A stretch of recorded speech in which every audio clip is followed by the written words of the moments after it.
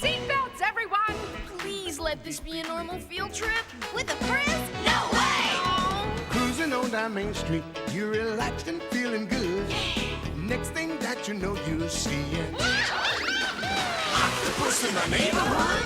Surfing on a sound wave, swinging through the stars. Take a left at your intestine, take your second right past Mars on the magic scuba. Alligator nostril, climb on the magic scuba. Spank a plankton too. On our magic scubas. Rock the river of lava on magic scuba. Such a fine thing to do. So strap your bones right to the seat. Come on in and don't be shy. Just to make your day complete. You might get baked into a pie on the magic scuba. Step inside, it's a wild ride. Come on, ride on the magic scubas.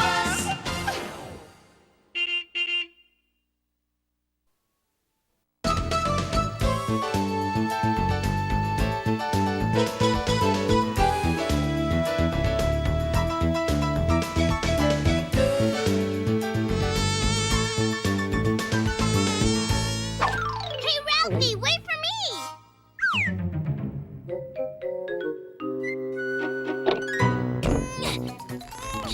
Wanda, I can't move!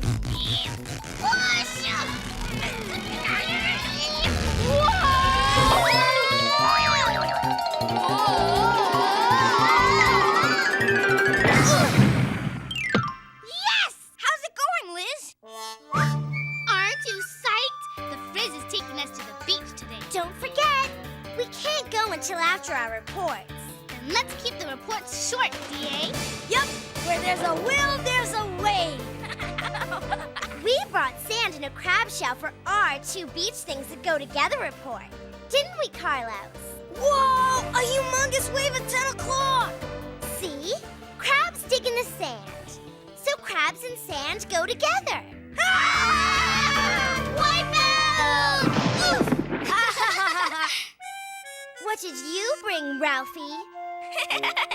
Hello, everyone. Hiya, guys. Phoebe, did you bring the dune grass? Ralphie, have I ever let you down? Did you bring the sun? Actually, I couldn't fit it in my knapsack, but I did bring this.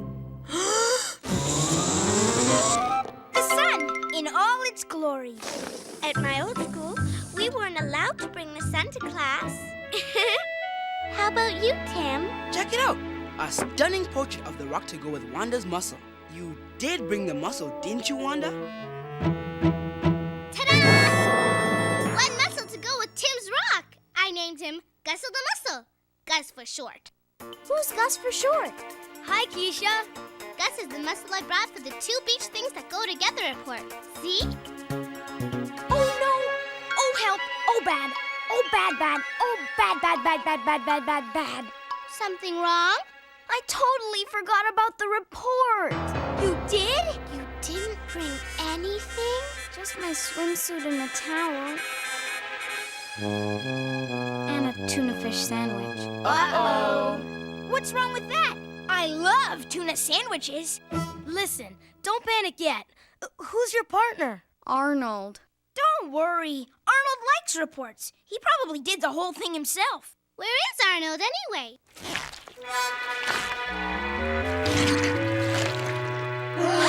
Arnold? Hi, guys. Yuck! What happened to your shoe? I was running, and I sort of stepped into the pond near our house. And you were running because you were in a hurry because you couldn't wait to show me what you did for our 2 beach things that go together report, right? Mom, I knew I forgot something. You mean you didn't bring anything either? Just my bathing suit and a towel. And the scum on your shoe. Scum and a tuna fish sandwich. DA, why didn't we think of that? But do scum and a tuna fish sandwich go together? Hey, maybe they do. Think. No. Oh, great. Not only do I get slimed by pond scum, but I forget my report. I knew I should have stayed home today. Hey! We can't just give up, Arnold. We have to work with what we've got. But Keisha! Oh, good morning, class. Good morning, Miss Frizzle. We have an exciting day ahead of us, haven't we? Hang 10, you guys! Maybe she'll forget the reports. And the first thing on the agenda is your 2 beach things that go together reports. Then again, maybe she won't. Let's start with Ralphie and Phoebe. Phew. Why, the sun and dune grass go together. By us. All rights reserved. Dune grass, like other plants, uses the energy from the sun to make its own food. No sun, no dune grass. No sun, no nothing.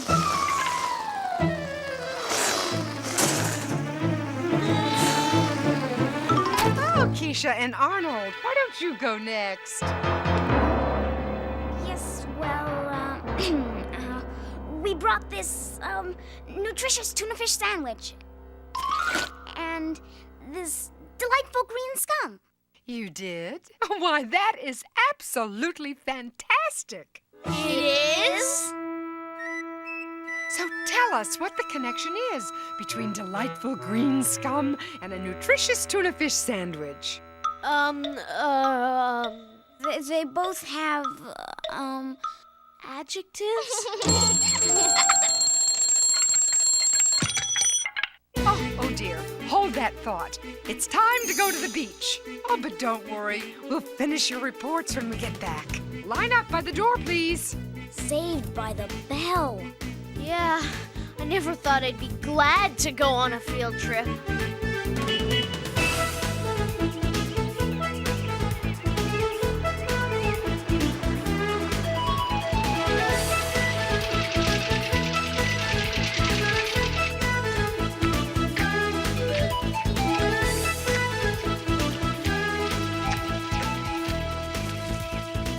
Oh, for once, a nice, peaceful day at the beach.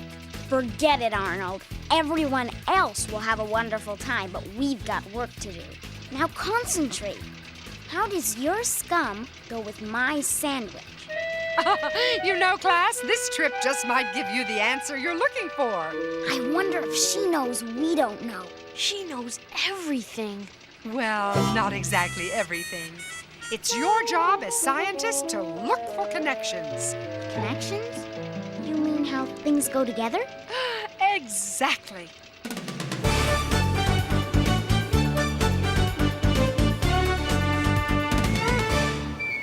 We're here, everybody out! There's dune grass with the sun beaming down on it. And here's a rock. Covered with Gus's family. Look at them all. It's a regular mussel beach. Carlos. And here's a crab burrowing into the sand.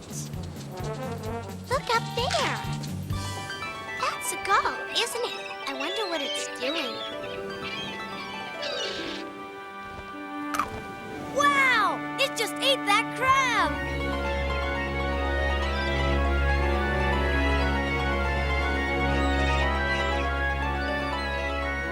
The beach air is making me hungry. Everyone else's reports seem so obvious.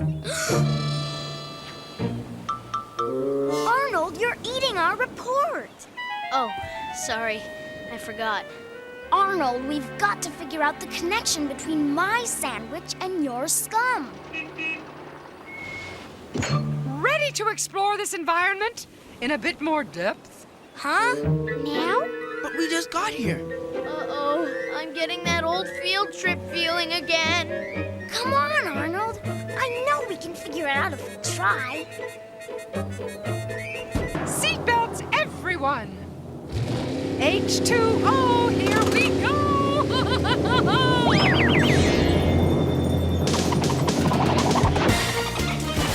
How refreshing!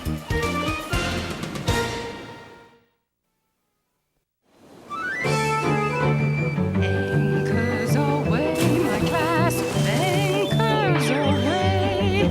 Dum dum dum dum dum dum dum dum Dum-da-dum-dum-dum-da-dum-dum. Dum. Think, Arnold, think. I can't.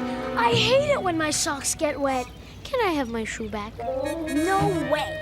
We need it for our report. Ooh, look. There's some seaweed. What are those? They're beautiful. Those are sea urchins, Tim. They eat seaweed. And sea otters eat them. Do you really think they otter? Bad, Carlos. Are you looking, Arnold? What do you see down there?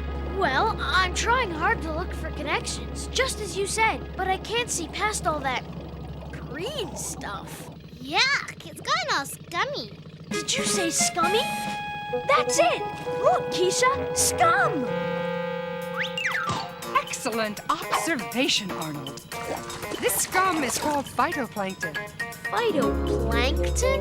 Phytoplankton. Phytoplankton. Yes, little tiny plants. Wait a second.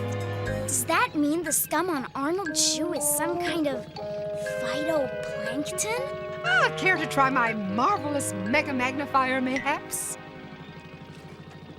Sea scum. Shoe scum. Not exactly the same, but not far off. What do you think, Keisha? Should we take a closer look? Sure, why not? No, Keisha, you don't know what you're saying. I know that tone of voice. It means something weird is going to happen.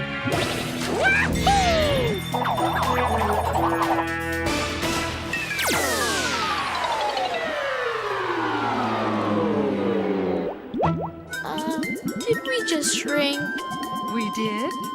We are now as tiny as phytoplankton. And that's seriously tiny. Class, you will notice that the bus is equipping each of us with a specially designed underwater breathing mask. So, get messy, make mistakes, get out there and explore. I'll go first. This is so cool. And so wet. Wow. And remember, look for connections. Got it.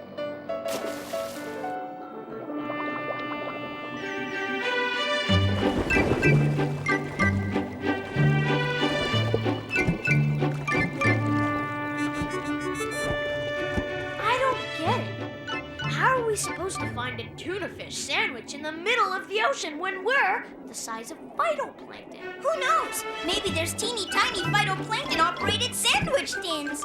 And to think that when we're big, all this just looks like green scum. Amazing, isn't it? Arnold, what are you doing? Who? Me? Arnold, we have to figure out what all this has got to do with my tuna fish sandwich. And we have to figure it out now. Hey, Keisha! Look at me! Is it my imagination or do they look hungry?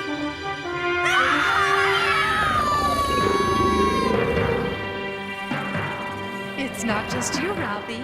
These bigger creatures are eating the phytoplankton. So, as I always say, it's better to be in the bus than to be in something else. Oh, nature never ceases to amaze me. Phew. We were nearly lunch at first sight. Just your average day at the beach with the Frizz.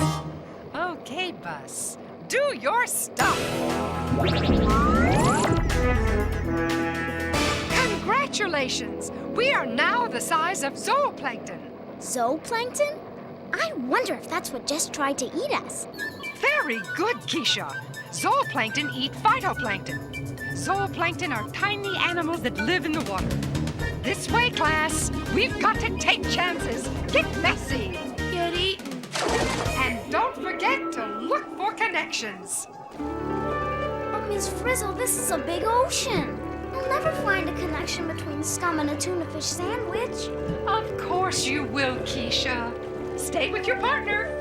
But Hey, Keisha, we thought phytoplankton looked weird. Get a load of these guys.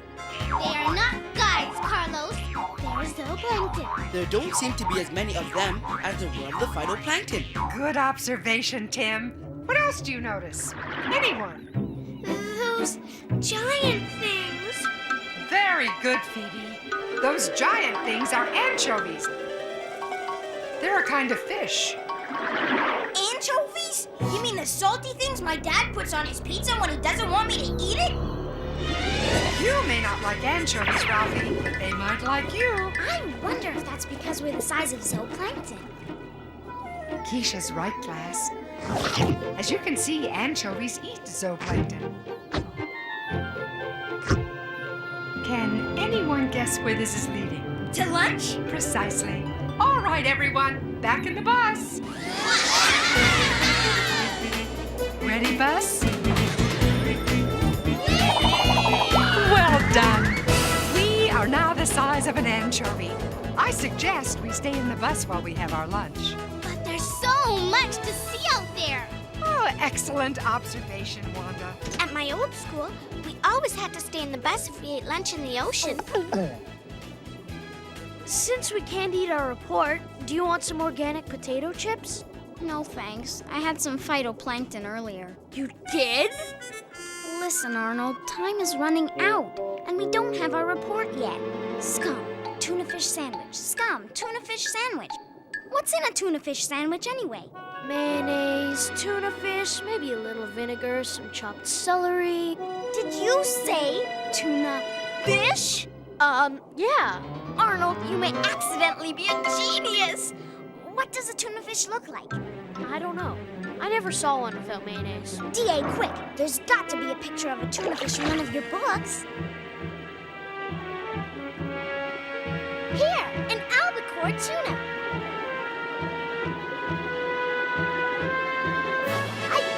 I've got the connection. What eats phytoplankton? Zooplankton. And what eats zooplankton? Little fish like anchovies. And what eats little fish like anchovies? Well, tuna fish!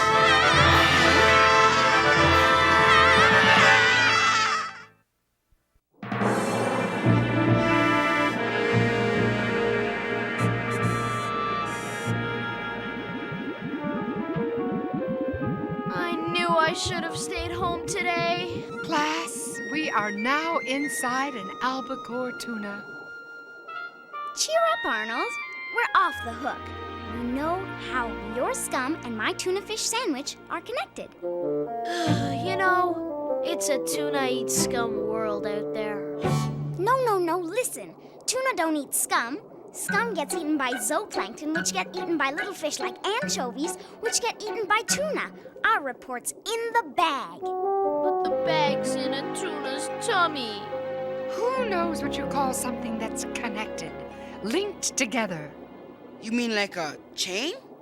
Oh, very good, Tim. Tuna are linked to phytoplankton by what they eat. Tuna and phytoplankton belong to the same food chain. Food chain? A chain of food? I could get into that. Me too. Phytoplankton, zooplankton, fish, and people too. We're all in a food chain. Scum, this fish, and you.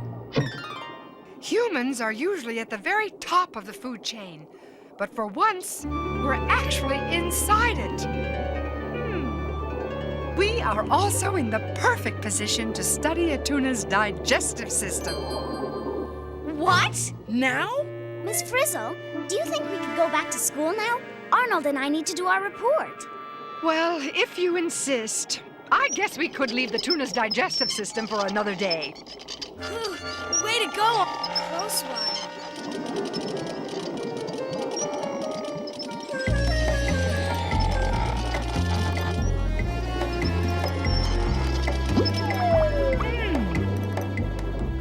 Yes, very good. Okay, class, take your seats. Here we go!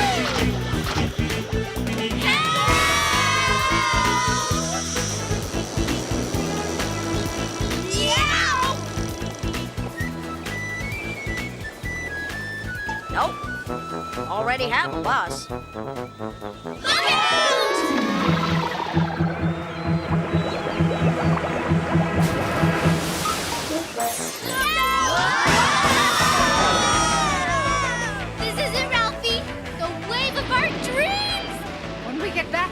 classroom.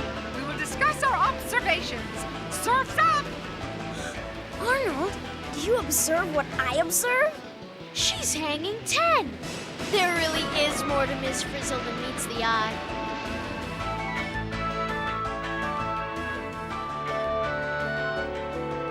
So to wrap up our report, allow us to show you the artwork we've commissioned. An original Tim. Here we have our recent experience. The ocean food chain. It works like this. Scum, or phytoplankton, are eaten by zooplankton, which are eaten by small fish like anchovies, which are eaten by big fish like tuna. It's so efficient, Carlos! And this class is a land food chain. Yeah, a mouse eats grass seed. A snake eats the mouse, and the hawk eats the snake. The hawk is at the top of this food chain. What's at the bottom? Grass. So, what's at the bottom of the ocean food chain? Well, I think phytoplankton. And what do phytoplankton and grass have in common? You step on them both. Arnold! They're both plants. Hey, wait a minute. Do all food chains begin with plants? Yes, they do! Each and every one of them. Well, if scum and a tuna fish sandwich are connected, I guess just about everything must be connected somehow, huh?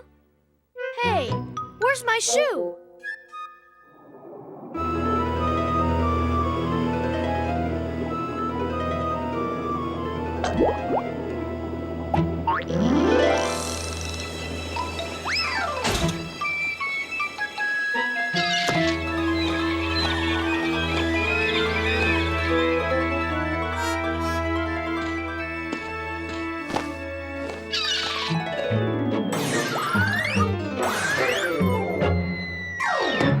Nature never ceases to amaze me.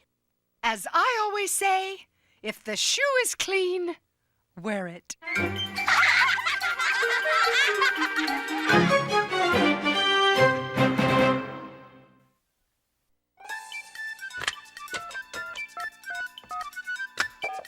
Is this the magic school bus? Is this the magic school bus? Magic school bus? Magic the magic school bus? You mean magic school bus? Magic school bus? Magic school bus?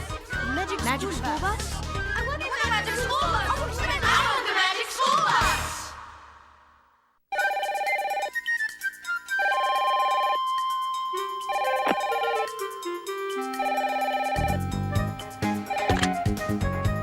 Hello. Hi, is this Big Al's Total Pig Out Emporium? I'd like to order a toasted Big Al special with... Whoa, wait a second. Wrong number. This is the Magic School Bus Show. No way! I was just watching it. That's why I was so hungry. Maybe you can clear up a few things for me. I'll try. People are on top of the food chain, right? Except I don't eat just tuna. I eat lots of things. So am I on top of lots of food chains? You are. So what do you call a lot of chains put together? A pile? Am I at the top of a food pile? Actually, a lot of different chains mixed together are called a food web. I get it. So if things are connected in a chain, what if something happens to one part of the chain? Well, it'll make something happen to everything else in the chain. It's all connected. Okay, but you know, it's not true that all food chains start with plants. I read about some plants and animals living deep in the ocean that get their energy from chemicals. Yes, but they're weird. Weird? You say they're weird? Since when does a tuna eat a school bus? Well, it could if the bus were small enough and looked like a delicious anchovy. Yes, but you and I both know school buses don't shrink, and they don't go in the ocean. Magic school buses do. Being magic can make all the difference. Ms. Frizzle must be magic. Why do you say that? Because somehow she can hang 10 between math lessons and report marking. Yeah, I guess you're right. Thanks for calling. Bye.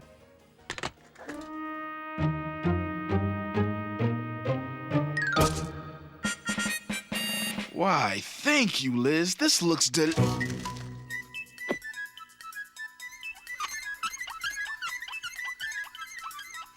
oh, rats.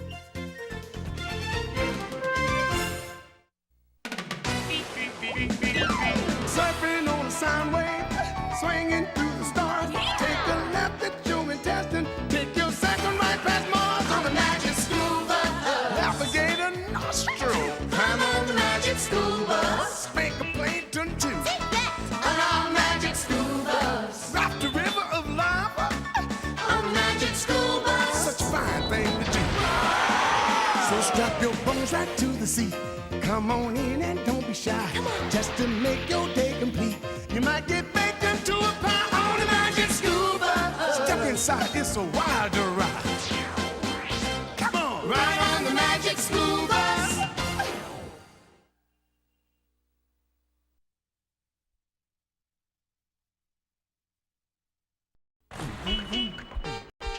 Seatbelts, everyone! Please let this be a normal field trip. With a Frizz? No way! Cruising on down Main Street, you're relaxed and feeling good. Next thing that you know, you're seeing octopus in the neighborhood. Surfing on a sound wave, swinging through the stars. Take a left at your intestine. Take your second right past Mars on the magic school bus. Alligator nostril. Climb on the magic school bus. Spank a plankton too. On our magic school bus. Rock the river of lava. On the magic school bus. Such a fine thing to do. So strap your bones right to the seat. Come on in and don't be shy. Just to make your day complete. You might get baked into a pie on the magic school bus. Step inside, it's a wilder ride. Come on, ride on the magic school bus.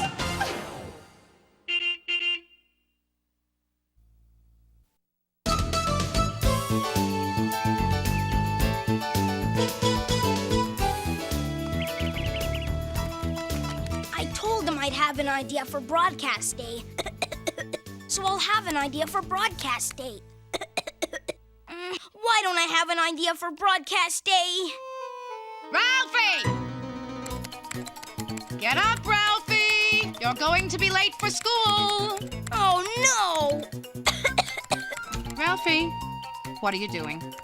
Our class is broadcasting 2 hours of live television today, and I said I'd have a show for them to do. And I don't. Yet. But I will. No, you won't. What? It's my opinion, as your mother, and as a doctor, that you have a fever, which means you are sick, which means you are going back to bed. But Mom! No buts about it, Ralphie. I'm sure your class can do broadcast day without you. We can't do it without him! And we go on in an hour! Where is he? I'll get it.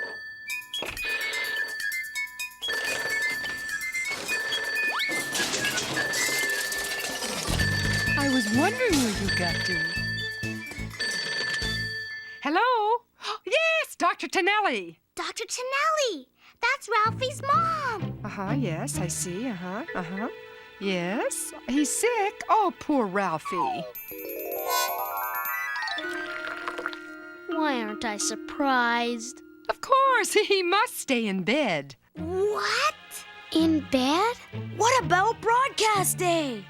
Yes, Dr. Tonelli, thank you for calling. Bye-bye. Is Ralphie staying home from school today, Miss Frizzle? Yes, I'm afraid so, Arnold.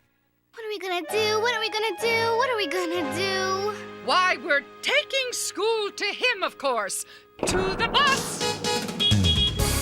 Are we doing broadcast day from Ralphie's room, Miss Frizzle? What better place to take chances, make mistakes? And it sure is messy. Miss Frizzle, are you sure this visit isn't a field trip? What do you think, Arnold?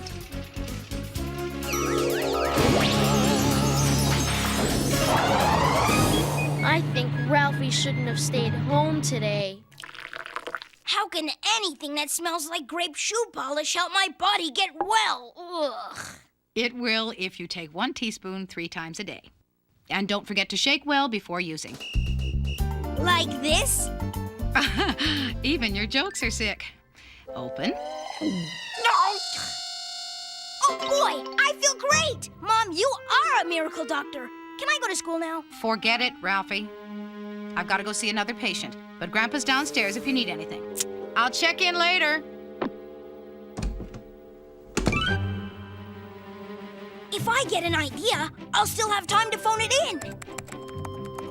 That's it! A phone-in! Huh? Hi, we're here! Hello? Ralphie, we're here. I must be hallucinating. Maybe I'm sicker than I thought. Hi, Ralphie. How you doing? Gee, you look terrible. Don't worry, I'll have you camera ready in no time. Is it just me? Or is my entire class standing in my room? Aren't you glad to see us? We came to do broadcast day. Really? What a great idea! Now and then I do have them, Ralphie. Speaking of great ideas, what's yours, Ralphie? Mine? Oh, you mean for broadcast day? Oh, you'd better take it easy, Ralphie. Your body is telling you to slow down. But Miss Frizzle, I can't. We have a show to do. What does my body know anyway? Oh, it knows a lot about the detection and rejection of infection, Ralphie. Whoa! Inside you, at this moment, there is action, excitement, adventure. Exactly what we need for our show. So, what's your idea, Ralphie? Oh, what's going on with my body anyway? Oh, that's an excellent question, Ralphie. Class, everyone back to the bus. Huh? But Miss Frizzle, we just got here. Single file, please. Wait! Where are you going? You can't go on a field trip now. And I can't do broadcast day all by myself. I'm sick.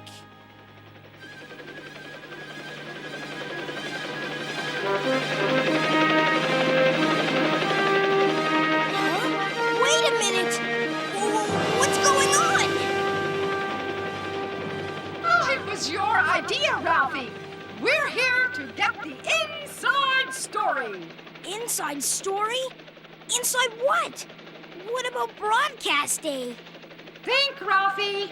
Where is all the action right now? The action? Liz, what are you doing? Hang on a second. The action is all inside me. What a great idea. Broadcast day could be about what's going on inside me. Excellent, Ralphie. Roll tape. This is FNN. Good afternoon, I'm Ralphie, and this is the Frizzle News Network. Welcome to our live, on-the-scene coverage of a natural disaster of major proportions. My poor sick body. Over to you, Keisha. Thanks, Ralphie. One disturbing question remains unanswered at this hour. What's making Ralphie sick? The FNN news team hopes to find out. And to do that, they will go straight to the troubled zone. My sore throat. Seatbelts, everyone. Ralphie, say ah.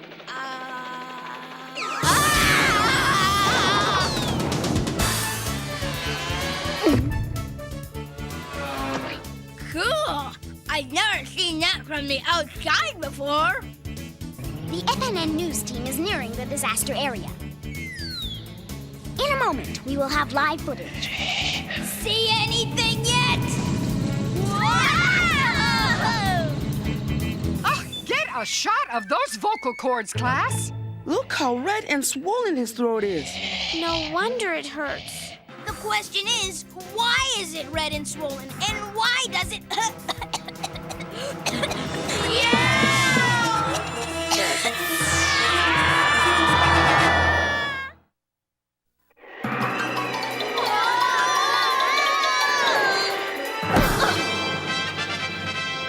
Hey, where'd they go?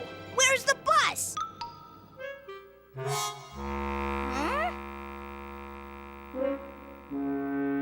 Ralphie, did you have to cough? Sorry, I couldn't help it. At this rate, we'll never get the inside story of what's making Ralphie sick. We've got to find another way in. It's not as easy for us or germs to get inside the body as you might think. Yeah, skin pretty much covers it.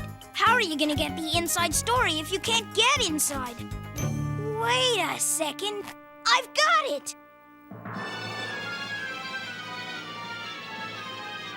Look at this!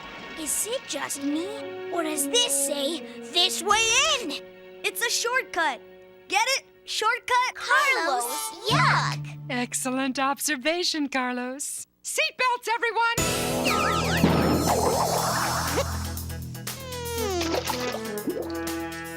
Wow! You saw it first on FNN News. Hey, you guys! The whole world wants to know. Now that you've found a way in, how are you gonna get to my throat? Ralphie's right. We're all the way down at the knee. Let's see if I can put you in the picture. As I always say, for every trip, there's a roadmap. That's Ralphie's bloodstream. Could we travel through his bloodstream to get to his throat? Absolutely, Dorothy Ann. We'll take the Trans-Ralphie Highway system. And here we go! Wahoo!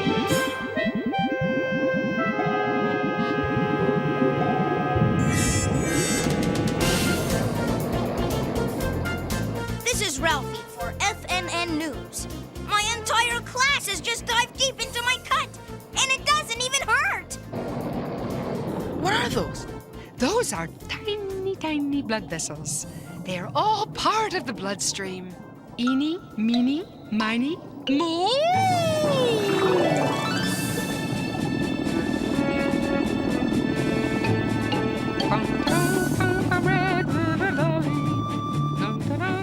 Head north, Miss Frizzle!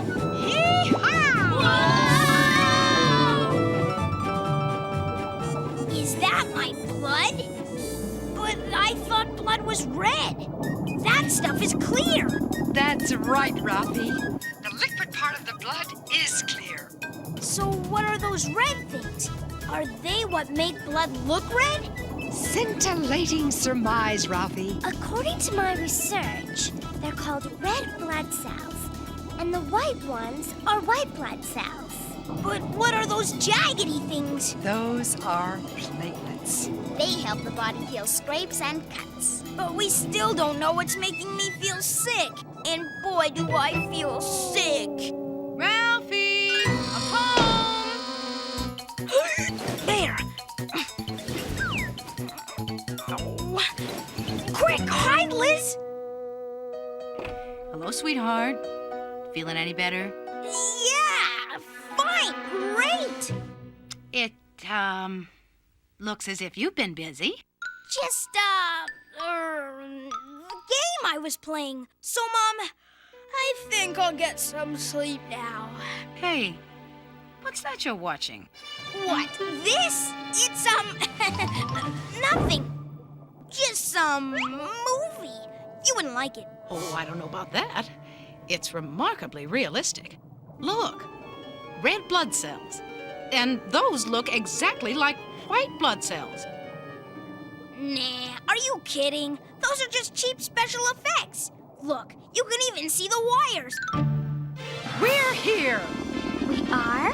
We're in Ralphie's throat. There are a lot more white blood cells here. Where are they going? Looks like they're after something. Follow the white blood cells. Sorry, Ralphie, what did you say? Me? Did I say something? Look, that truck thing is following the white blood cells through the blood vessel wall to the place where the infection is. Yes! They're getting the inside story.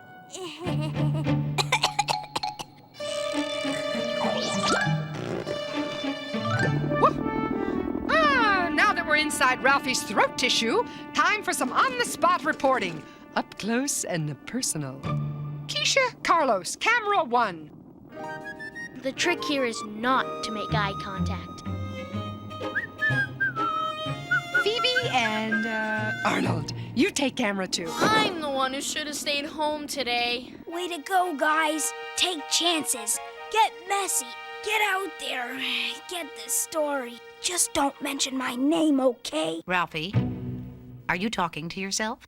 Not exactly, Mom. And now, over to Keisha and Carlos, live from the throat. Ralphie. Ralphie, that little girl looks just like your friend Wanda. Who, her? No. Wanda's much, shorter. Carlos here. We're out here in the throat tissues trying to find out what's going on and... Hey! What's that? Look at that, folks! Whoa! Have we got us some action here? Those yellow-green balls are destroying that wall. What are those green things? Those are bacterial cells. They're actually not unlike the bacteria that are making you sick. That's bacteria and it's making me sick?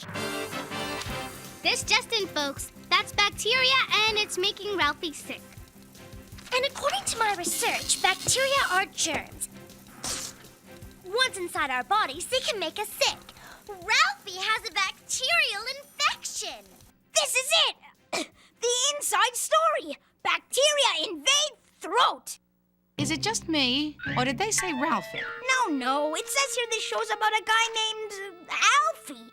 Ixnay on my aimnay. The bacteria from Ralphie's throat infection are everywhere, and they're destroying his throat cells. Look! Here come some white blood cells. Whoa! Wow! It's throwing stuff at the bacteria.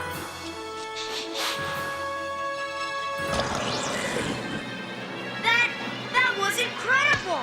That white blood cell just ate those bacteria. That huge battle is going on inside me? I mean inside Alfie. This battle is raging. Who's going to win? No wonder I'm sick. Arnold here, on location with the infection. I'm going to try to get an exclusive interview with these two bacteria. 4 bacteria. 8 bacteria? Hey guys, they're multiplying! Help! Bad news, guys. The bacteria from the infection are multiplying faster than the white blood cells can gobble them up. We're losing! Let's get out of here!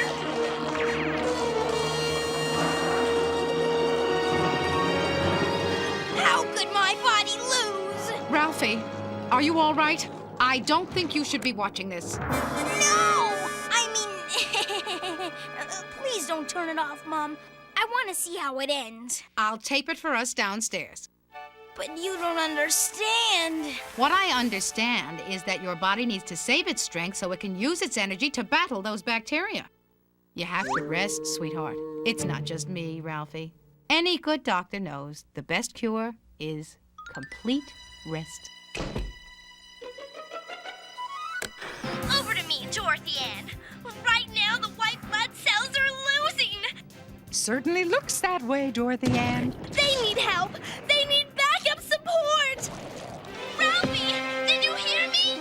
Where's our backup support? Backup support? Where do I get that? Not to worry, Ralphie. It's already on its way. Cue the medicine. Is that the medicine Mom gave me earlier? It sure is, Ralphie. Look what it's doing! It's destroying more bacteria. The medicine is giving the white blood cells another chance. And they're throwing out even more of those stick things. Oh, those stick things are antibodies. The white blood cells use them to mark the bacteria. I hope this doesn't mean what I think it means. Oh no! Ralphie's antibodies have marked the bus's bacteria. But we're not bacteria. We're Ralphie's friends. But his white blood cells are doing such a good job. They now recognize us as enemies, too. Enemies? But we know what white blood cells do to enemies. That's right, Arnold. They'll try to destroy us. Destroy us? Ah, the wonder of the human body. Ralphie! Do something! Ralphie! You've got to help us!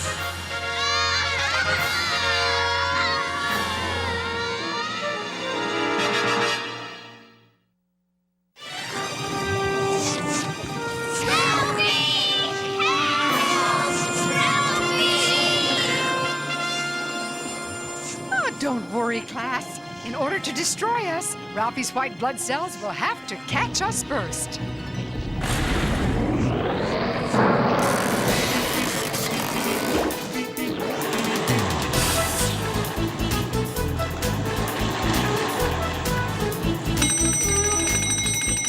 But we've got to get out of Ralphie's throat. Good thinking, Keisha.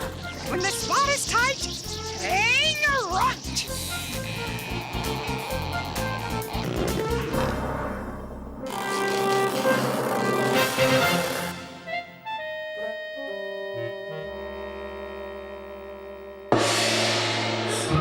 Broadcast day. The story. Where is everybody? Ms. Frizzle here with an update on the Ralphie story.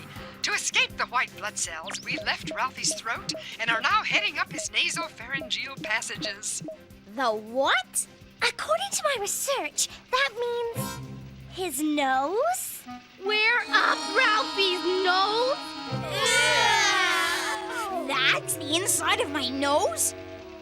Weird. Bless you. Of course, there's no telling how long we'll have to stay here, or how long we can stay here. Liz, I'm trying to think here. I get it. I've got to sneeze them out, but I don't feel like sneezing.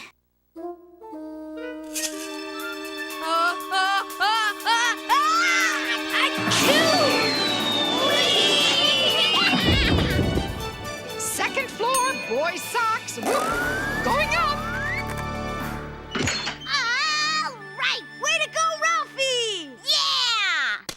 This is Keisha, still reporting to you live for FNN. We are now back in Ralphie's room. So, Ralphie, what do you have to say about today's amazing adventure? Well, I'm sorry that my body made such a mess of it. Wait a minute. Do you really think your body's been working against you? Sure, and against you too.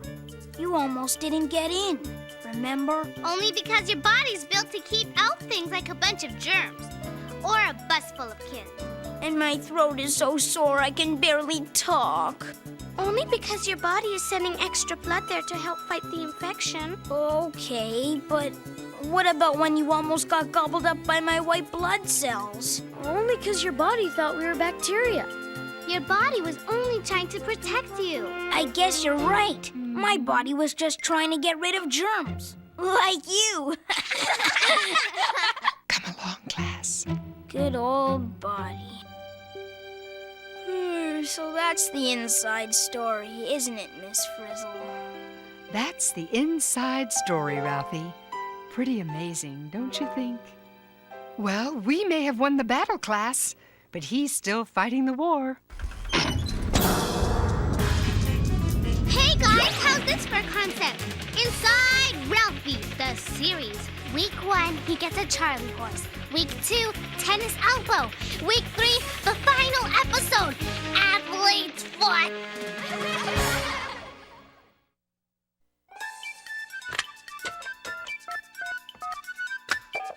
Is this the magic school bus? Is this the magic school bus? Magic school bus? Magic school bus? You mean magic school bus? Magic school bus? Magic school bus?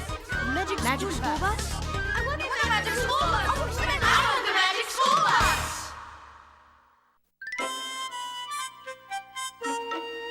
Sorry, Liz, but I can't hear a thing. Liz, your heart sounds like a telephone. Hello? Hello, is this the magic school bus? Yes, and you're talking to the producer. Can I help you? Yeah, what were those kids doing visiting Ralphie when he was so sick and tired? Oh, well, don't worry. He wasn't infectious. Thanks for calling. Bye.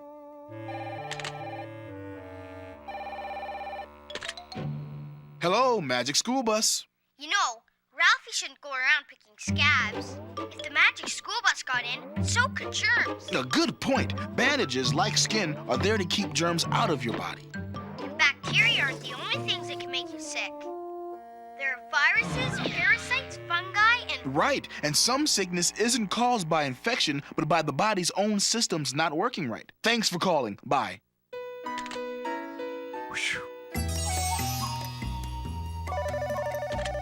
Hello, Magic School Bus. Well, I think that somebody should say that medicine can be dangerous, and kids should never take medicines without an adult in charge. You just did, thank you. Did Ralphie ever get better? He sure did. His body did a great job of getting rid of all those germs, and he got just as healthy as he was before. And they should also say that your body's always trying to be healthy. You're absolutely right. And there's a lot you can do to help it out. I know. Like eating properly, getting enough sleep, and exercising. Getting all your shots is another way to keep healthy. Shots help your body be prepared for some of the really tough germs. I don't like getting shot. They sometimes hurt. Me neither. But I also don't like getting sick, and I'd rather get a shot now than get sick later. Me too, I guess. Hey, does Miss Frizzle ever get sick? No way! She takes good care of herself, gets all of her shots, and she's magic.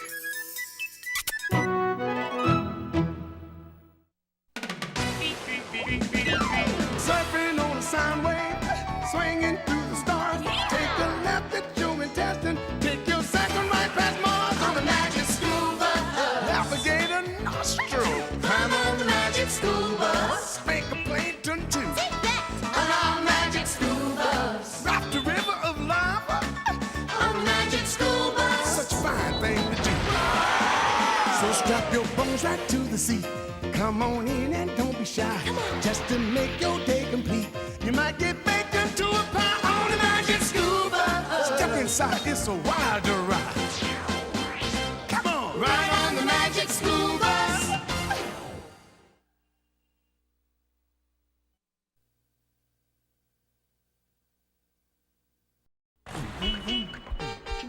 Seatbelts, everyone! Please let this be a normal field trip. With a Frizz? No way! Cruising on down Main Street, you're relaxed and feeling good.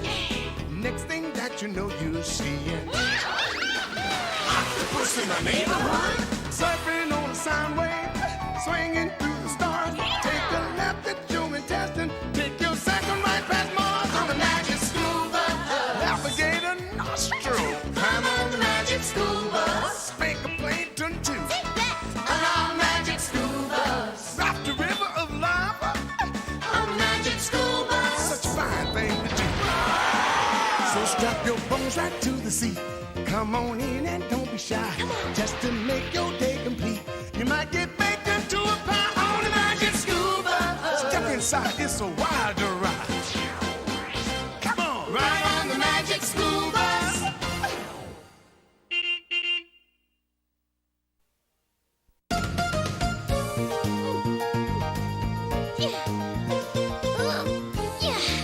Almost there, Bella.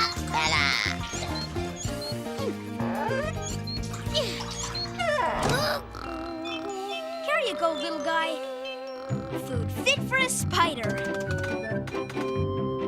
Fruit fly number 286, number 287, number 288. So far, this hamster run measures 15 feet 6 inches, or 4 meters and 72 centimeters. How do you think you'll like it here? Nope, not here. We made it, Bella. Could somebody open the door, please? Good morning, Wanda. Need some help? Thank you, Miss Frizzle. Oh, don't mention it. You know, Miss Frizzle, I was really glad when you said I could bring my best friend Bella the bullfrog to school. Phew! Between you and me, I don't think she liked being cooped up in my bedroom. Did Bella need more space in her home, Wanda? Absolutely! Our classroom is so perfect. Lots of space. I hope you don't mind, but I brought a few things to make Bella feel more at home. Well, Wanda, an animal's habitat is its home. Wanda? Excuse me, but that's my desk. Arnold, today is your lucky day. So, why don't you and Bella get acquainted while I unpack her stuff? Okay, but she better not give me trouble. All right, let's see now. There! What is this? Her beanbag frog. It keeps her company. I'm sure Bella will be very happy here. Get it? Hoppy? Carlos! Thing is, when Bella gets too hoppy, she knocks things over. 1076, 1077. So I think if we... Hey, watch out! Clear a nice big space for her. She won't get in anyone's way. Wanda. No way you're moving the rabbits. They've just settled down into their habitat. They've got their water, their food, and their shelter. Okay, Tim, but if Bella hops on their roof, don't blame me. Bella meet Rock. Rock meet Bella. Bella. No doubt about it. You two were meant for each other. So, Bella, what else do you need? A little fresh air? Bella. Arnold, can you bring that pool back over here? Stay.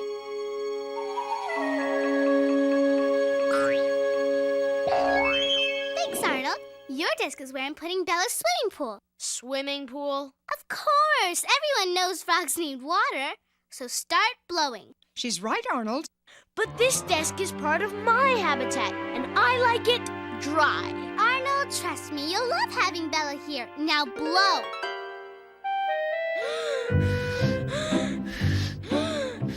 Okay, Bella. Welcome to your happy new home. Bella? Huh? Okay, Arnold. Where's Bella? Over there, with my rock. Where? Bella? Arnold, Bella's gone. Gone? Where? Out the window. Arnold, did you open it? Well, yes, but I thought she could use some air. What? Nice one, Arnold. Why would Bella leave? It's so perfect here. Maybe she needed more from her habitat than a duck mug and a beanbag shaped like a frog. Tim, those were her special things. I've got to find her, and you've got to help me. What? Wanda!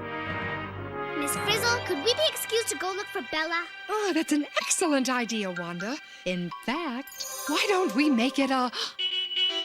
Oh, no! Field trip.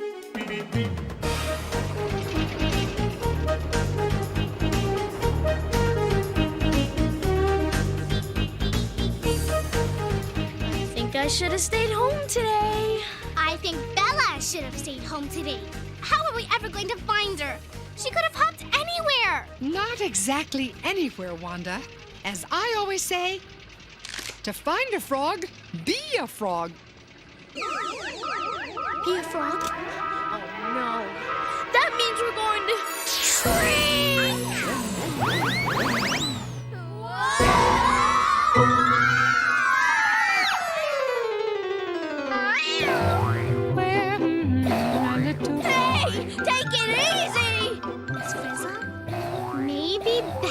Hopped out to find some food. Oh, that is definitely a speculation worth consideration, Wanda. What kind of food? Cornflakes? Mallow blasters? Bugs, Arnold. Ew. Maybe we should hop to the nearest bug habitat and have a look. Oh, what do you say, class? Miss Frizzle, do we have to hop?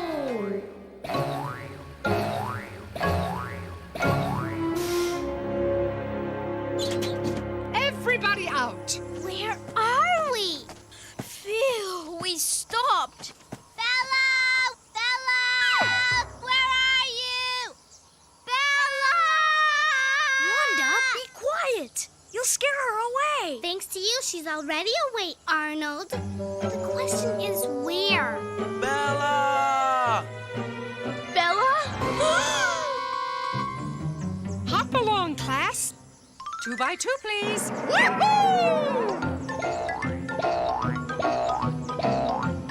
Here we go!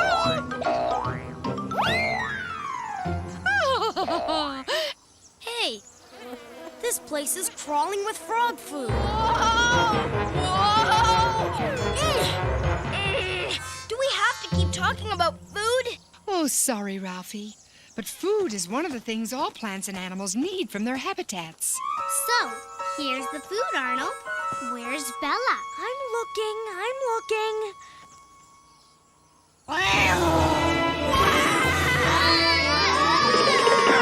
Oh, look!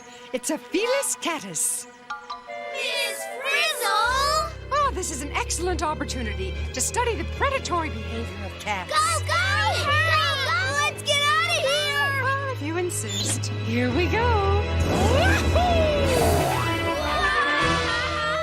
We're in a tree? Don't worry, Wanda. It's just a little mishap. Carlos! Not a mishap, Carlos. A tree is a wonderful habitat. According to my research, it's a perfect place for birds and squirrels.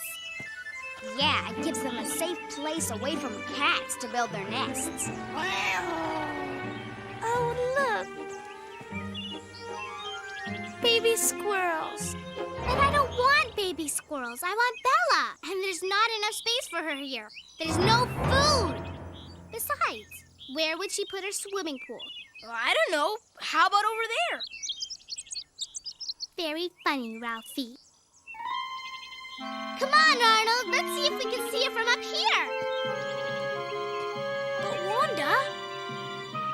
There she is. Look! Bella! Bella! No, wait! Bella! Wanda, wait! Be careful! Wanda!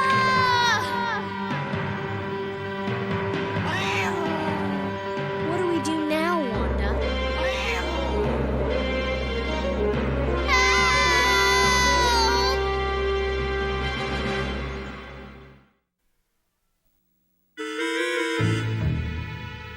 Yikes! Oh, no! That wasn't Bella, Wanda.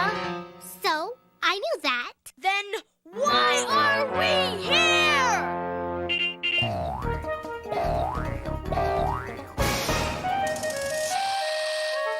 Wanda, Arnold, I can't have you two hanging out here all day. Come along now.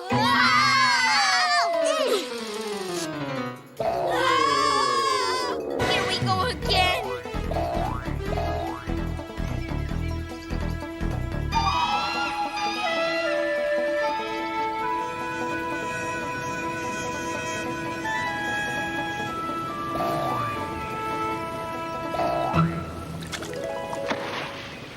Oh, we're here.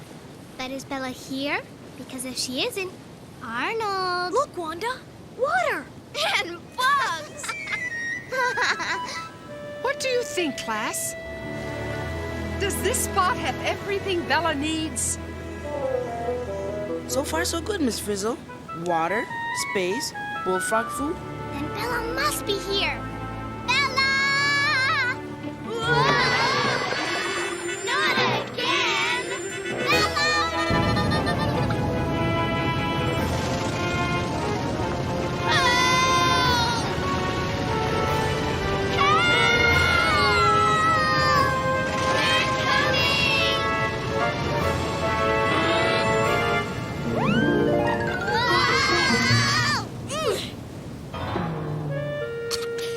That's not the kind of water Bella needs. It's moving too fast. Yeah, I'm telling you, if Bella laid eggs in this water, they'd be 2 miles downstream before you could say, ribbit.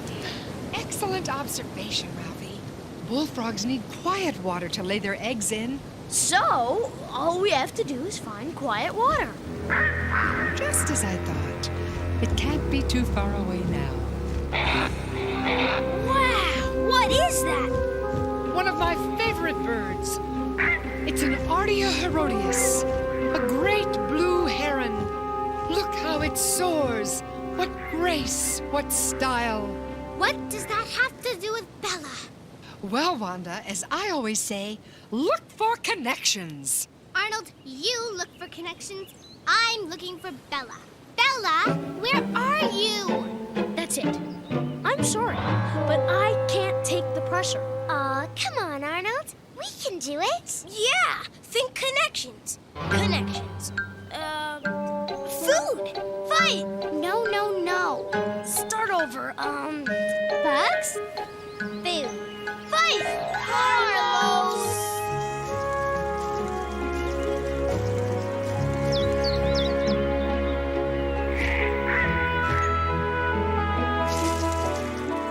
We give up, Miss Frizzle. What's the connection? Try this, class. Where do herons live? In a heron habitat, of course. And where do beavers live? Beavers? Herons? Beavers? Where is all this going? The question is, Arnold, where are they all going? A beaver pond! Wait a minute. The water in a beaver pond is nice and quiet.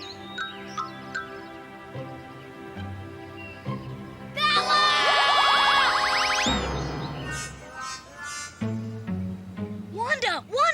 This place has everything Bella needs. Food, space, and quiet water. She's got to be here. And when I find her, I'm never letting her out of my sight again. Bella! Wanda, not so loud. Look, guys. The beavers are working on their dam. They're making their own habitat.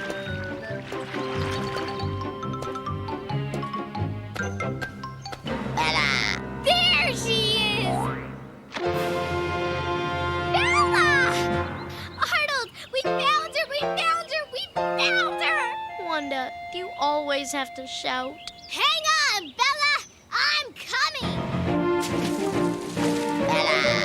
Oh, Bella, it's so good to see you. I missed you so much. Look, I brought your beanbag to remind you of home. Is it just me, or does that heron look hungry? Yes! Wanda! What is it with you, Arnold? Can't you see I'm talking to Bella? Okay, now where were we? Bella?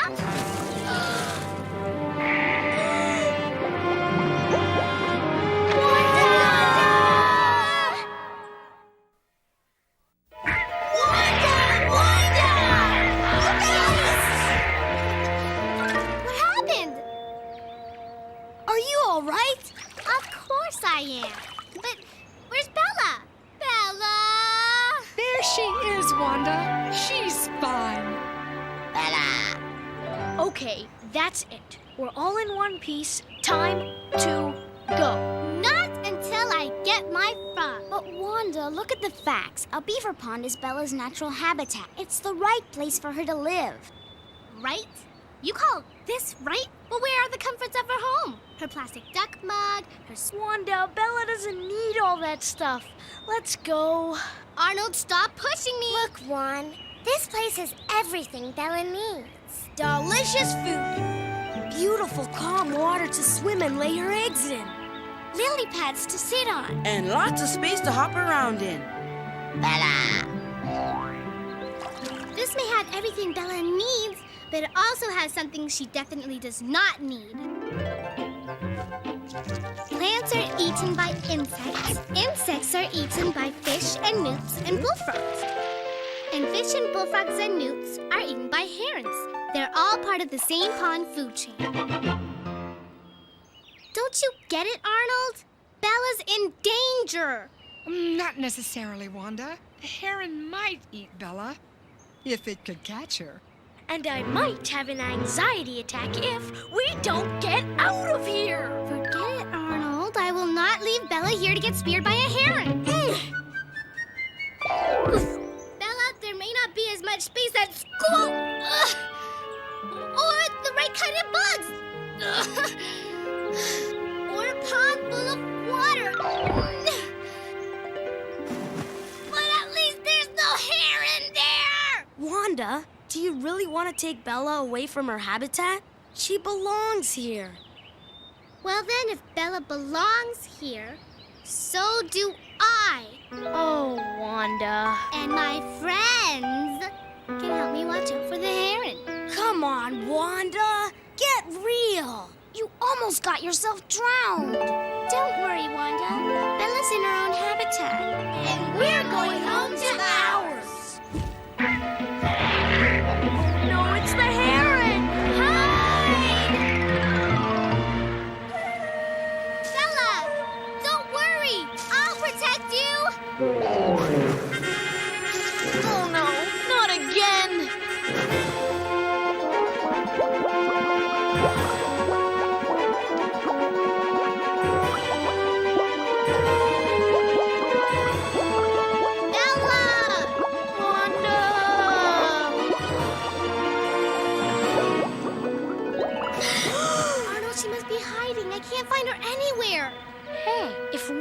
find Bella, then maybe... The heron can't either. Come on, let's get out of here! Are you guys okay? Is the heron gone? It flew away! Thank goodness you're all right.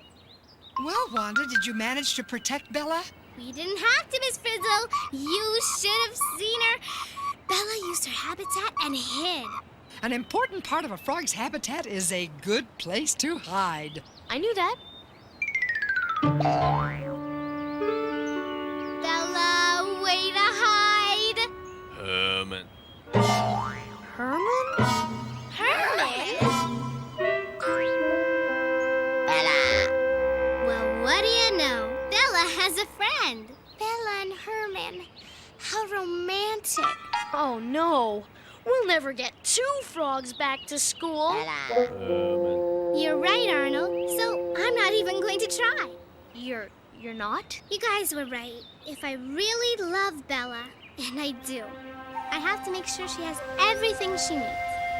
And it's all here. Space, food, quiet water, shelter from herons, and Herman. Herman. Bella. Soon there will be the splisher-splasher of little tadpoles. Oh, I love happy endings. Don't you? So, let's go now. Only no more hopping, okay? No, wait! Wanda, now what? Relax, Arnold. I just want to say goodbye. Herman. Bye, Bella. I know you're going to have a good life here, but I am going to miss you. Bella. Bella. Yeah, I know you'll miss me too. And I know you don't need this, but here's something to remember me by. And watch out for the great blue heron, okay? Bella.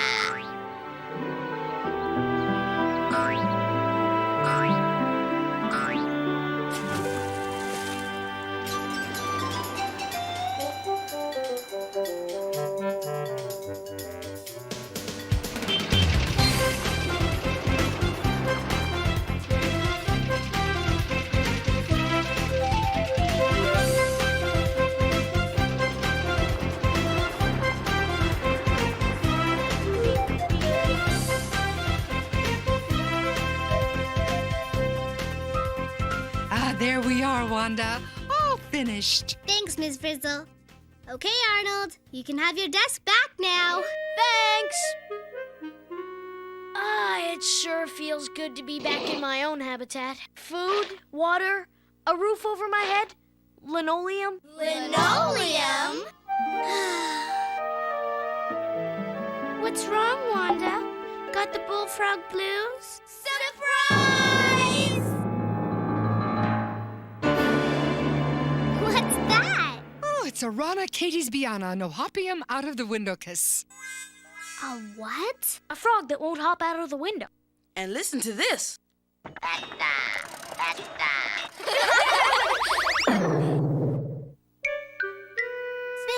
I love it. And you know where I'm going to keep it?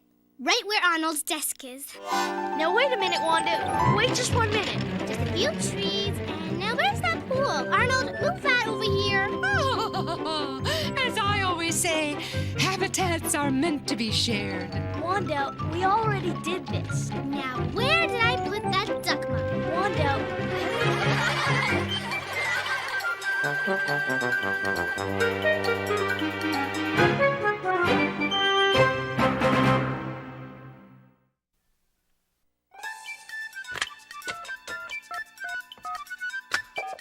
Is this the magic school bus? Is this the magic school bus? Magic school bus? Magic the magic school bus? You mean magic school bus? Magic school bus? Magic school bus? Magic school bus? I want the magic school bus! I want the magic school bus!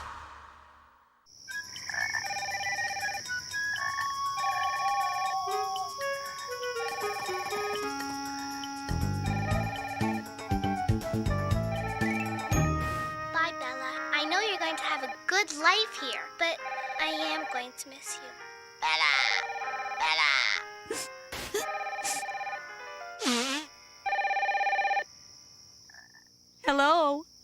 the producer of the Magic School Bus? Yes, it is. Good, because I have some questions. Well, shoot. Since when can a bus shrink and sprout legs like a bullfrog? Since the scriptwriter wrote it in for the purposes of this episode. So you admit it can't really happen. Well, not in the world as we know it, no, but... And what about the business of the stream turning into a pond? That takes ages, doesn't it? Well, it can take anywhere from weeks to years. But on this show, it only took minutes. Hey, if we'd taken any longer, you would have changed channels. Maybe, maybe not. And the stuff about beavers making their own habitat. We humans do that too, don't we? Hey, that's my lunch. Yes, sometimes humans and lizards change habitat so quickly that animals and plants and producers... Whoa! Don't have time to adapt or move. So, how's Bella doing in her new habitat anyway? Well, she's doing just fine, thanks. Just fine. Great. Well, thanks very much for your time. Goodbye. Goodbye. Here, can I help you with that, Liz? Just want to keep everybody happy. Get it, Liz? Happy.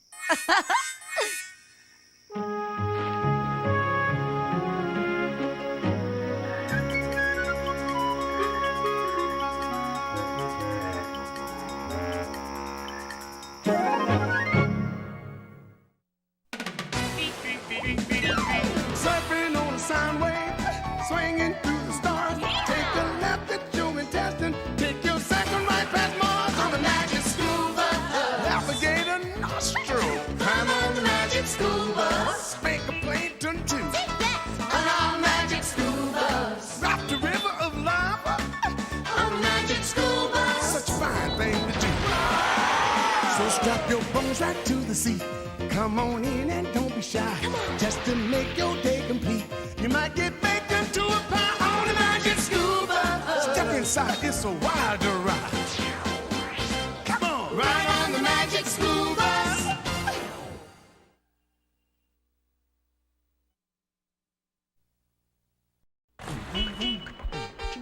Seatbelts, everyone! Please let this be a normal field trip. With a Frizz? No way! Cruising on down Main Street, you're relaxed and feeling good. Next thing that you know, you're seeing octopus in the neighborhood. Surfing on a sound wave, swinging through the stars. Take a left at your intestine, take your second right past Mars on the magic school bus. Alligator nostril, climb on the magic school bus. Spank a plankton too. On our magic school bus. Rock the river of lava on the magic school bus. Such a fine thing to do. So strap your bones right to the seat. Come on in and don't be shy. Just to make your day complete. You might get baked into a pie on the magic school bus. Step inside, it's a wild ride. Come on, ride on the magic school bus.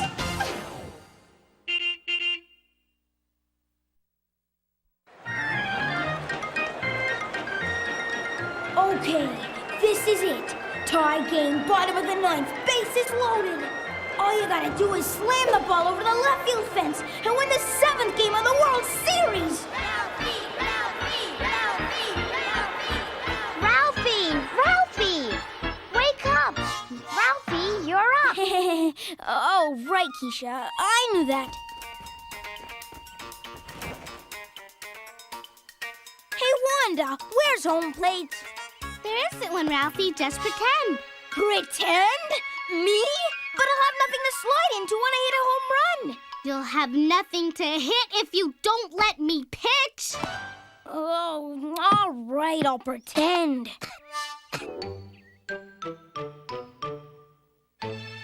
Hey, you guys! Check this out! Oh. I just found out the coolest thing. Yoo-hoo, Liz, come here. Dorothy Ann, not now. I'm one swing away from hitting my way into the record books. But you've got to see this. It'll change your lives. Whatever it is, it can't be more important than our baseball game. I just finished this book, A Child's Garden of Physics. Huh? I'm really happy for you, D.A. We can't wait to hear the book report. But right now, I've got a game-winning home run to hit. So if you could just get off the field. But Ralphie, you don't understand. This book's all about what gets things moving and what makes them stop. Forces, friction, pushes, pulls. Forces? Friction? Pushes? Pulls? And as I always say, where there's physics, there's a field trip. Wahoo! Listen, a force is just a push or a pull. If you're gonna force us to listen to this. You're being kinda pushy, don't you think? No. I'm talking about real forces. Picture this. There's this big red sled sitting in the snow, not going anywhere. But if somebody comes along and gives it a push... Who? It doesn't matter, Arnold. If somebody comes and... I need to know so I can complete my mental picture. Yeah, me too. Okay. How about... Napoleon. Fine. If Napoleon comes along and gives the sled a push, it'll move. That's a force. And it'll keep moving on the slippery snow until something stops it. Like the entire British Army. No, like some dirt. Things rubbing together cause a force called friction. The sled stops because of the friction of the dirt against the runners. Friction slows down and stops nearly every motion on Earth. You stopped our game to tell us that? Isn't that cool? Let us know when they make the movie, okay, D.A.? Very funny, you guys. Well, I think friction is fascinating. Well, I think it's... Hey. Dorothy Ann, wait! You know, that book does sound sort of cool. It is. And look at this, Ralphie. Page 97. Hey, it's a baseball field. But it would be impossible to play normal baseball there. There's no friction. You know, Dorothy Ann, this is one amazing book. Flat, sturdy, white, and the right size. GDA, do you think maybe I could borrow it? Sure, but you have to promise to take care of it. A Scout's honor. You're up, Ralphie. Thanks, D.A.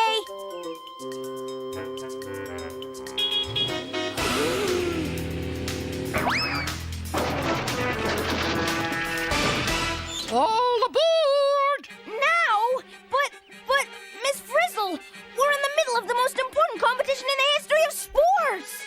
Just a delay of game, Ralphie. Delay of game? What for? Field trip delay. It's time to explore the unknown. Be adventurous, brave, and bold. Let's go. Field trip.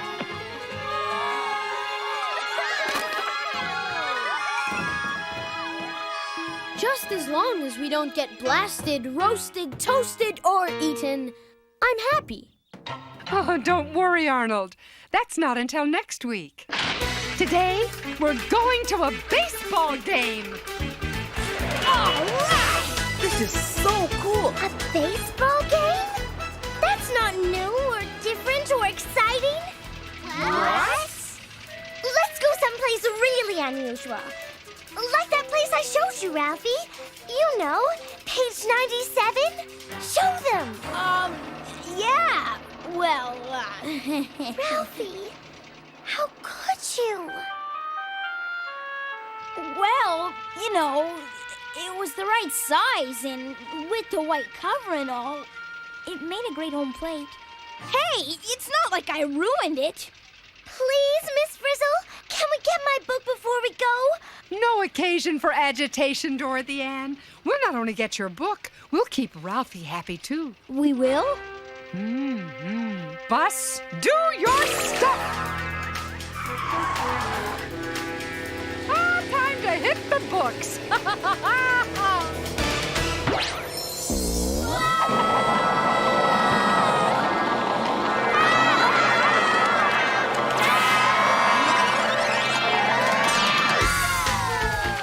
Let me get the facts. Are we where I think we are?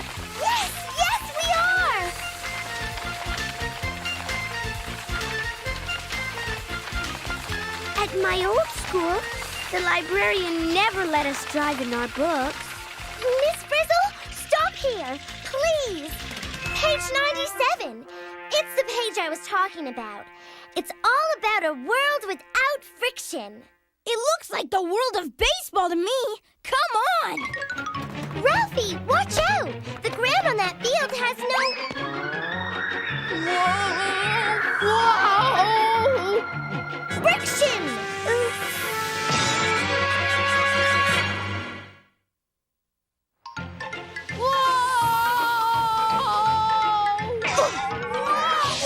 I can't stop! Wow! It's Ralphie the runaway pinball. Yeah, there's no stopping him now. Without friction, how are we going to stop him? What would happen if something smashed into him? Right.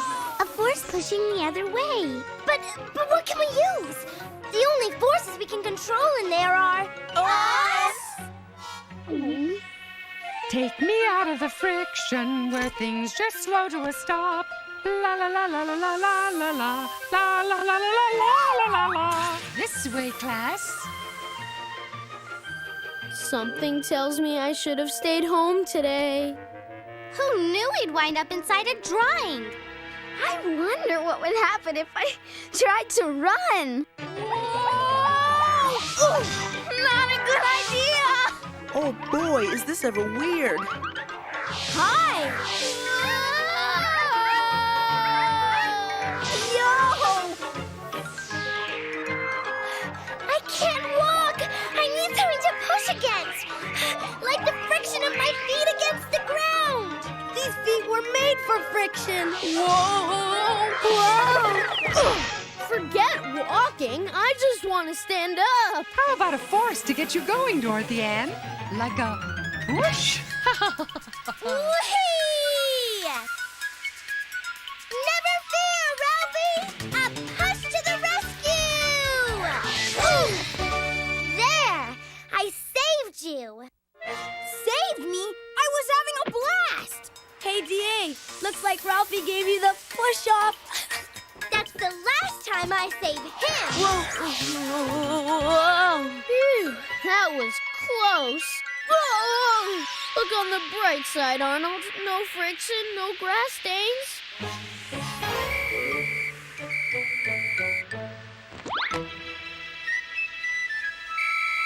Okay, hit it, Liz.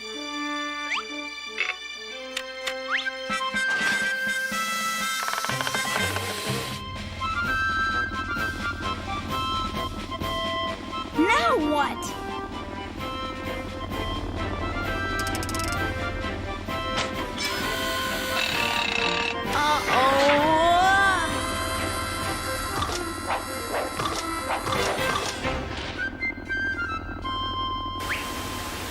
Hello, sports fans. Welcome to the all-Frizzle friction-free baseball classic. And what a beautifully frictionless day it is. Miss Frizzle, where did you learn to announce like that? You'd be surprised what teachers do during the summer break. But let's talk about the game, DA. Oh, yes. Well, folks, believe it or not, we're coming to you live from inside my textbook. Our playing field today is slipperier than ice and slicker than spit. The ground out there has we repeat, no friction, folks. Yes, sirree, baseball fans. This could very well be this week's game of the century. On the mound is Wanda, one of the most outstanding pitchers in the class. And master of the famed bubblegum ball. You ready for this, Ralphie? Try me. First up is Ralphie, the most fearsome 4-foot hitter in the league. And there's the pitch! Whoa! And look at that, folks. The force Wanda used really got that ball going and pushed her way back towards second. It's a swing. I got it! And a miss. Oh. Oops. Sorry, Miss Frizzle. Ooh, and a serious catcher-teacher hip check. What's going on here? Another pitch. This one looks good. A hot grounder down the third base line. But Dorothy Ann, what do you think has happened to our batter? Hey, this isn't funny! He's spinning off the first. Yes, Ralphie is going for a double with a spin on it. Oh, dear. Just look at that ball go, folks! That's what happens when there's no friction from the ground to slow it down. Oops! Oh, look at Ralphie go! Oh no, double play. Okay, I'll play second. It's all yours. Coming through! Yet again, maybe I'll back Tin up in center. Look out, Keisha! Is this baseball? Or bashball? Holy cow! It could be an inside the park homer, folks! Whoa! My stomach! Coming home! And what a throw! It's going to be close. Will Ralphie remember that no friction means no slowing down? Whoops! Missed me. Is it just me, or are we going to collide? Whoa! Do I look like home plate? If you're home plate, I must be safe! I guess baseball isn't exactly field trip material. Whoa! The lack of friction was the big pain. Pain? I can't believe you failed to see the wonder of a world without friction. I'd trade all the wonder in the world for box seats, which you might have had if it weren't for your goofy book. Miss Frizzle! Yes, Dorothy Ann. I think we better call this game due to lack of friction. Game!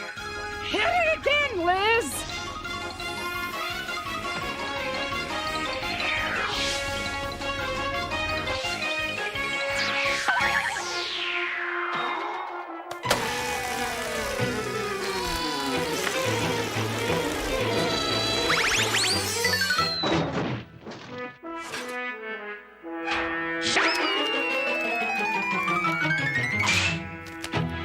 Grab on, class! Oh, yeah? Yeah. Well, says you. Says you. Says you. Yeah. All right! It's the all Frizzle friction-free tug-of-war! Then again, maybe not. Very good, Wanda. A push is one force that can get us moving. What's the opposite? A pull? A pull. Excellent. This is more like it. Thanks, boss. Huh? Hey! Wait a sec. Where is everybody? Grab on, you guys! Pull! Pull! Pull! Wow, you were right, D.A. We had no idea friction did so much. Dorothy Ann, could I borrow that book when Ralphie's done with it? Can I too? Then me. Wait a sec. No one... Then let's book it.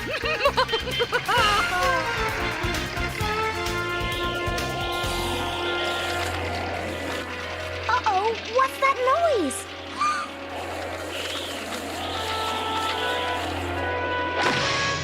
At my old school, we only pressed flowers in our books. Any suggestions, class? Better got it, Miss Frizzle. Excellent idea, Wanda.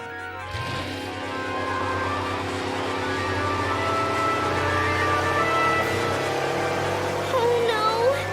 The cover of the book is pushing down on the bus too hard for the wheels to push us out. What? We're stuck!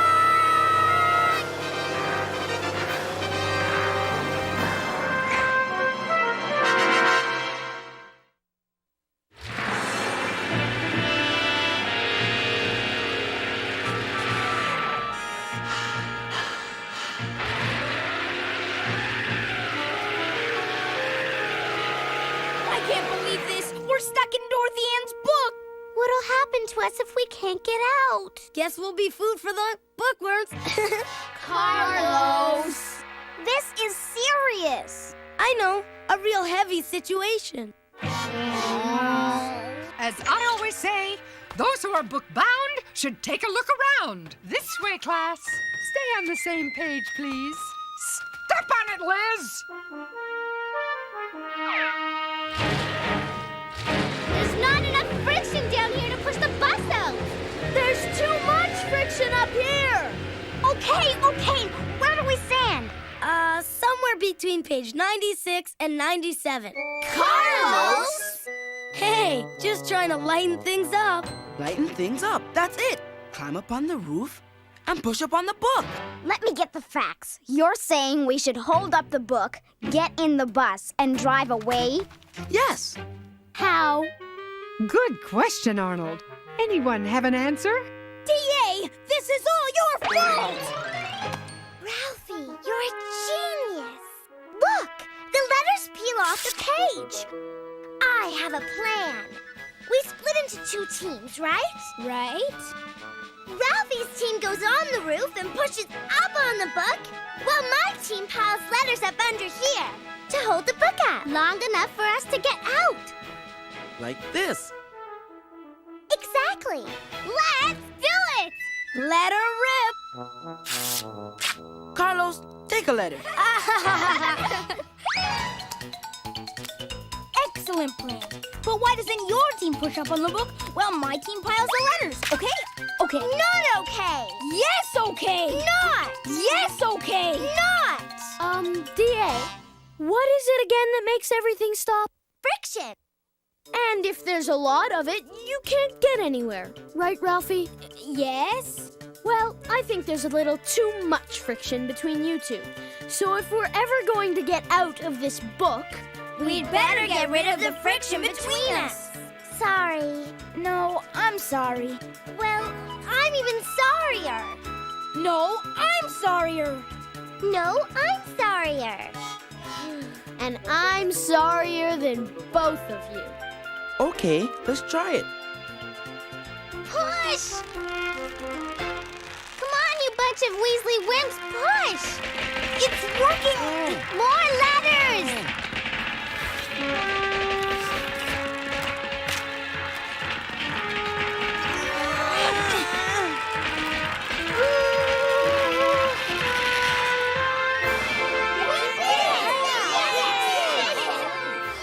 Out of the book and through the words, back to the class we go. La la la la la la la la la la la la.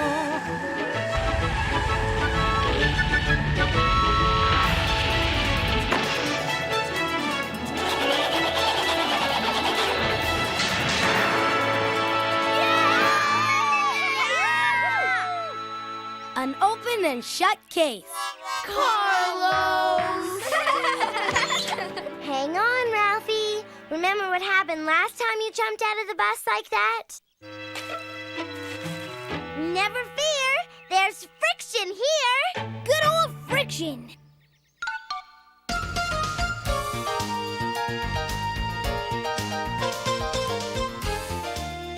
Hey there, Friction fans. Welcome to the All Frizzle Complete with Friction Baseball Classic. Yes, sirree, it's a beautiful day here at Frizzle Field, and have we got a game for you. The first up is our very own Dorothy Ann. I tell you, Keisha, if she hits the ball as hard as she hits the books, watch out! Oh, a tremendous hit deep into center. Holy cow, she exerted some kind of force on that ball. But can the left fielder Carlos get to the ball and apply his force to stop it? No, he can't! What a shot, folks! But lucky for Carlos, the friction of the ball against the grass has slowed it to a stop. What would we do without friction, folks? Yahoo! Come on, children! And DA finds a friend in friction as she slides home. The big question, is she safe or out? I don't know, Keisha. I can't make out the plate. That's funny. Neither can I.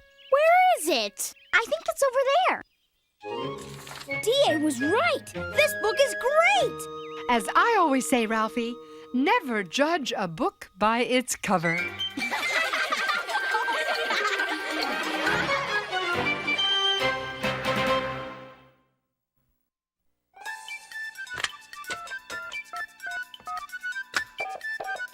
magic school bus? Is this the magic school bus? Magic school bus? Magic the magic school bus? You mean magic school bus? Magic school bus? Magic school bus?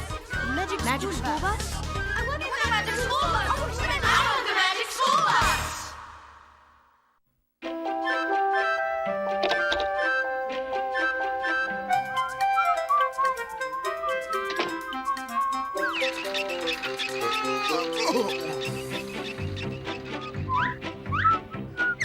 Hey, Liz, another day, another... caller? Now, who could that be? Hello, Magic School Bus producer speaking. Hi. You know that textbook the bus and the kids went inside? Oh, wonderful book, isn't it? Yeah. I'd like to know where I can get a copy. So you can visit a world without friction? Right. I already checked the library. Where'd you look? In the non-friction section, of course. Well, actually, you can find non-friction anywhere. But here on Earth, I thought friction was the only game in town. It is, but you'd be surprised how many ways we can give friction the slip. You mean like sliding down a slide? Exactly. Very little friction, but lots of fun. Or playing shuffleboard? Oh, and of course. Ice skating! She shoots, she scores! Yes. Snow skiing. And water skiing. Snow sledding. Skateboarding. Oh, and don't forget, log rolling. Very non-frictional. So friction is all around us, but sometimes there's just less of it. Exactly. And sometimes a lack of friction can surprise you. Yes, I suppose it could surprise you. Thanks. Non-friction is my favorite. Oh, sometimes working on this show is stranger than friction.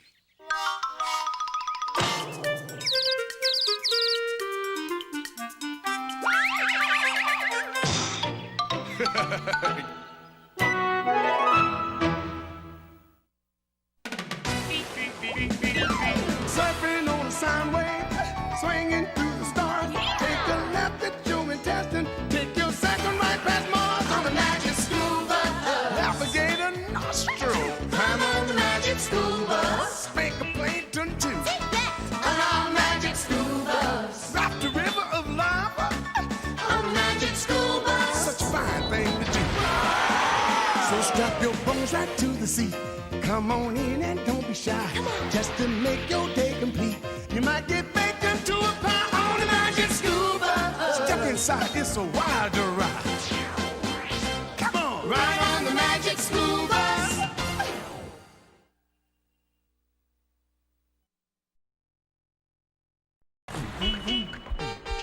Seatbelts, everyone! Please let this be a normal field trip. With a Frizz? No way! Cruising on down Main Street, you're relaxed and feeling good.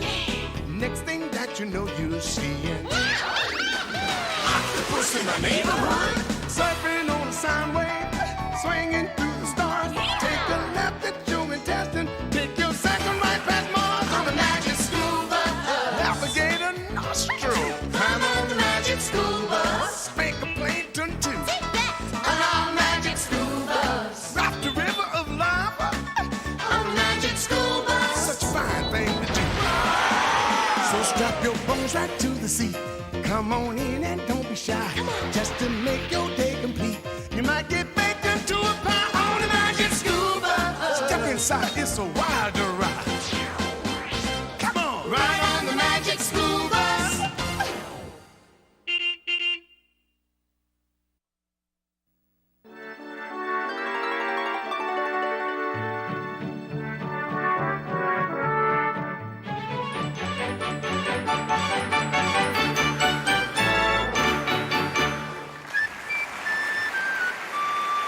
Wanda! Huh? We're just sorting this stuff. You don't have to massacre it. What? Oh. I was just thinking about something.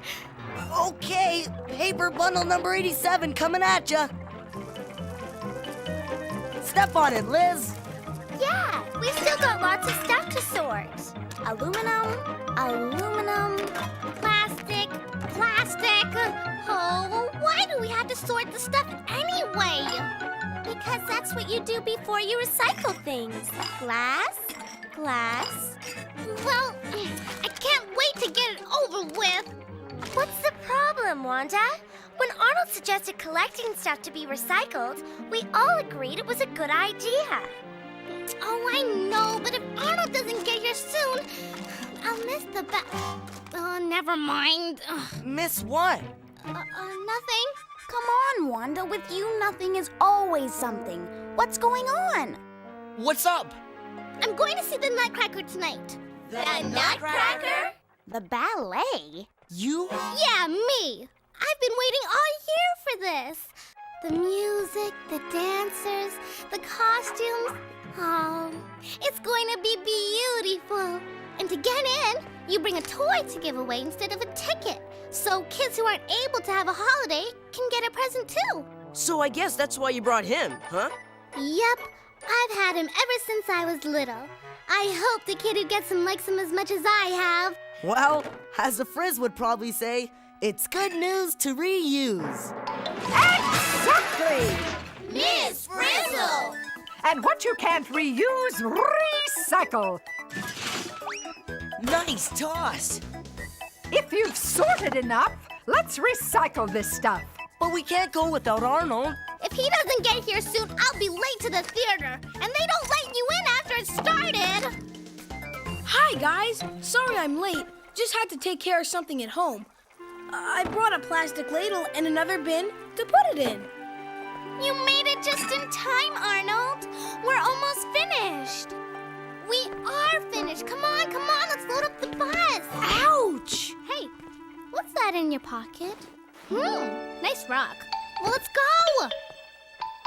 Really, I mean it. It's an early Hanukkah present from my mom, since I won't be able to see her tonight. It's really cool. For a rock. Now come on! To the bus! Wow! She really liked it. Come on, Arn! What's taking you so long? Hurry up! Coming! What are friends for?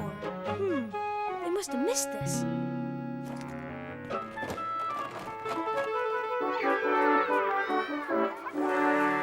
For my 12th day recycling, my teacher gave to me 12 plastic cartons. 11 ketchup bottles. 10 soap containers. 9 piles of paper. 8 empty milk jugs. 7 cardboard boxes. 6 paper napkins. 5 soda cans, 4 bottle caps, 3 used cups. 2 plastic bags. and a whole mess of magazines.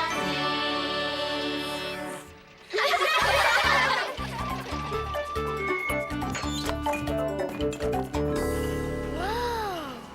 I've never been in a recycling plant before. Well, who has? I mean, what do they do with all this stuff? Clean it up and use it again, right? Hey, cousin! What's the deal? We brought you the stuff dreams are made of, Murph. And the more stuff, the dreamier. Class, say hello to my very first cousin, Katrina Eloise Murphy, better known as Murph. Hi, Murph. Time's a-wasting, kiddies. An empty bin means we ain't gonna win. Win what, Ms. Murph? Well, the war against waste, of course. Oh, and save the Miz for the Frizz, okay? Where do you want us to dump this junk? Oh, careful how you say that word, young lady. Without junk, I'm sunk. How come? Because my cousin Murph here has dedicated her life to using the old to make the new. Oh, thanks, Val. You always did have such a way with words. Well, let me show you what we mean. Over here, we got paper, we got plastic 2 in 1. We got clear glass and colored glass and aluminum. Sorting is the first step in recycling. Now, class, start dumping. See, Juan? This isn't so bad. We've done our good deed, and now you can go see the Nutcracker. Arnold, is that? Did you say something, Wanda? Murph, wait! Stop! Murph! You've got my soldier!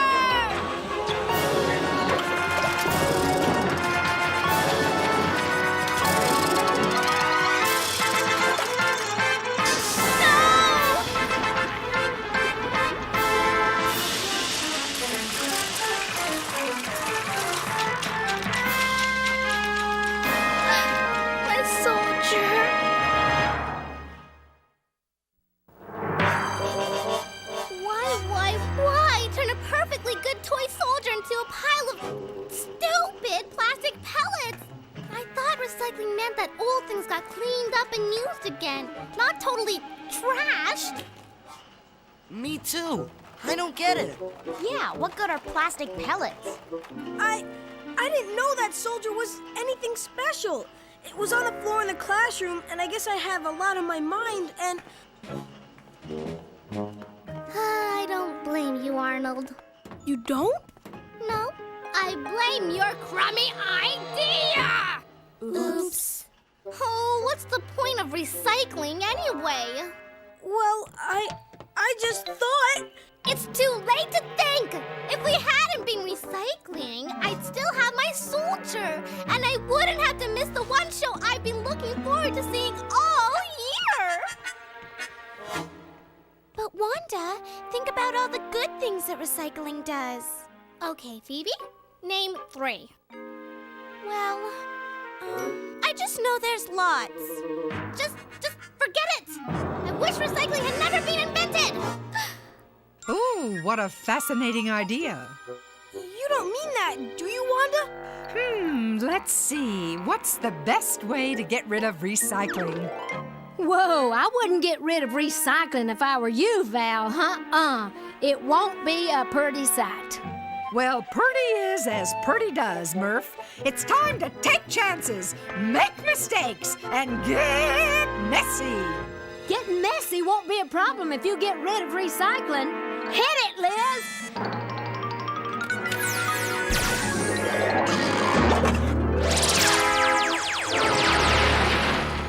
Oh, I hate when that happens. What did happen? Well, without recycling, I guess there isn't much use for a recycling plant, is there?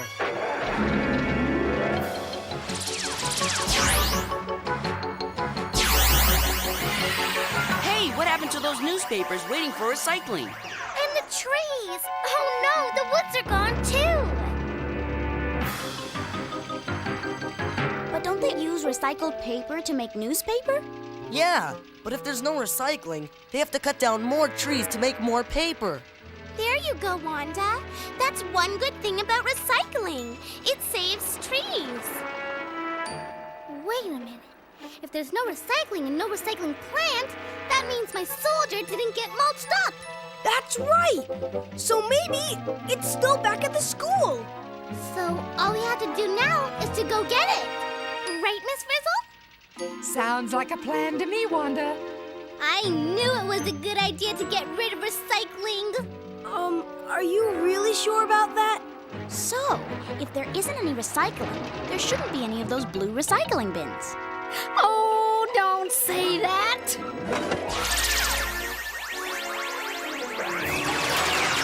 Whoa! All that stuff waiting to be recycled got turned back into garbage. Which means a lot more garbage has to go to the dump. So I don't need any research to know that those recycling tracks are going to be garbage tracks. But Walkerville's dump is pretty small. There's no way all this garbage will fit. Miss Frizzle, please stop the bus. We have to figure out what's going on. See? Except for the garbage, getting rid of recycling hasn't done anything to the park.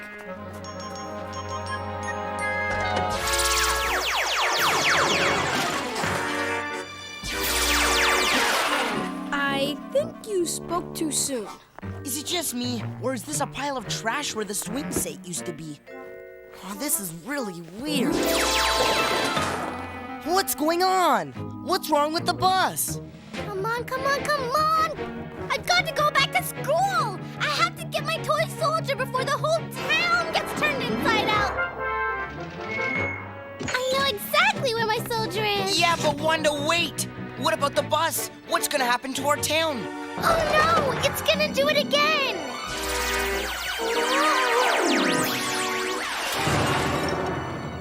Our school! It's all covered up with junk! Well, no recycling means more garbage, and more garbage means a bigger dump. I knew we'd need a bigger dump, but I never thought they'd use our playground. How am I ever going to find my soldier in that mess? Wanda, how are we gonna go to school in that mess? At my old school, we never had piles of garbage. There you go, Wanda. Reason number 2 for recycling. Lots less garbage. If you want, I'll go see if I can find your soldier. And all that garbage? Forget it, Arnold. It'll take forever. I'm really sorry I messed up your plans, Wanda. It's okay, Arnold. I'm really sorry I messed up our town. For all I know, the ballet theater's been turned into a dump, too. Uh-oh. Oh, why did I ever think it was a good idea to get rid of recycling? You set it off again!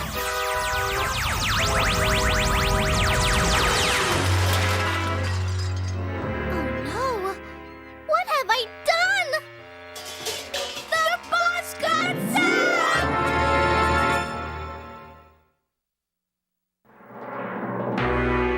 Oh, bad.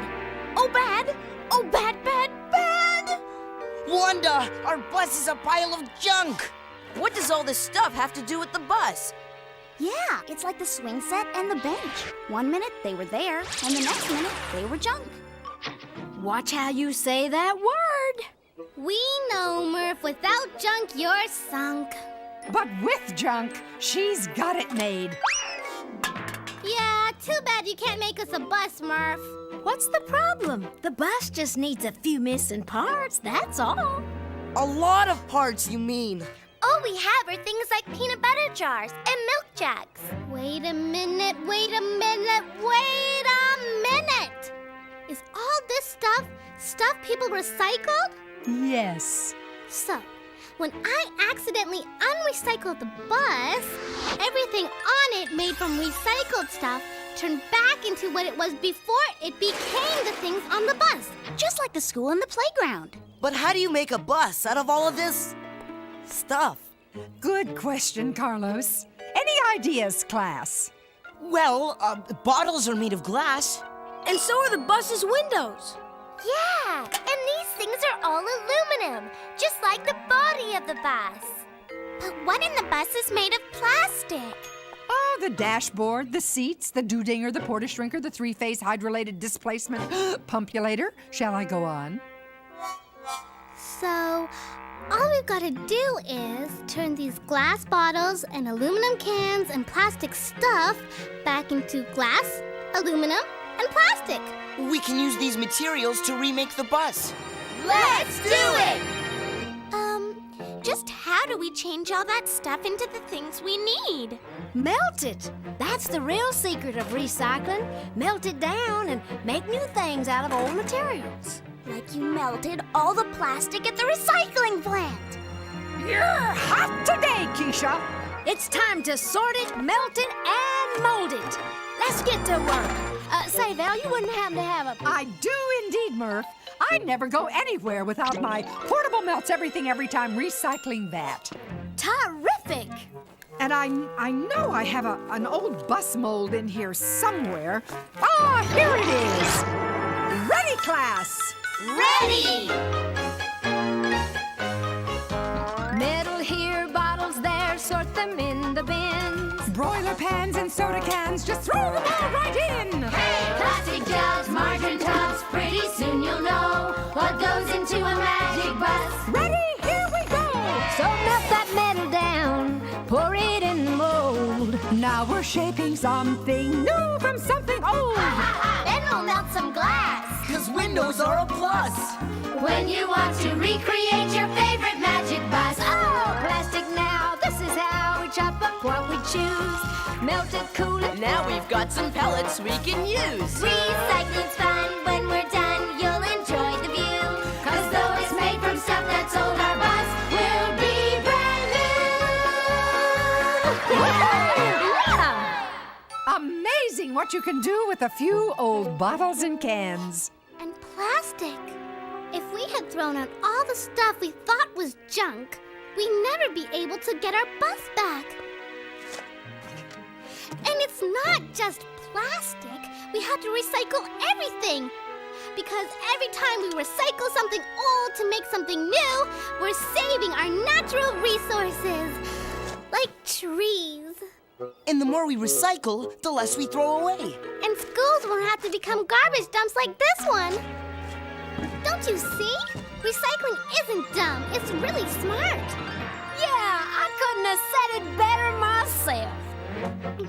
Miss Frizzle, is there any way we can undo what we undid?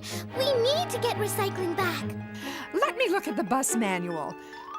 Ah, here it is. Undoing what you undid. I'll just open this, tighten this, give this a little twist. There, that ought to undo it. Look!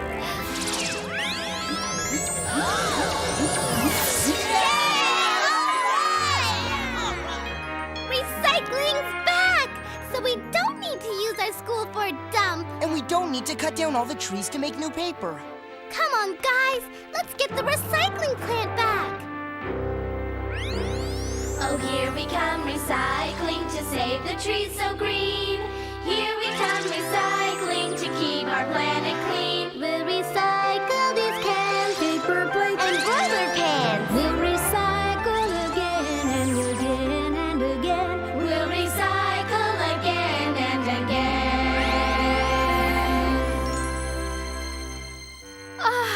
That's better.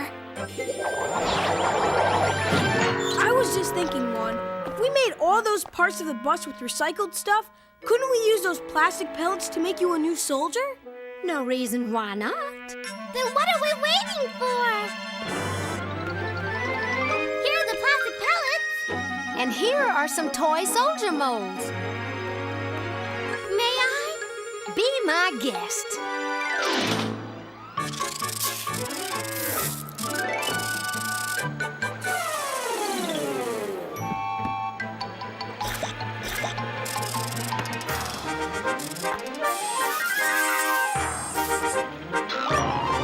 My soldier's back! And there's one for everybody! Each one of these new soldiers has a bit of my old one in it, in a brand new life! It's amazing! Now that's what I call a field trip. Wanda, don't you have to go get ready for the Nutcracker? So do you, Arnold. Now that we have all these soldiers, we can all go. It'll be a perfect way to start the holidays. I'd love to, but I've got to catch a train now. Grandma's sick. Mom's gone ahead, and Dad and I won't get there till morning. You're going to spend the first night of Hanukkah on a train? Can't be helped. Bye! Have a good holiday, everyone! But Arnold! Oh, Wanda, you were in such a hurry when you left school that you forgot your knapsack. Bye! Bye, Arn! Hope your grandma gets better. We'll miss you, Arnold. Poor Arnold. Yeah. Thanks for the great day, Murph. I was really hoping Arnold would come too. Huh? What's this? Dear Wanda, I'm glad you liked my rock. Hope you're not still mad at me for being late. Have fun at the Nutcracker tonight, and happy holidays. Your friend, Arnold.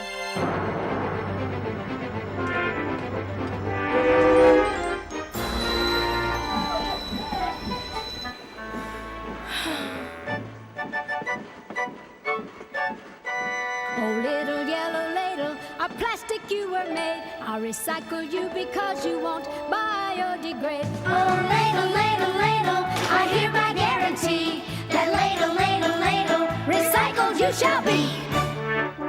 Wanda, what are you guys doing here? Aren't you guys missing the Nutcracker? Some things are more important. Thanks for the rock, Arn. Well, you're welcome. And I've got something for you. Plastic pellets, my favorite. They have so much potential, don't you think? Thanks, Wanda. Funny thing about doing something nice, it's the kind of thing that's easy to recycle. Recycling is the gift that keeps on giving. Oh, sing it, Murphmeister. Because life ain't gonna be worth living. That's right! Unless we all agree to say, What, Murph? don't just throw the world away. No, no. Cause what goes around comes around again. We gotta give the gift that keeps on giving. Recycle. So that we all still have a world to live in. don't, then in a flash, The world will be a big heap of trash. what goes around comes around again. You better believe it, girl. Yeah. What goes around comes around again. Yeah, yeah, yeah. What goes around comes around again. Merry Christmas! Happy Hanukkah! Happy Kwanzaa! Oh, deck the halls. Yeah.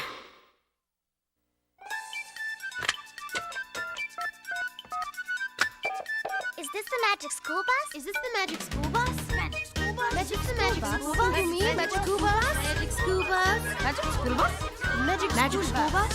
I want the magic school bus! I want the magic school bus! Have you finished sorting the paper you wanted me to recycle, Liz? Should I answer that? Well, hello? Magic school bus? Hello, I just saw your show on recycling, and I have a question. I better write this down. Can I have some paper? Hello, are you there? Yeah, I'm sorry. There's a recycling plant near me, but new things aren't made in the same place like they were in Murph's plant. You're right. Usually the trash has to go to 3 places before it becomes something new. First, it goes to the material recovery factory. Then it gets sorted and packed and sent off to the processing factories. There it gets broken down, washed, and melted. And then, once the basic materials are prepared at the processing factories, they get shipped to manufacturing plants where new things like toy soldiers are made. That's really interesting. Thanks a lot. Well, my pleasure. Bye. Oh, no, not another one. Liz, where's that paper? Hello, Magic School Bus.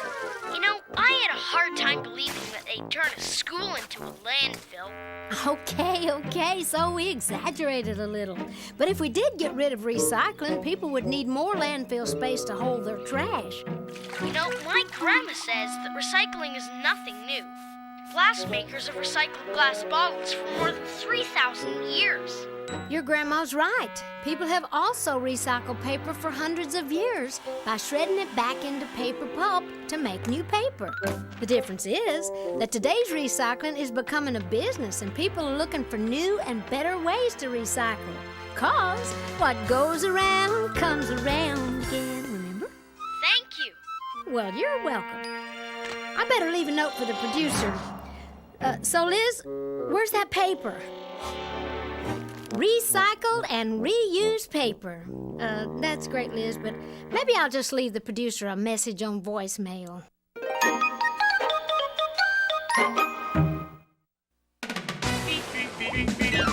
Surfing on a sound wave, swinging through the stars. Take a left at your intestine, take your second right past Mars on the magic school bus.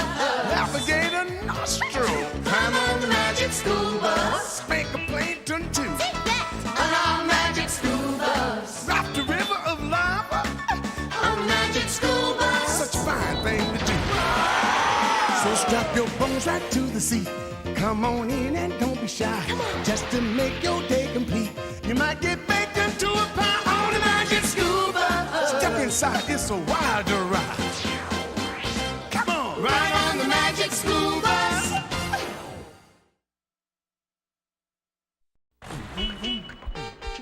Seatbelts, everyone! Please let this be a normal field trip. With a Frizz? No way! Cruising on down Main Street, you're relaxed and feeling good. Next thing that you know, you're seeing octopus in the neighborhood. Surfing on a sound wave, swinging through the stars. Take a left at your intestine, take your second right past Mars on the magic school bus. Alligator nostril, climb on the magic school bus. Spank a plankton too. On our magic school bus. Rock the river of lava on the magic school bus. Such a fine thing to do. So strap your bones right to the seat. Come on in and don't be shy. Just to make your day complete. You might get baked into a pie on the magic school bus. Step inside, it's a wilder ride. Come on, ride on the magic school bus.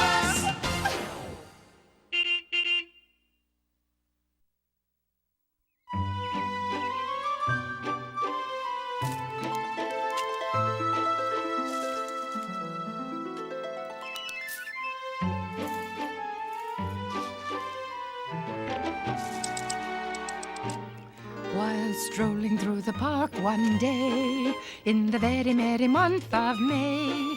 I was taken by surprise by a pair of roguish eyes in the very merry month of May.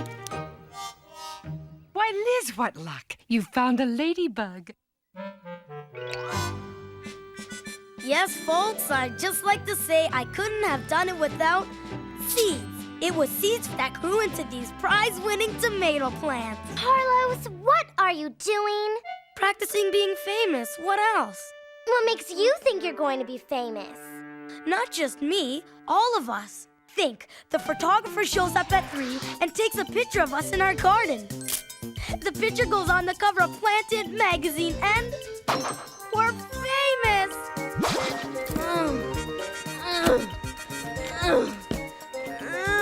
So, there we go, Phoebe. It's finished. Oh, thank you, Tim. That's exactly what my plant looks like. Plant? What plant? I don't see a plant. You're not looking, Carlos. This is it. See? Phoebe, you don't get on the cover of Planted magazine with a drawing of a plant. I've got a real one. It's just not here. It's at my old school, when I was in Mr. Seedplot's class. But Phoebe, this is your new school. I tried to get one. I really did. I even wrote a letter to Mr. Seedplot to see if he could bring me a plant. But so far, nothing. I don't care if you wrote the president. We need your plant here now. No hurry to worry, Carlos. There's always time to take chances, make mistakes, get wheels. Mistakes? Wheels? This is starting to sound like a...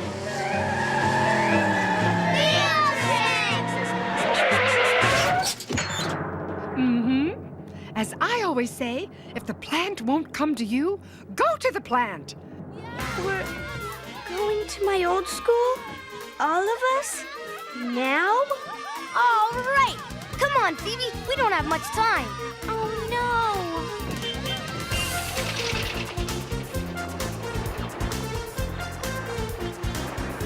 Phoebe, aren't you excited? A field trip to your old school. I'd like to meet Mr. Seedplot. Meet Mr. Seedplot?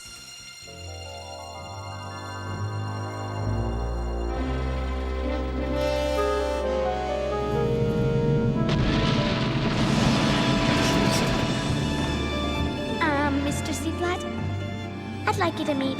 Take chances, make mistakes, get messy! Oh, we never did anything like this at our old school. How embarrassing. At this rate, we'll never get back in time for the photograph. Can't we fly there, Miss Frizzle? Excellent idea, Carlos. Miss Frizzle, at my old school, things are kind of quiet. Yes? And people don't shrink or anything. Of course not, Phoebe. And buses don't turn into things. But Phoebe, a ladybug isn't a thing. It's an insect. Oh, no! Here we go again! A ladybug? Oh, I was hoping supersonic jet. I was hoping invisible. There it is, my old school. What will Mr. Seedplot say if he sees us? Wahoo!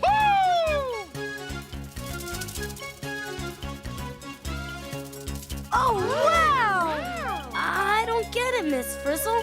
How are we ever going to find Phoebe's plant if we're so small? It never hurts to have a bug's eye view. Or a view of a bug's eye. Okay, everybody, here's what we're looking for. And there it is! Yeah, right! Those plants are drop dead gorgeous. Now, can we get big again, dig one of them up, and get back in time to be famous? Huh? Well, Carlos, I'll see what I can do.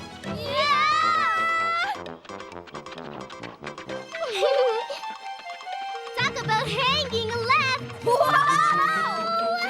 I hate it when we go upside down. Miss Frizzle, you did pass your ladybug driving test, right? With flying colors. We're on a flower petal. Oh, please, somebody tell me this isn't happening. It's happening. Oh, isn't it wonderful, class? The sky above, a flower below. A pothole! Dead ahead! Oops. What's happening? Perfect landing, Liz. Class, we're well on our way to getting Phoebe a plant. But we're stuck! That too. Could Mr. Seedplot see us if he looked? Probably not, Phoebes. We're down here, in your flower. Then let's hope we stay down here. No taking chances, no getting messy, and most of all, no getting out of the bus. Okay, class, everybody out! Wait, don't! Mr. Seedplot might see us. Please. Maybe you should have stayed home today, Phoebe. Oh, no!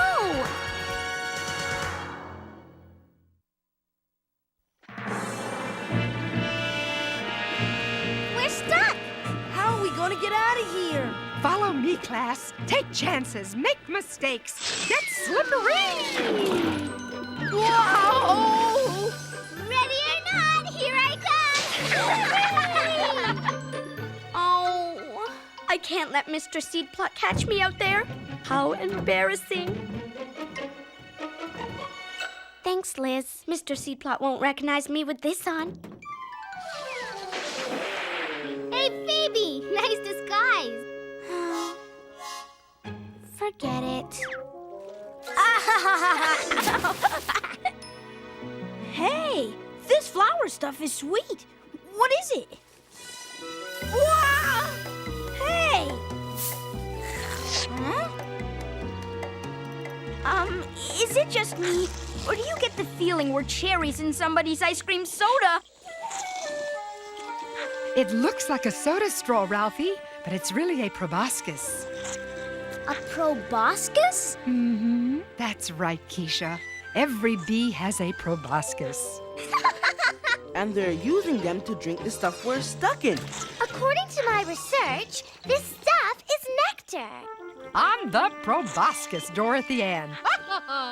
I like a proboscis as much as the next guy, but what we need here is a proboscis to get us out of here. Okay, what should we do? What should we do? What should we do? Hey, I know! Let's get lots of bees to drink all the nectar around the bus. How? Send out invitations? Yes, that's it. Look at these lines. They seem to be pointing to the pools of nectar in the flower. Okay, so maybe they're like a flower's version of landing lights. I get it. So if we made more lines, maybe we could get more bugs to come and suck up the nectar.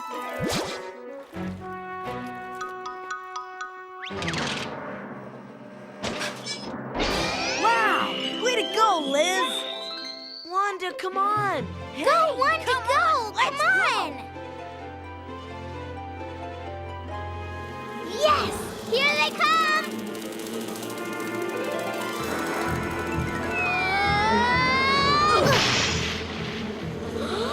Oh no!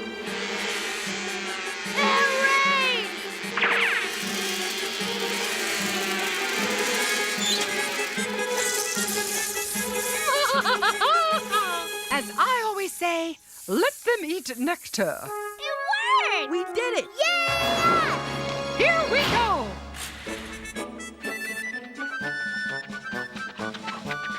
Phoebe's plant, here we come! Let's get the facts. Plants make nectar for insects, and then use flowers to show them where it is. But I hope they don't show Mr. Seedplot where we are. Now, where was I? Oh, yes. So, I hope you can help me, Mr. Seedplot, because I don't want to let my new class down. Well, Phoebe, I certainly won't let you down. I'm just not sure which plant was yours. It's almost 3 o'clock. Can we please grab one of Phoebe's plants and get back to school now? Huh? Whoa! Carlos, for every Quethian, there's an anther. An anther. That's the part of the flower we're sitting on. Check out all the yellow balls. Achoo! 2 things make me sneeze. Pollen and pepper. This isn't pepper. So it must be pollen. and it's floating around everywhere. Nice propulsion, Arnold. Thank you, Miss Frizzle. I knew I should have stayed home today. Look! The bees are getting covered with pollen. Hey, looks like they're saving some for later.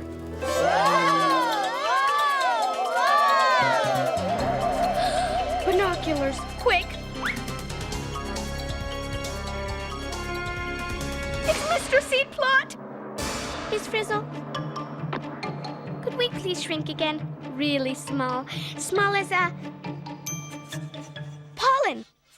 All right, Phoebe, since it's such a tiny request. But if we're small as pollen, even if we do make it to the cover of Planet Magazine, we'll be too small to see.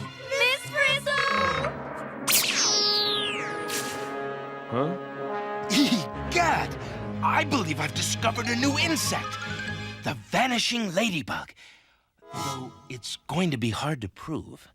Phew, that was close. Thanks, Miss Frizzle. And thank you, Phoebe, for letting our chance at gardening fame rot on the vine. Is it just me, or is that a big, hairy bee's leg? You better believe it, and it's going to get us out of here. It is? You bet. This is so cool! We're stuck to a bumblebee! Yay! At my old school, we never rode on bumblebees. We are at your old school, Phoebe. Oh, right. Hey, Phoebe, look! The bee's taking us and the pollen to another one of your flowers.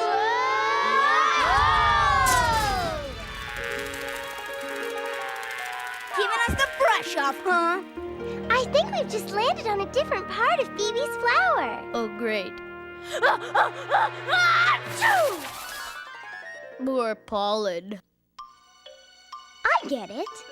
The insects bring pollen from one flower to another. Yeah, but what does it have to do with bringing plants from one school to another? There are several ways to find out the answer to that, and I choose this one. Yee-haw! She's lost it.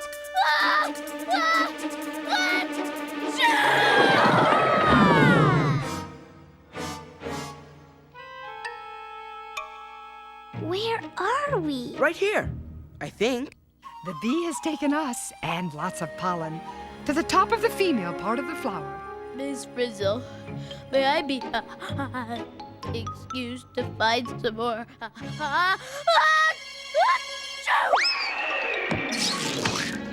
Tissue!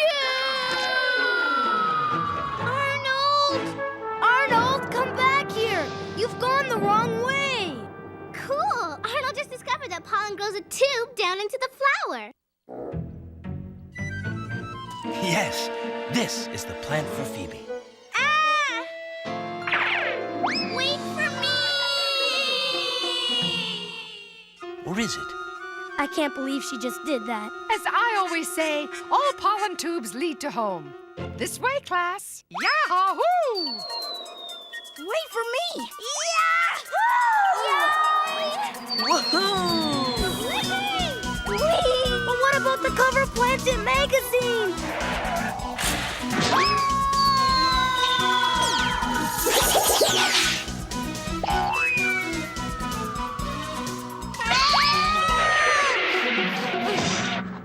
Phew!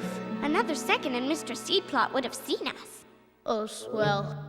Where are we? Let me see. Here, because pollen tubes grow down. We're totally inside my flower. Oh, Phoebe, what are you doing now? We've got to get your... Huh? Safe at last. What a relief. Phoebe, get off! It's alive! The rock I was sitting on, it started to grow. This isn't a rock. I know rocks. This is part of a plant. I think Arnold's right. Looks more like an egg to me. I wonder if it started to grow when the pollen tube reached it. They're all over the place. What are they? Did I miss something? Did we come to Phoebe's old school to get her plant or to see invasion of the pollen tubes? Carlos, you'll be happy to know that they are what we came for. But we only need one. We came for a plant. This isn't a plant. Not yet it isn't, but it will be. It's a plant waiting to happen. Of course. I get it. It's a seed. My plant is making seeds. Dynamic deduction, Phoebe.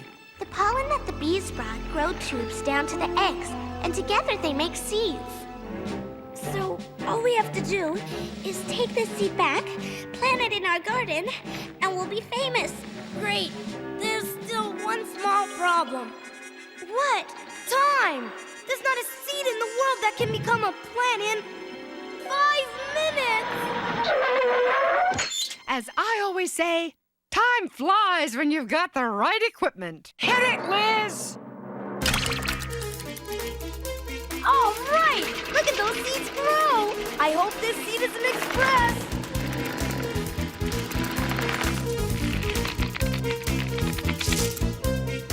Hang on, class! Here we go! Planted Magazine, here we come!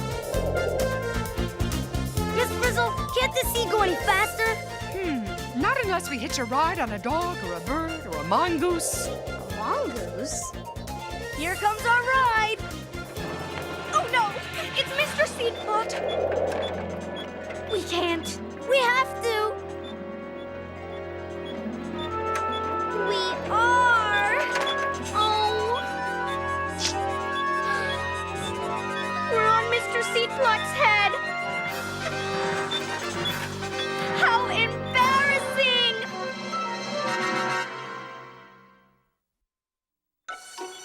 Daisy, Daisy, tell me the answer true. I'm half crazy, all for the love of you. It won't be a stylish marriage. I can't afford a carriage. We've got to get off before he sees us! But Phoebe, this is our chance to meet Mr. Seedplot. Hey, Mr. Seedplot, up here! Yay! Quiet, we'll get thrown off. Yes, Mr. Seedplot! Hello? Did somebody call me?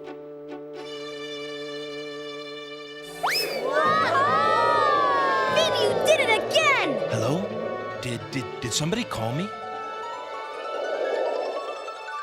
Hey, we're almost there! We made it! Oh Now what? no! The photographer's here and we're not ready! You're right. The seed isn't a plant yet. We need soil and water and light and time! Time for it to sprout and grow and flower. And time we haven't got. Miss Frizzle? Okay, Liz. Time to go to Hyperseed. Soil! Water! light! Time!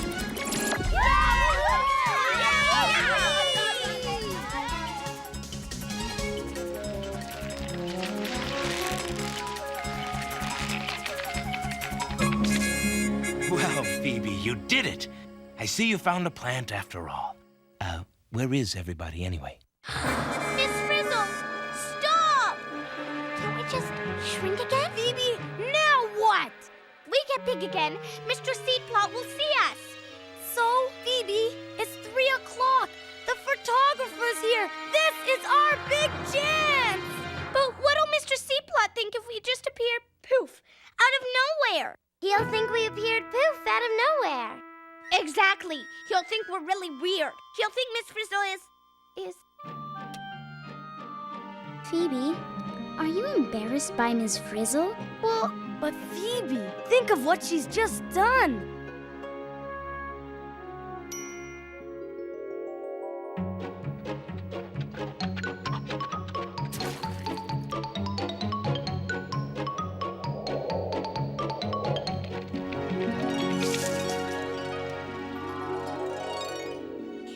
Frizzle's the best. Mr. Seedplot can think what he likes.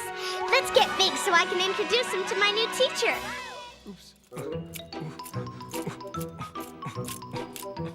Thanks. Are you Mr. Frizzle? No, I'm Mr. Seedplot. Ms. Frizzle doesn't appear to... Hello there. Oh, there they are. Hello, Phoebe. I brought you a plant, but I see you already have one. Thanks so much for bringing it, Mr. Seedplot. And you're right, I have one already, thanks to Ms. Frizzle. Miss Frizzle, nice to see you again. Nice to see you too, Archibald. You mean you know each other? Sure. I'm one of Miss Frizzle's biggest fans. And I just love your garden. It's really magic. What's your secret? Oh, no secret, Archibald. As I always say, the magic is in the gardeners. All right, everyone say... Seeds!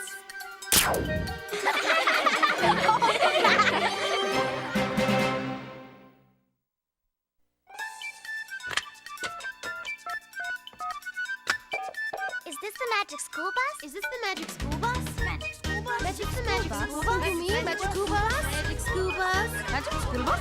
Magic school bus? I wonder what the magic school bus. Oh, the magic school bus!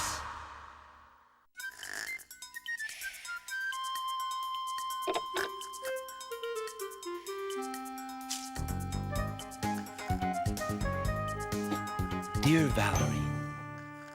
No.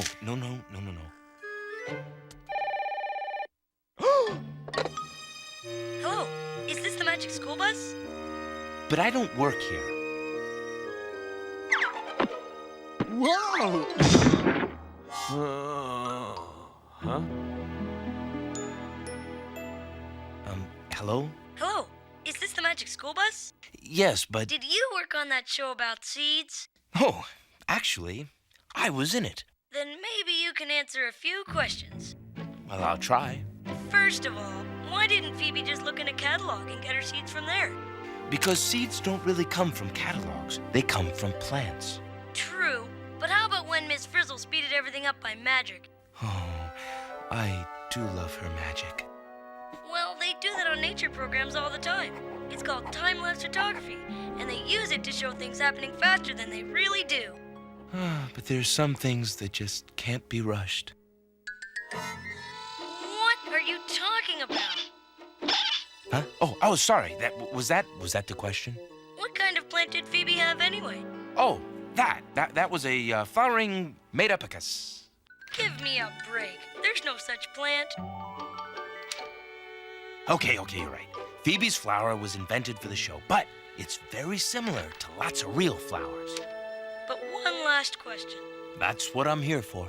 Does Miss Frizzle have a boyfriend? Oh, well, I don't have time to answer that. Goodbye.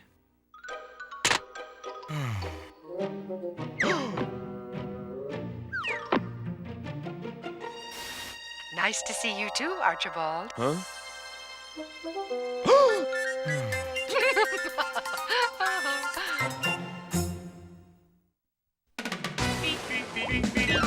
Surfing on a sound wave, swinging through the stars. Take a left at your intestine, take your second right past Mars on the magic school bus. Alligator nostril, climb on the magic school bus. Make a plankton too. On our magic school bus. Rock the river of lava on the magic school bus. Such a fine thing to do. So strap your bones right to the seat. Come on in and don't be shy. Just to make your day complete. You might get baked into a pie on the magic school bus. Step inside, it's a wilder ride. Come on, ride on the magic school bus.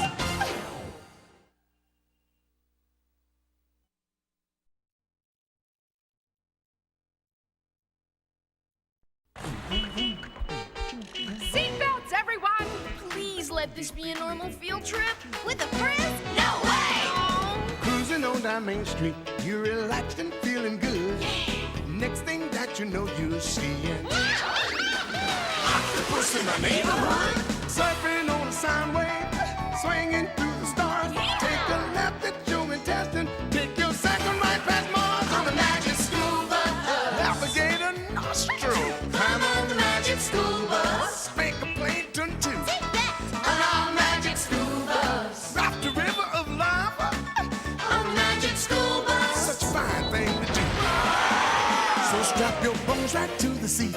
Come on in and don't be shy. Just to make your day complete. You might get baked into a pie on the magic school bus. Step inside, it's a wilder ride. Come on, ride on the magic school bus.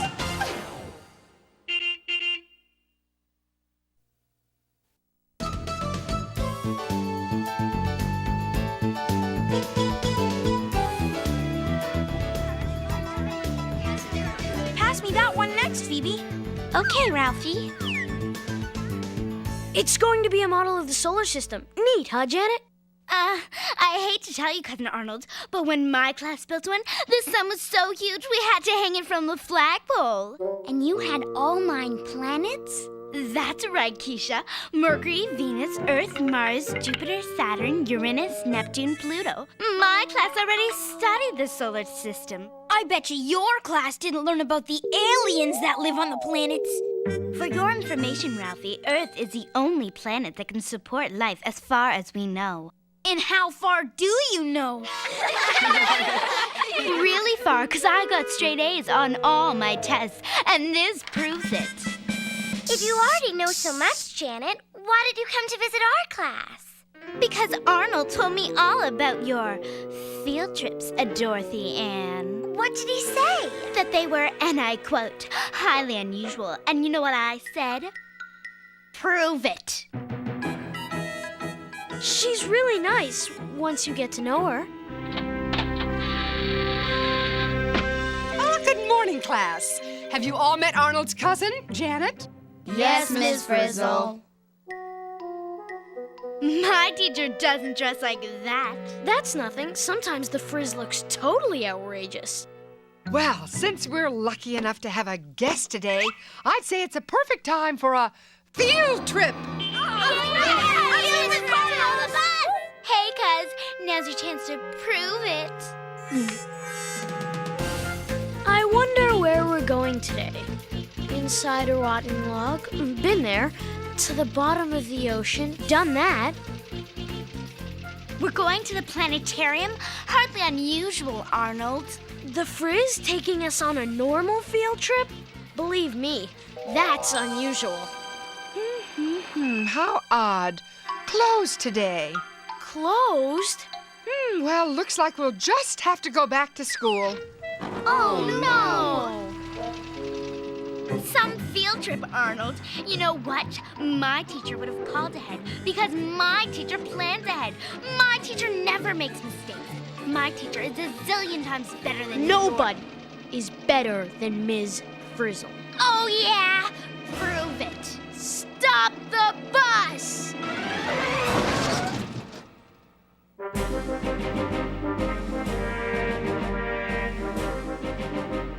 Yes, Arnold? Isn't there, someplace else you could take us? You mean another planetarium?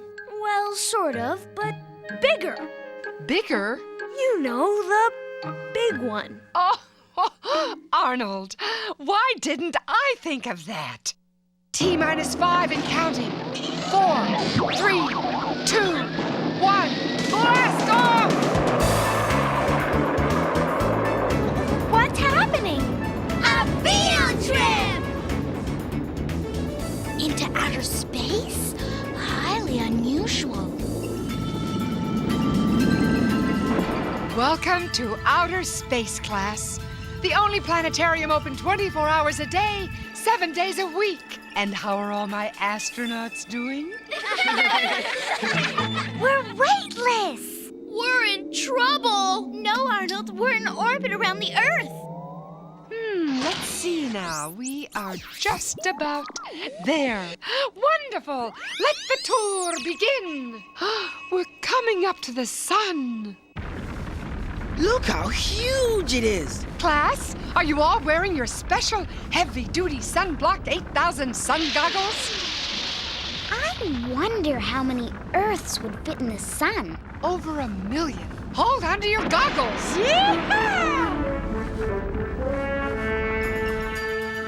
So, class, we've traveled from Earth, around the sun, and now we are on our way to Mercury, the closest planet to the sun. When I tell my class, they're gonna be so jealous. Wow, we're landing! Of course. Told you, Janet. We hardly weigh anything compared to my old planet Earth. I wonder if that means there's less gravity pulling on us here. Exactly, Keisha. Good thinking. Come along, class. Follow the bouncing lizard. This way, please. Bet I can jump higher than you, Dorothy Ann! You're on! I won first place in my class jumping contest.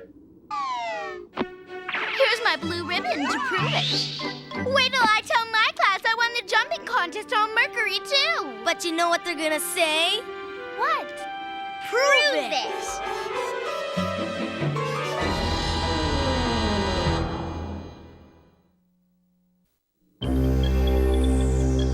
How on earth? I mean, how am I gonna prove I was on Mercury? Man, the aliens on Mercury sure make big footprints. Nothing can live on Mercury, Ralphie. It's too hot and dry during the day. And according to my research, way below freezing at night. And day or night, there's no air, which makes it extremely difficult to breathe. Well, something had to make tracks this big. Something did, Ralphie. Meteorites. Meteorites are pieces of stone or iron that fall from space. Come along, class.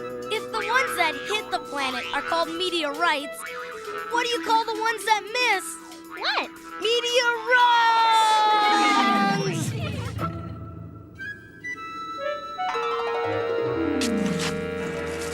Wow! Janet, what are you doing? Hey, watch it! Eureka! My very own meteorite. When I show this to my class, it'll prove I was on Mercury. Oh, Janet. Right on top of us! We're now approaching Venus, the second planet from the sun.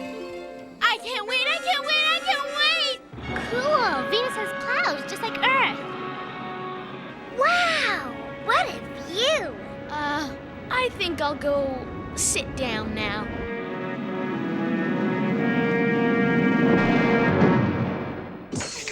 Class.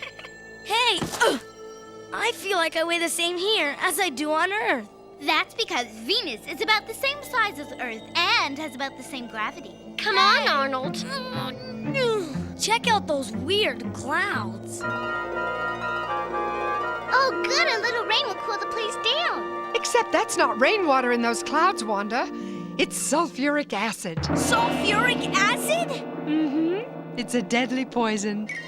Oh, we're perfectly safe, as long as we keep our spacesuits on. I like rocks, but this is ridiculous. Do you have to have all of these? Absolutely. If this doesn't prove I was on Venus, nothing will.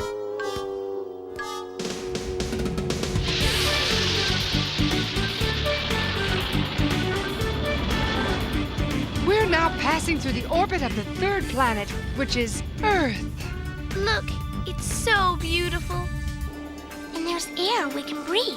And it's not too hot or not too cold. The only one that supports life. And coming up is Mars. The fourth planet, right, Ms. Frizzle? Very good, Janet. Ooh, you certainly do know your planets. I got straight A's on all my reports. We know enough already. Oh, here we are, class. Take a look at Mars. How marvelous. It looks like the whole place is rusting. No wonder it's called the Red Planet. As you can see, The soil here is colored by red dust, which has iron in it. Look at those cliffs of ice. Ice climbing, anyone? No thanks. Too cold. Too slippery. Too right. Who wants to waste time climbing up an old ice cap anyway? Come on, cuz we've got work to do. Maybe I should have stayed home today. We've made it to the top.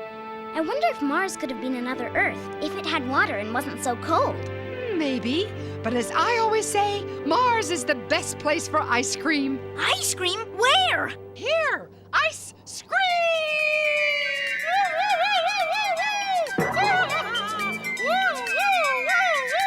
Let's go! Ice cream!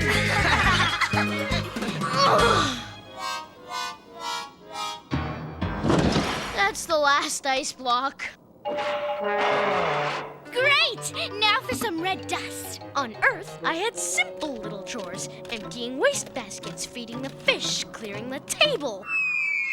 The only thing is, we've been to Mercury, Venus, and Mars so far, and we haven't seen a single... Alien! Tell him we surrender! Hi, guys. Which way's the bus? Arnold! I knew it was him the whole time.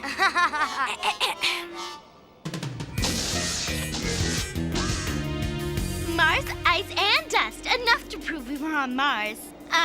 No need to thank me. I don't think there's much chance of that, Janet. Look, a flying potato! Huh? That's no potato. It's an asteroid, Ralphie. A hunk of space rock, smaller than a moon, but bigger than a meteorite. It's part of the asteroid belt, a ring of asteroids which divides our solar system into the inner and outer planets.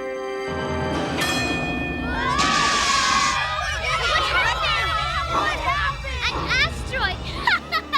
I gotta have one. Please, it'll only take me a second. Watch out! What was that? What happened? What's going on? Don't worry, class. Just an unexpected orbital interruption. Let's just see where we are, shall we? The map! It's gone! We're lost in space! We're lost in space!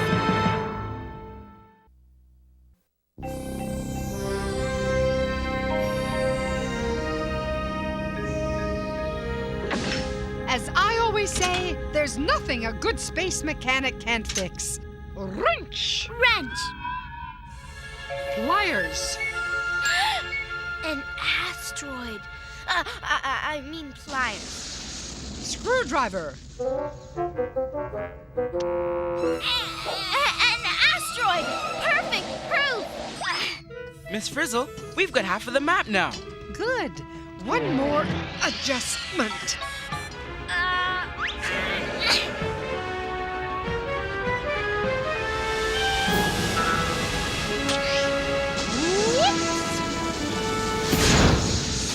Miss Frizzle! Miss Frizzle! Keep your claw on that button, Liz.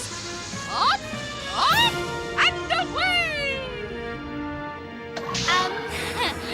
Bad news. Janet, we're not only lost in space. We're lost in space without a teacher! What are we gonna do? What are we gonna do? What are we gonna do? Ms. Frizzle to class, Ms. Frizzle to class, come in. No reason to panic. I'd never leave you. I'm right here. I'll give you a hint. I'm headed for one of the outer planets.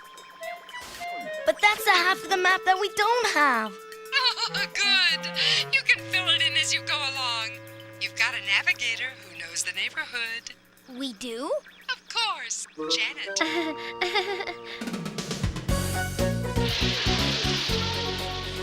I wonder if Miss Frizzle's down there. Wow, which planet is that? One of the gas giants. What is that red blotch? It's a storm, thousands of miles wide, and the only planet with a big red spot is Jupiter. Jupiter, the 5th planet. All right, Janet! Way to go! Now, if I could just get some of that red spot, it would prove I've been to Jupiter. Miss Frizzle to bus, Miss Frizzle to bus, over. Jupiter is the largest planet, but don't worry, Carlos, because I'm not on it. Then where are you? I've got to have some of that red spot!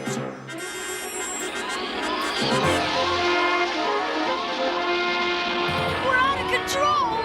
Janet! Pull up! Pull up! It's all yours, Ralphie. Whoa!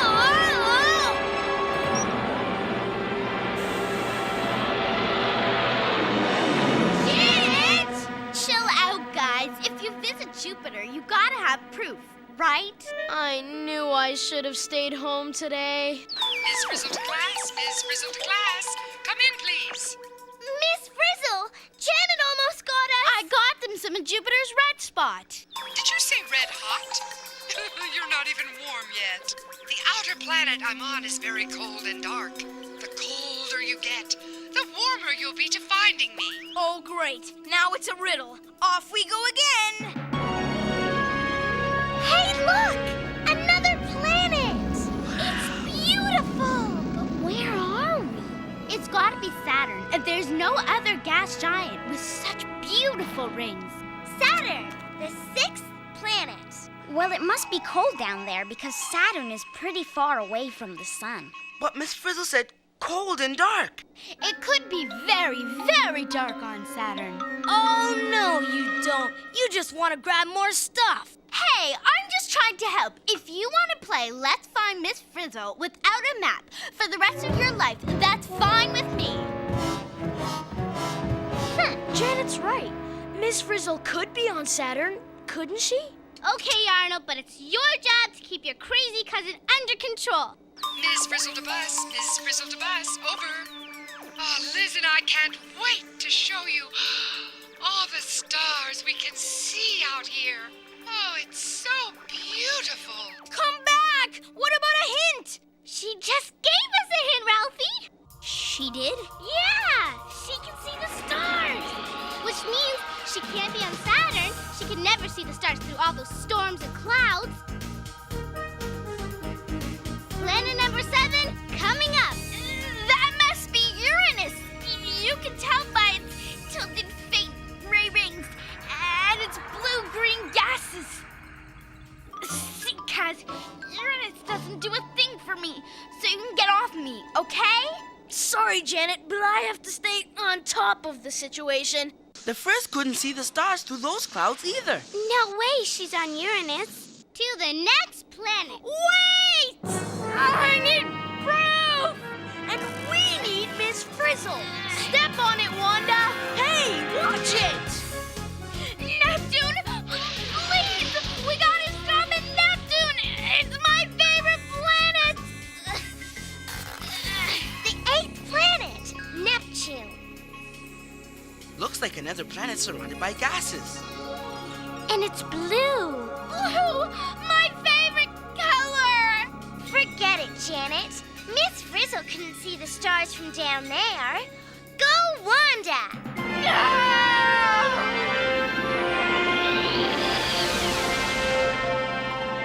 Now where do we go? She's not on Jupiter, Saturn, Uranus, or Neptune. That means there's only one planet left! Which one? I'll tell you after Arnold gets off of me! Right, listen carefully. Miss Frizzle is on the farthest planet from the sun, Pluto. To Pluto!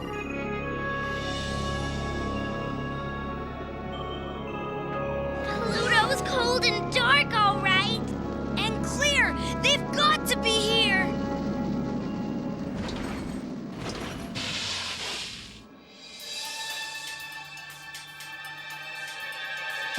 Look! There they are!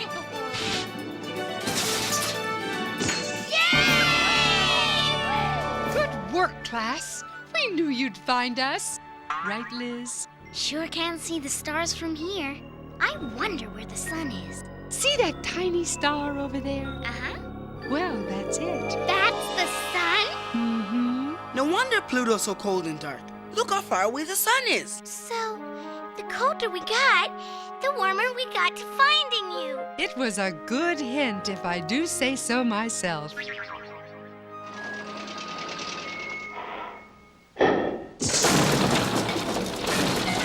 I got enough stuff for all of us to prove we made it to Pluto.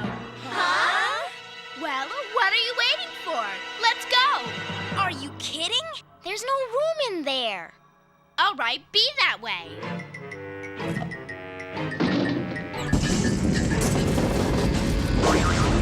Whoa! There's no way I'm going home without my stuff. There's no way I'm going home without you. It's proof. Nobody will believe me without it. I'll believe you. They'll believe you. Janet, you want proof?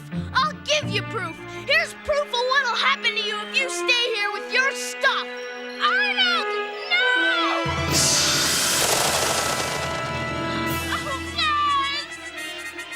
Back to Earth! And step on it!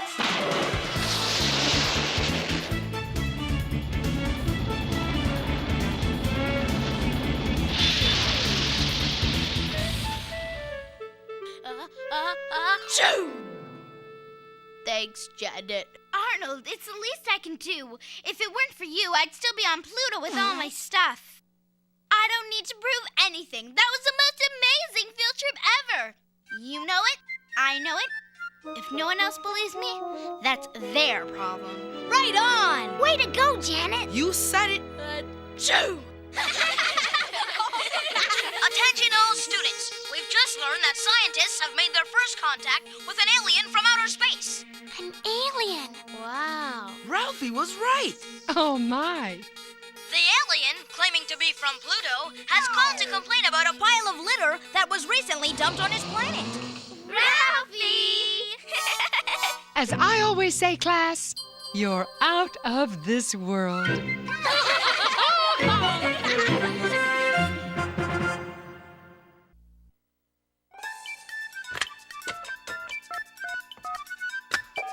Is this the magic school bus? Is this the magic school bus? Magic school bus? Magic the magic school bus? You mean magic school bus? Magic school bus? Magic school bus? Magic school bus? I wonder where the magic school bus. I know the magic school bus.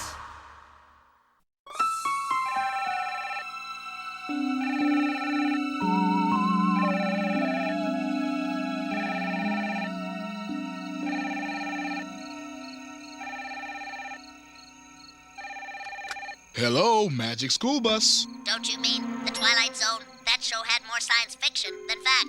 Well, we realized a school bus would make a lousy spacecraft. I'll give you that one, but only because you call it a magic school bus. But there's no way any spacecraft could visit all 9 planets in a day.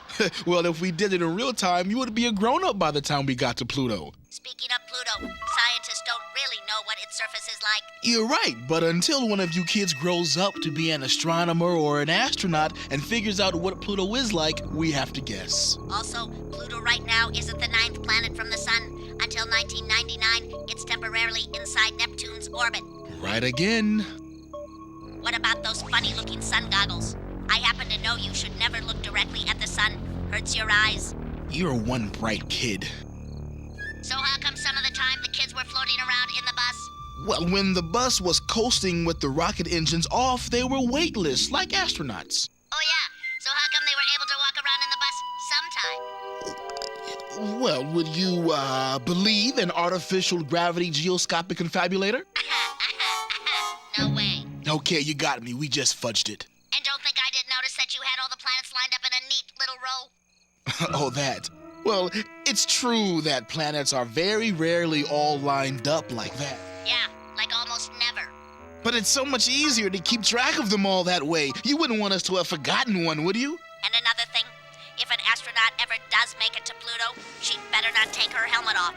You think they'd end up with more than a cold, huh? She'd end up a block of ice, or worse. Which reminds me why I called in the first place. Yes? I'm still waiting for someone to get that pile of litter off my planet.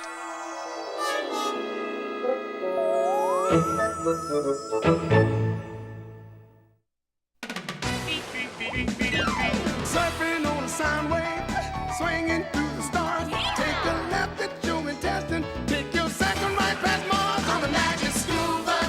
Navigate a nostril. Climb on the magic school bus. Make a plankton too. On our magic school bus. Raft the river of lava on the magic school bus. Such a fine thing to do.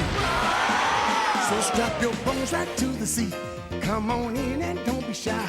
Just to make your day complete. You might get baked into a pie on the magic school bus. Step inside, it's a wilder ride. Come on, ride on the magic school bus.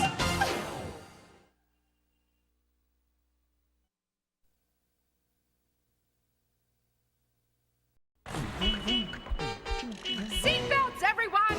Please let this be a normal field trip. With a Frizz? No way! Cruising on down Main Street, you're relaxed and feeling good. Next thing that you know, you're seeing octopus in the neighborhood. Surfing on a sound wave, swinging through the stars. Take a left at your intestine. Take your second right past Mars on the magic school bus. Navigate a nostril. Climb on the magic school bus. Spank a plankton too. On our magic school bus. Raft the river of lava on the magic school bus. Such a fine thing to do. So strap your bones right to the seat. Come on in and don't be shy. Just to make your day complete. You might get baked into a pie on the magic school bus. Step inside, it's a wilder ride. Come on, ride on the magic school bus.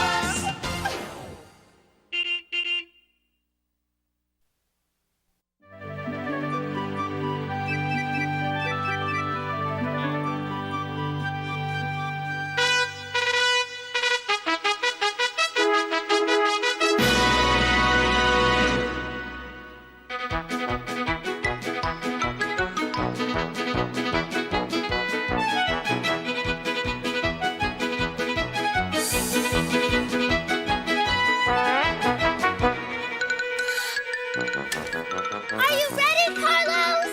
Almost.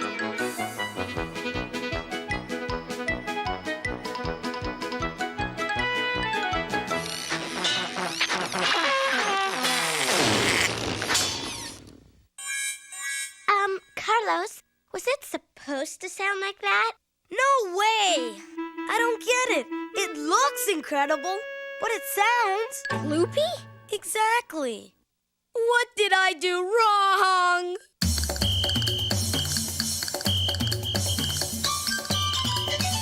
Wow! She's amazing. That's one way to look at it. Good morning, class. Good morning, Miss Frizzle. Ah, Dorothy Ann, I take it that was your new piece, Concerto for Invented Instrument. Well, it was the concerto part, all right, but the invented instrument was loopy. And there's almost no time to fix it before the concert at the Sound Museum tomorrow. Yeah, and we've got a rehearsal there this afternoon. So what's the problem, Carlos? Well, I have a great idea for a sound. And I see you're building an impressive instrument to make it. Marvelous. That's the problem. I can hear the sound in my head, but Loopy. What am I going to do?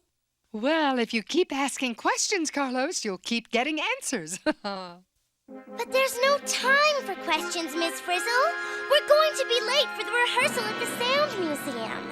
And as we all know, those who are great are never late. Come along, class, to the bus. We're going now? But Miss Frizzle! But what if the sound of Carlos's instrument stays just like that? Oh, our concerto will be ruined. All the other schools will laugh at us and it'll be the end of the world as we know it. Other than that, nothing. What else can I put on this thing to get it to make a terrific sound? Let's see. Okay, there! If I only had more time! More time. Okay, bus. Do your stuff.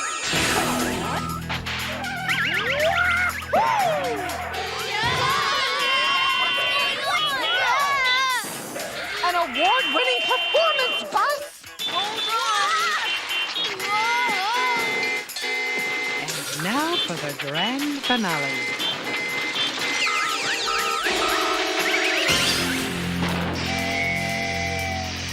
What happened? Oh, not to worry, class. I'll just be a moment. Oh, dear.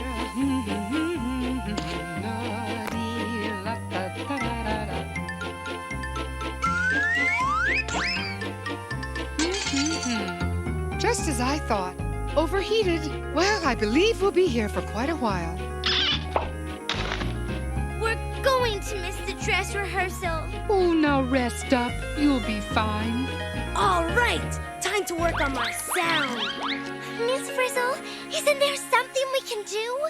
Well, now that you mention it.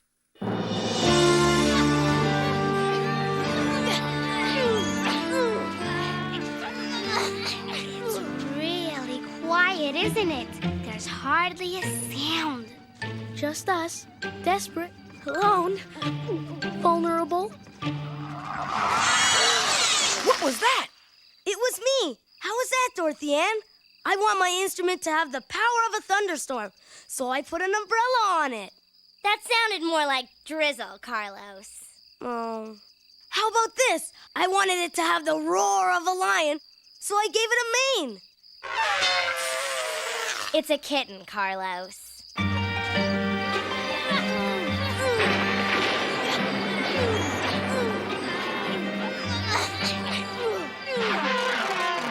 Forget it, Carlos.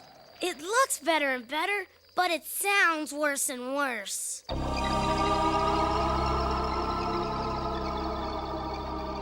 What was that?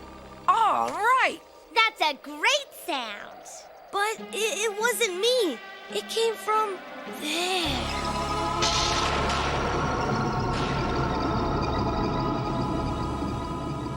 Oh, isn't it mellifluous? That's not exactly the word I'd use for it. Come on, Arnold. It's just a house. You're not scared of a house, are you? Me too. What's wrong with you, class? Where's your spirit of adventure? Take chances. Make mistakes. Get scared out of our wits. Oh, don't be such a chicken, Ralphie. There must be a phone in there. We can call a tow truck. Come on.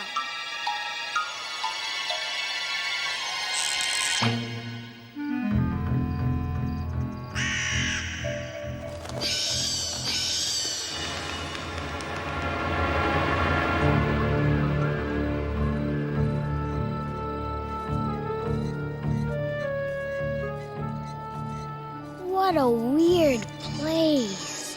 Kind of eerie, isn't it? Get it? Eerie? Carlos.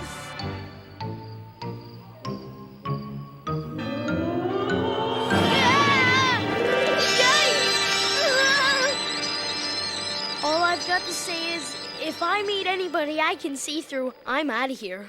Whoa, whoa. No need to be hasty, Arnold.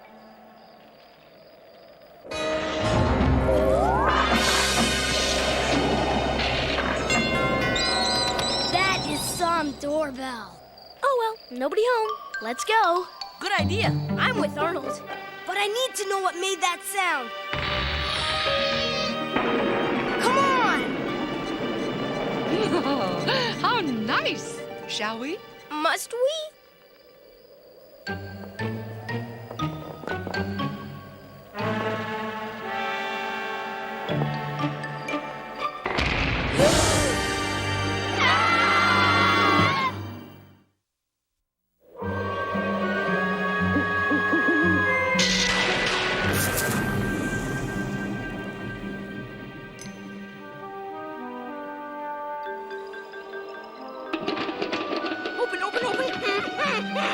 It's stuck! What do we do now? We say hello. Well, that sounds friendly enough. What a place! We've gotta phone for help. Oh, good. Here's a phone book. What was that? That was a tantalizing tintinabulation. No, don't! Oh, foghorn. One of my favorites. Such a big, deep sound. Maybe one of these books was making the sound I heard. That's it. I don't need to know how this turns out. I'm out of here. Ugh. What kind of place is this? I wonder who lives here. Lived here, Keisha. Professor Cornelia C. Contralto, eccentric and collector of sounds, born 1807. Disappeared 1892. How do you know that, Miss Frizzle? Because after she vanished, they turned her house, this house, into the Sound Museum. This is the Sound Museum? I knew it. We missed the rehearsal. Well, where is everyone? Gone for the night, Tim. Which means we have the whole place to ourselves. Oh, boy! Oh, boy.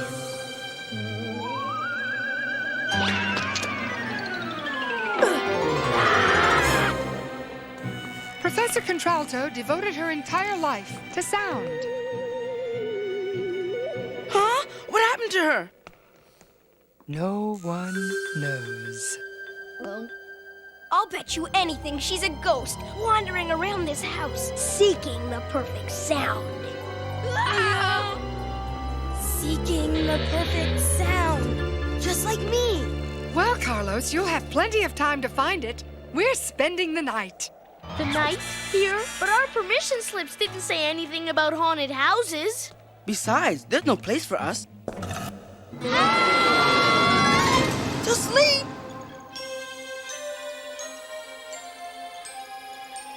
Oh, why look. 8 student-sized beds. And a teacher-sized annex. It's almost as if someone were expecting us.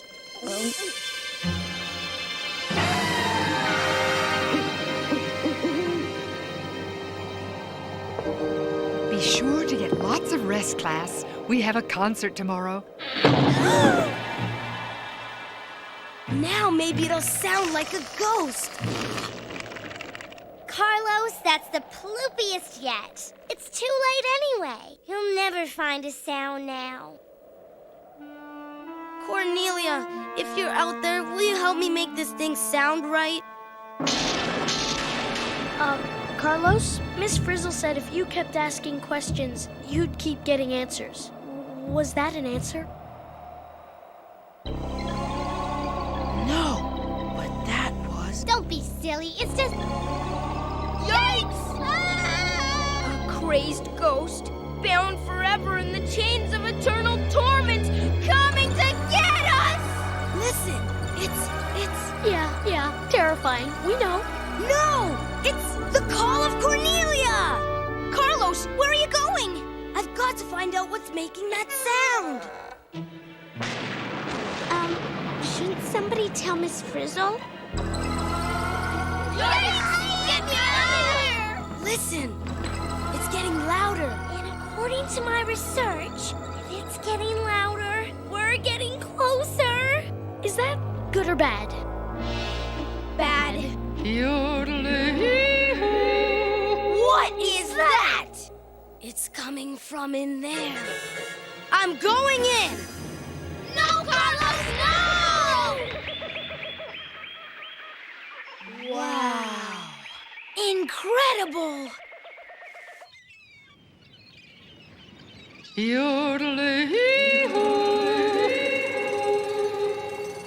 This is one weird house. You mean your house doesn't have a jungle, an ocean, a city, and an alpine wonderland? Nah, the landlord wouldn't go along with it. Damn. An echo. Maybe it was an echo we heard. Yeah, but who made it? Lass, did I wake you? Ms. Frizzle, was that you? Oh, yes. Nothing like a good yodel before bed. Toodaloo, toodaloo.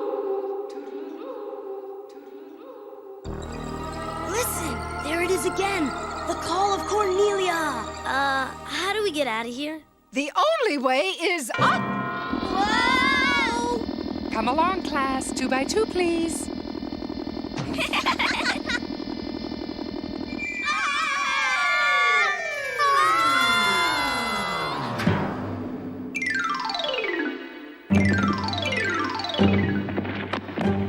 Where are we?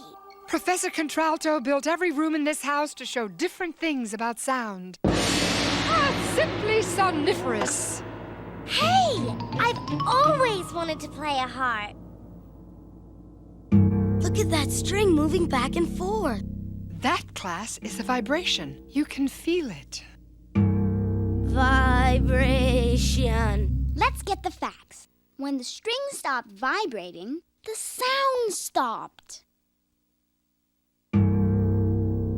The vibration of the string. That's what's making the sound. Very good, Carlos. Sound is vibration. Hear it.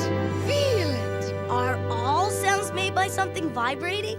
Oh, good question, Carlos. Come on, Phoebe. Let's try out that drum.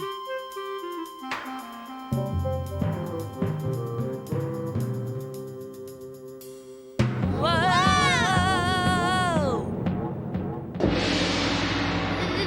There's your answer, Carlos. So, I've got to make my instrument vibrate to make my sound. But how? As I always say, behind every successful sound is a vibration. What's happening? Now what? Yeah! Ah! Can I look now? Hey, it's showtime. Why the glasses? You heard sound, you felt sound. Now, Whoa! Carlos, what is it? I can see sound!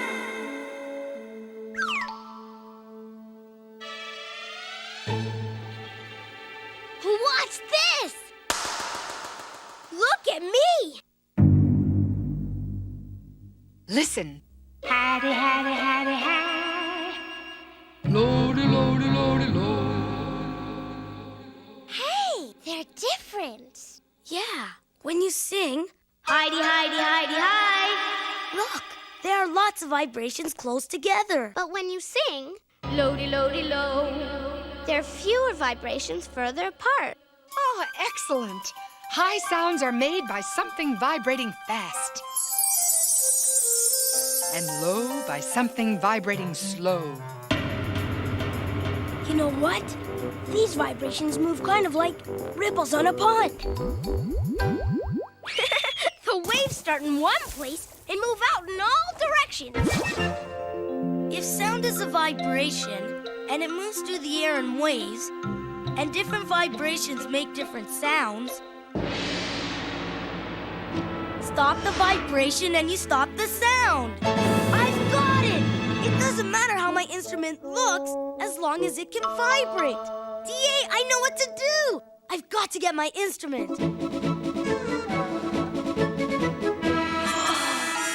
It's gone!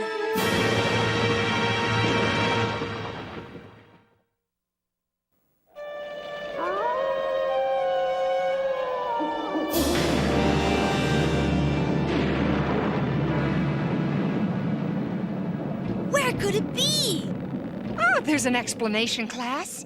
The question is, what is it? First, Carlos's instrument disappears. Then each of us, one by one. Yeah! There's that sound again. It's coming from in here. Oh. Carlos, are you all right? I'm fine. I'm just in some sort of dungeon or something. Well, if they torture you, don't tell them anything. I'll learn to be a lawyer and meet you back here when we're grown-ups. This way, Arnold. Wee-haw!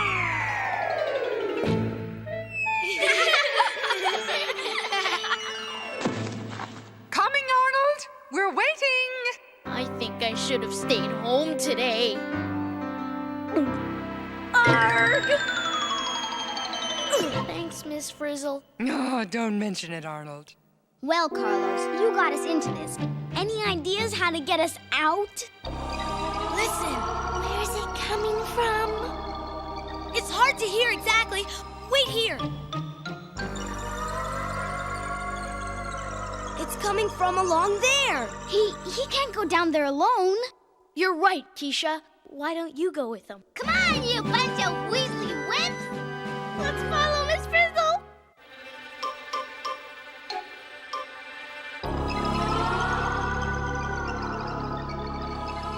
You can see the sound waves bouncing off the walls. There, from there, from there. Sound waves bouncing. I bet that's how an echo is made. Those sound waves are traveling through that door. Good observation, Dorothy Ann. Just so long as we don't travel through that door. No, we've got to see what it is.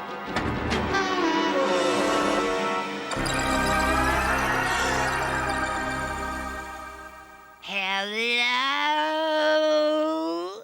It was you? Wait a minute. Is it just me, or are you Professor Cornelia C. Contralto, the second. And that is my great-grandmother. Now listen, you've got a concert tomorrow, right? Are you ready to make your instrument sound richly resonant and resoundingly reverberant? How'd she know about Carlos's instrument? You asked the question. Let's see. Don't you mean, let's hear? Right! To make a sound, I need to make something vibrate. My instrument couldn't vibrate because there was too much stuff on it. I don't need that. Don't need that. That goes, that goes. I think he's got it.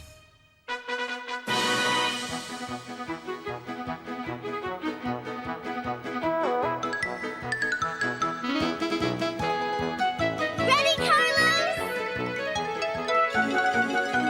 Go!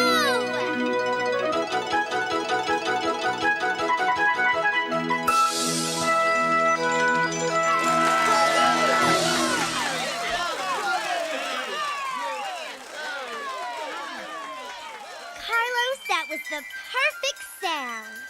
Thanks, D.A. And so, young man, if it's all right with you, I would like to add that wonderful sound to my grandmother's collection. Well, I couldn't have done it without you, Dr. Contralto. As I always say, hit it, Cornelia! Heidi, Heidi, Heidi, hi. Lodi, lodi, lodi, lo. Heidi, Heidi, Heidi, hi. Lodi, lodi, lo, lo, lo.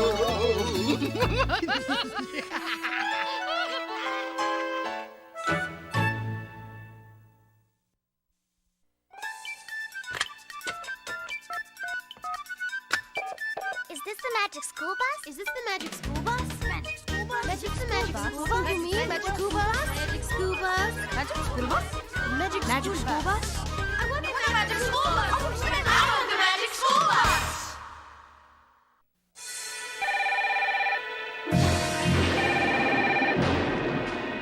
Hello, magic school bus. Hi, are you the one responsible for that show on sound?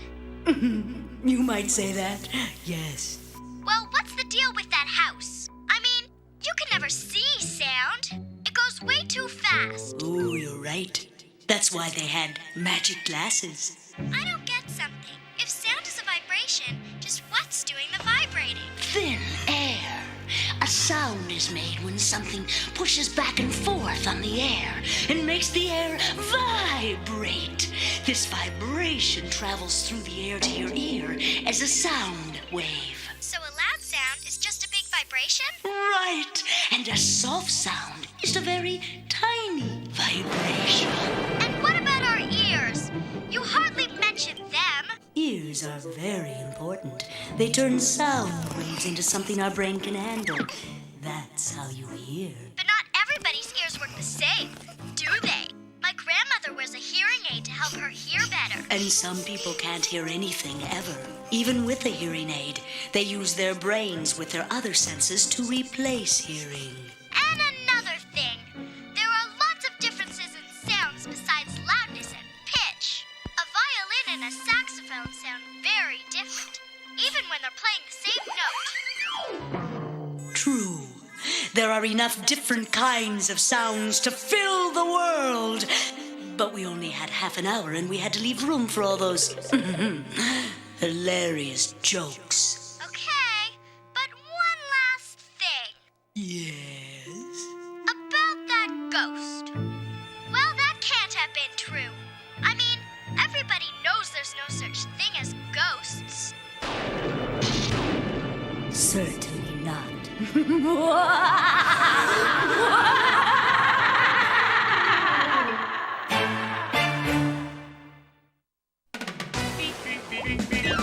Surfing on a sound wave, swinging through the stars. Take a left at your intestine. Take your second right past Mars on the magic school bus. Alligator nostril. Climb on the magic school bus. Fake a plankton too. On our magic school bus. Rock the river of lava. On the magic school bus. Such a fine thing to do. So strap your bones right to the seat. Come on in and don't be shy. Just to make your day complete. You might get baked into a pie on the magic school bus. Step inside, it's a wild ride. Come on, ride on the magic school bus.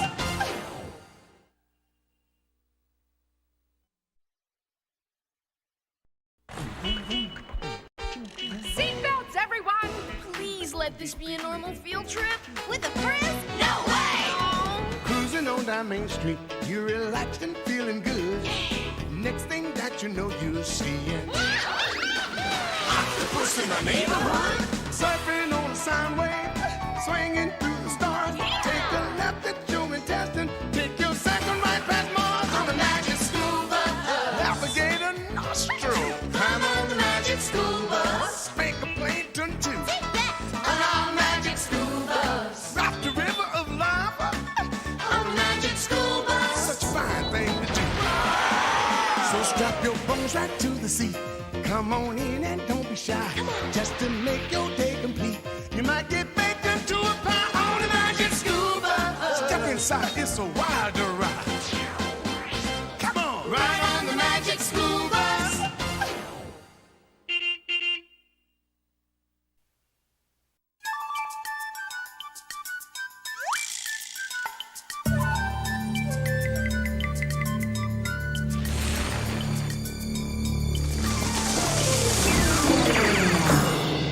I'm telling you, something's missing. But Tim, when it comes to deserts, we've got everything under the sun. Sorry, D8. It just doesn't say desert yet. Are you kidding? It screams desert. We've got sand. We've got gravel. We've got desert plants like cacti, creosote bushes, acotillo. We've got the desert's harsh conditions. Hot, blazing sun. Dry, blinding dust storms. Tim's right. There's something missing. Them bones and bones, them dry bones and bones and bones, them dry bones and bones and bones, them dry bones. As I always say, Arnold, it never hurts to be prepared. That's funny, Ms. Frizzle. That's exactly what I was thinking. I know. Desert animals. That's what's missing. Ms. Frizzle, a diorama will never be complete without desert animals. Dynamic deduction, Phoebe. Huh? These should do for now. Now? It's later I'm worried about. Thank you, Ms. Frizzle. Here you go, little guy. According to my research, that's a kangaroo rat. And that's a Gila monster. Isn't it cute? Only Phoebe would think a Gila monster's cute. And there's more. Tortoise, beetle, scorpion, jackrabbit, roadrunner. Whoa, Liz, what's up with you? And do you know what this is? A baby coyote. Phoebe, are you sure all these animals live in the desert? Think about it. The desert is really hot. The sun beats down all day long. Beat, beat, beat. And there's nowhere for the animals to go to escape the heat. Heat, heat. But not only is it hot, but there's hardly any food in the desert. So any animal that shows its face gets eaten by a bigger one. Huh? Stop! And that's not all. It isn't? The worst part, there's almost no water in the desert. No water?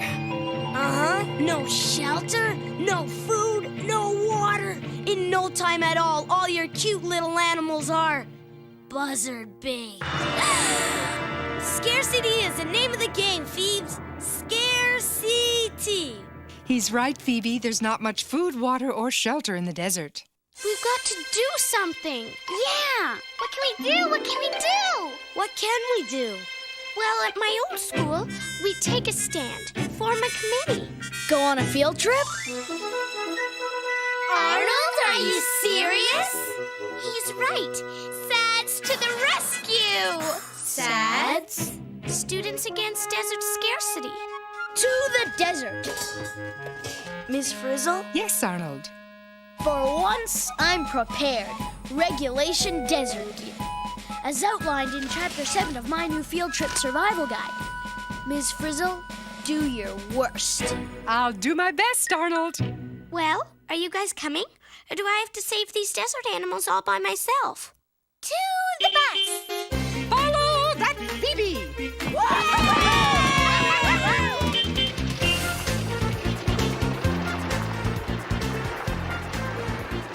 Hey, Arnold. So what do you have in that knapsack anyway? Oh, a little sunblock, snakebite kit, a few dozen mallow blasters. What? No football? Carlos, we are not going to the desert to have fun. We're not. The desert is full of surprises, Phoebe. And this bus is so slow. Can't we go any faster, Miss Frizzle? Every second we waste means those poor little animals are out there suffering. Well, that's one way of looking at it, Phoebe. Okay, bus, do your stuff.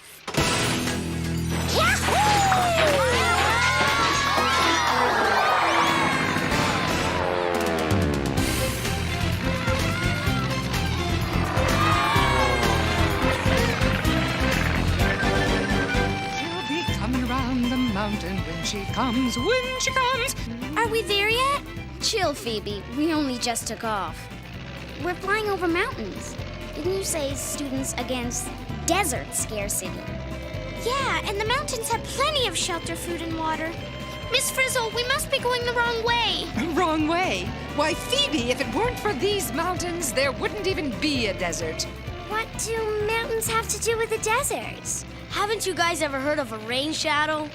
No. Some deserts are made by what's called the rain shadow effect. When warm, moist air rises over the mountains, its water vapor condenses into rain or snow. The mountains catch all the moisture, so the air reaching the other side is dry as a desert. Look out below! It's not fair. Why should the mountains get all the water? If you keep asking questions, Phoebe, you'll find an answer. Oh, and there's the perfect parking spot. Hold on tight! Huh?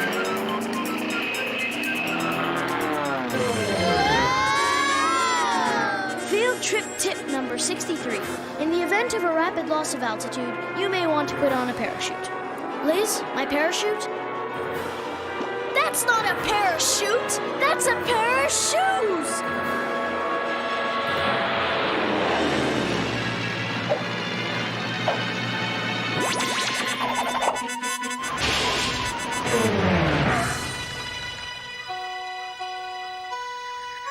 Look at this place. Phew. The thermal probe reads 107 degrees Fahrenheit. That's hot. How can anything live here? Is it just me? Or does this look like the final field trip? Come along, class. We're here to experience the desert. Take chances. Make mistakes. Get dusty. Field trip tip number 87. Not a problem. Come on, you guys. Students against desert scarcity. Remember, we've got work to do. Desert scarcity? What about dessert scarcity? I'm hungry. Hey, Arnold, where are those mallow blasters?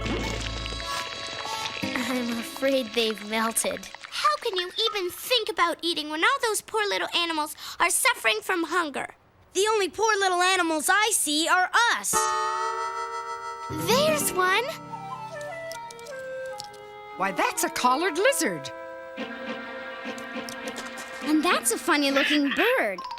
That, Keisha, is a fine example of a hungry roadrunner chasing a delicious lizard to eat. Come on, we have to protect that lizard. Huh? At my old school, lizards never ran on their hind legs. Quick, everyone, back in the bus. Phoebe, what are we doing? How would you like to be a lizard being chased by a hungry roadrunner? Ooh, a situation worth exploration, Phoebe. Wow, cool! We're a Gila monster! As I always say, when the going gets hungry, the hungry get going! Bad, oh, bad, oh, bad, bad, bad. And getting worse. It's gaining on us. I hate field trips where we get eaten!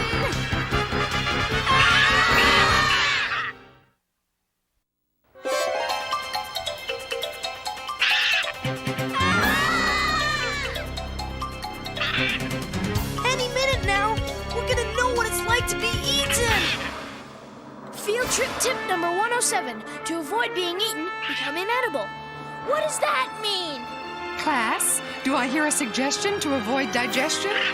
According to my research, Arnold, it means we ought to become something that's not very appetizing. On the button, DA. One inedible horned lizard coming up.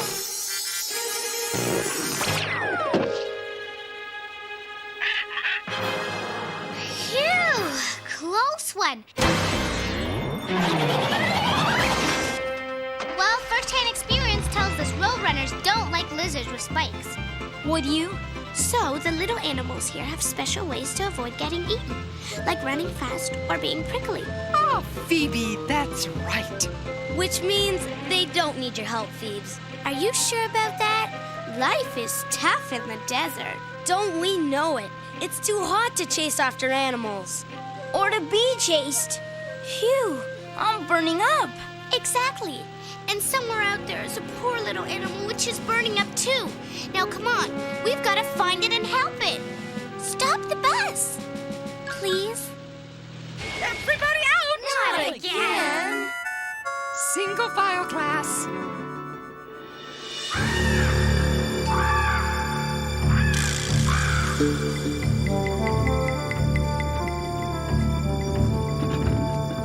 I'm hot. I'm tired. I'm hungry. I'm prepared. Phoebe, we've been looking and looking and we haven't found any more animals. None, Phoebe, and I'm burning up. Me too. You're hot. What about that poor little jackrabbit? See, it's sitting there with the sun beating down on its head, and it's wearing a fur coat. Field trip tip number 158. When the sun is beating down on your head, put on a hat. Got that covered? Thanks, Arnold. Hey! Here, little jackrabbit. This will keep you from getting too hot. A nice hat to shade your... Phoebe! Arnold! Now, how will that jackrabbit keep cool? Well... Ear conditioning, Phoebe. Ear conditioning. Good one, Miss Frizzle. Why, thank you, Carlos. Carlos, how can you joke at a time like this? According to my research, it's not a joke, Phoebe. You know how a car radiator cools off hot water from the engine? Some desert animals have big ears which do the same thing. When their warm blood moves through their big ears, it gets cooled off in the same way. Stay cool. Come on, Phoebes. Just admit it. The lizards don't need your help, and neither do the jackrabbits. Okay, so the jackrabbit has a way of keeping itself cool. But what about that? Oh, that is a desert tortoise. You don't usually see them out in the heat like this. See? An animal in need. Come on! We've got to help it. We do? Carlos, don't be so selfish. How would you like to be a tortoise roasting in the hot desert sun? I wish you hadn't said that. Ooh, as I always say, there's more than one way to beat the heat. Oh, no!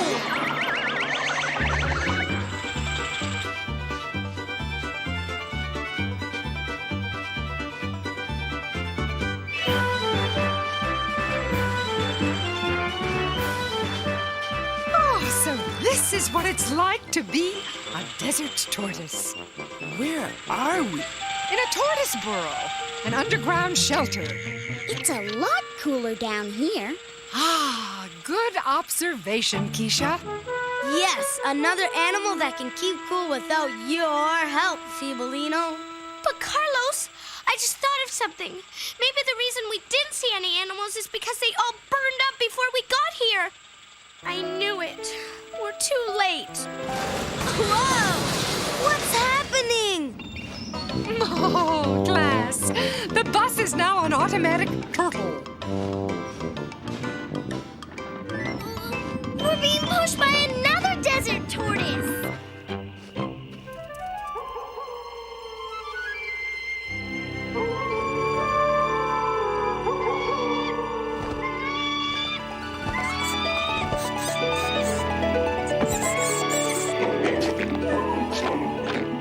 Still in the desert? Wow, what happened? The sun went down and the desert has totally changed. Oh, Carlos, look. How sweet. 11, 12, 13, 14. Hey, we weren't too late. The reason we didn't see any animals is because they were just waiting for the sun to go down. 50 degrees Fahrenheit. You don't have any sweaters in that knapsack, do you, Arnold? Once the sun goes down, the air cools off. Field trip tip number 257. To beat the heat, do like most desert animals. Come out only at night. There you have it, Phoebe. Another way desert animals help themselves. It's okay, Phoebe. There's nothing wrong with being wrong. As I always say, make mistakes, make mistakes, make mistakes. It's the best way to learn something. But let's face it, Students Against Desert Scarcity is a bust. Okay, Carlos, okay. You don't have to rub it in. I might have made a mistake about that lizard. And I might have made a mistake about that jackrabbit. And I even might have made a mistake about the tortoise. But there's one thing I know I'm not wrong about. How much you wish you'd stayed home today? No, how much everything in the desert needs water. You're telling me. Thanks, Ralphie. Phoebe! Well, if no one's going to help me give water to all these poor little animals, I'll just do it myself. Phoebe, where are you going? I said I was going to give these poor animals water, and I'm going to do Phoebe, I know this may sound crazy, but hear me out. Okay, Carlos, I'm listening. These animals didn't need your protection from being eaten or from burning up in the sun, right? Right. They can cope, right? Right. Well, maybe they don't need your water either. Carlos, how can you say that? You know there's no water in the desert. You said so yourself. Rain shadow, remember? But look at them. They couldn't live without water, and they are definitely alive. They must get it somehow. Okay, then. If you're so smart, tell me how. Come on, Carlos. Take chances. Get messy. Make mistakes. I don't know. Exactly. Maybe people like me come out here and give these animals water. Maybe people like me keep these animals alive. Hey, at least save the water for the animals. What are you talking about? Didn't you just splash me? Is that rain?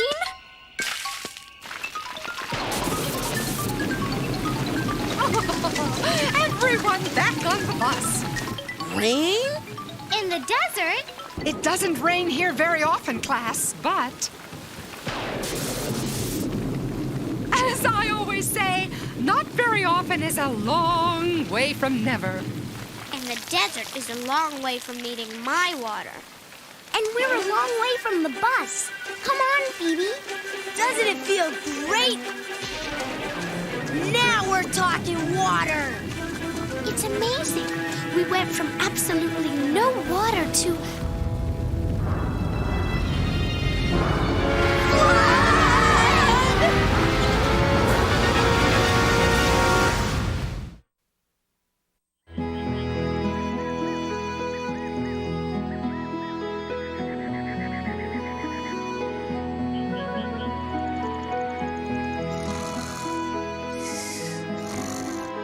Good morning, class. Everything's right as rain. Huh? Where are we? What happened to the desert? Is this a dream? No, Phoebe. It's the desert after a rainstorm. Everything's changed. There's so much activity. What happened to all the scarcity? Look at all the plants and animals. Oh, desert life never ceases to amaze me. Do you see what I see? Flower power. It's as if they were waiting for enough water to bloom. There are shrimp in this puddle. Shrimp in the desert? And pigs too. Look. Actually, that's a peccary, a desert relative of pigs. And that cactus is full of water. According to my observations, this piece of cactus is juicy on the inside and waxy on the outside. Hey, maybe that waxy stuff keeps the water in. As I always say, when it pours, the desert stores. You know, Phoebe, you are right. The desert does need water, and the animals need protection from being eaten and from the heat. Yeah, but Carlos, you were right too. They don't need us to help them. They're already equipped to live here. That's right, Phoebe. Everything that lives here has adaptations to help cope with life in the desert. Well, come along, class. Back to the bus. You mean soaking up water as quickly as possible is an adaptation? Absolutely correct. And having spikes is an adaptation that helps keep you off the menu. And burrowing under the sand. And having big ears is an adaptation for beating the heat. Yes, all things that live here have adaptations for survival. Oh, it makes so much sense, doesn't it? Field trip tip number 999. For those without desert adaptations, always travel with a teacher with frizzy red hair.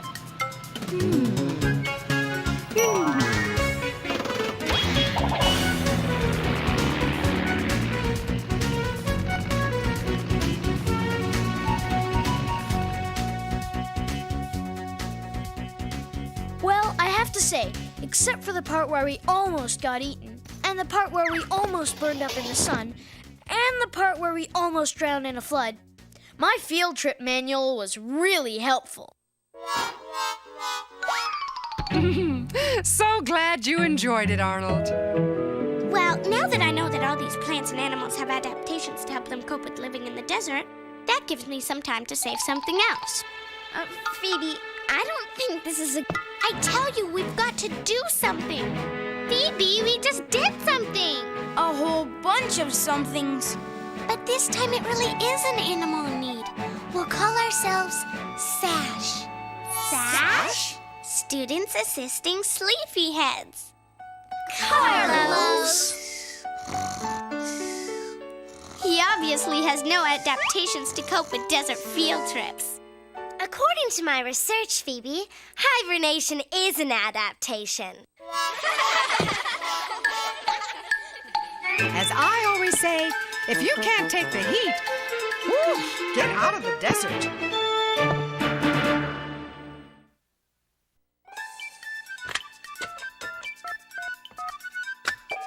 Is this the magic school bus? Is this the magic school bus? Magic school bus? Magic the magic school bus? You mean magic school bus? Magic school bus? Magic school bus? Magic school bus? I wonder what the magic school bus. Oh, the magic school bus!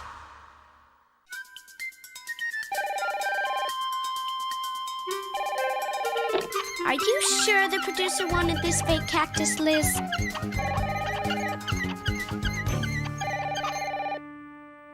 I'd better go. Me? At my old school, kids never answer the phone. Hello? Is this the magic school bus? Yes, but... Good, because you see, I'm starting up a new group, Save Our Kangaroo Rats, and I want Phoebe to be present. You do? I mean, that's nice of you to say, but kangaroo rats don't need to be saved. You mean they have adaptations that make it possible for them to live in the desert too? Right. For instance, they may never take a drink in their entire lives. They can get all the water they need from the seeds and plants they eat. Well, do they have an adaptation to help them cope with the short nights? Short nights? Yeah. Watching that show, you'd think that nighttime lasted about 5 seconds. Oh, well, we were a little short on time. Uh-huh. But just a little.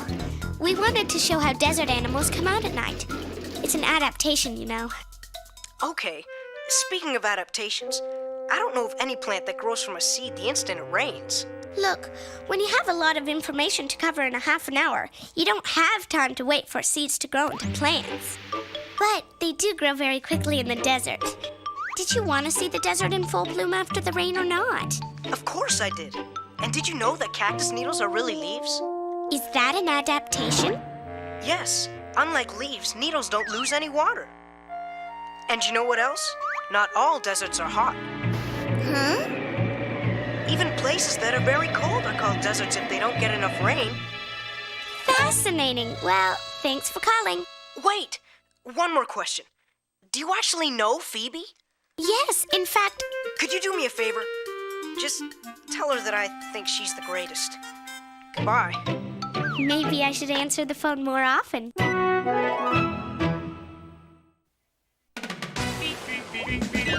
Surfing on a sound wave, swinging through the stars. Take a left at your intestine. Take your second right past Mars on the magic school bus. Navigate a nostril. Climb on the magic school bus. Spank a plankton too. On our magic school bus. Raft the river of lava on the magic school bus. Such a fine thing to do. So strap your bones right to the seat. Come on in and don't be shy. Just to make your day complete. You might get baked into a pie on the magic school bus. Step inside, it's a wilder ride. Come on, ride on the magic school bus.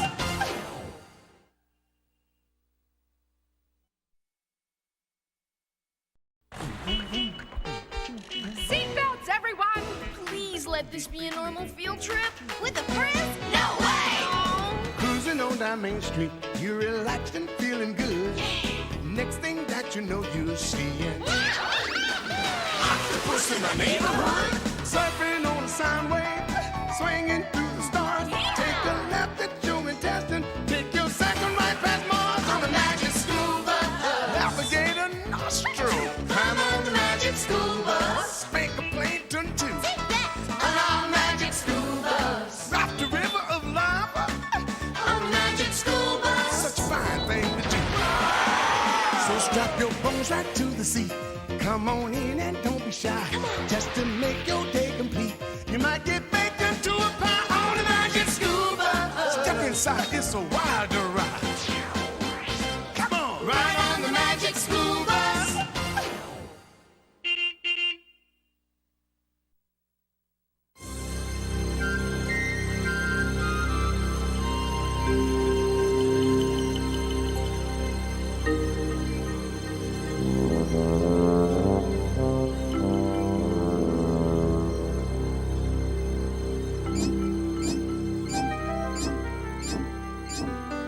It's too darn hot. Even the thermometer is sweating. Oh, boy.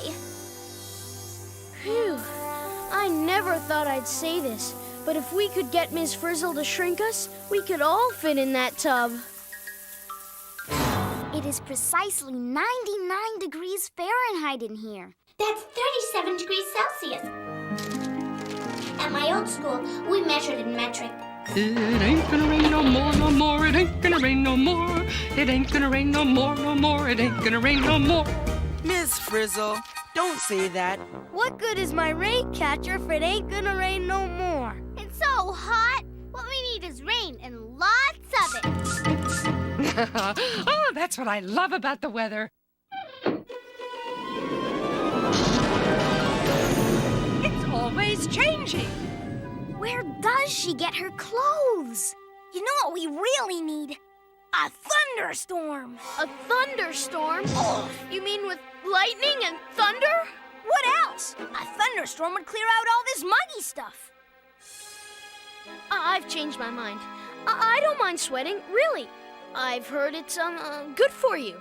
Wouldn't it be neat if I could make a thunderstorm? It'd be Ralphie to the rescue. But I could never do that.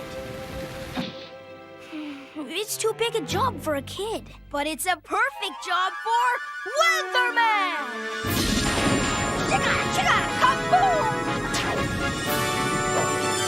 Ralphie, earth to Ralphie. Come in, Ralphie. Oh, sorry, Miss Frizzle. How would you like to join our discussion about weather? Sure, weather is my specialty. Since when? Weather is how all the air around us is right now. Yeah, horrible. Since you're so hot on the weather, Ralphie, tell us what makes the weather cool and clear one day and hot and humid the next. That's easy. Weatherman! Shika, shika, kaboom! Weatherman?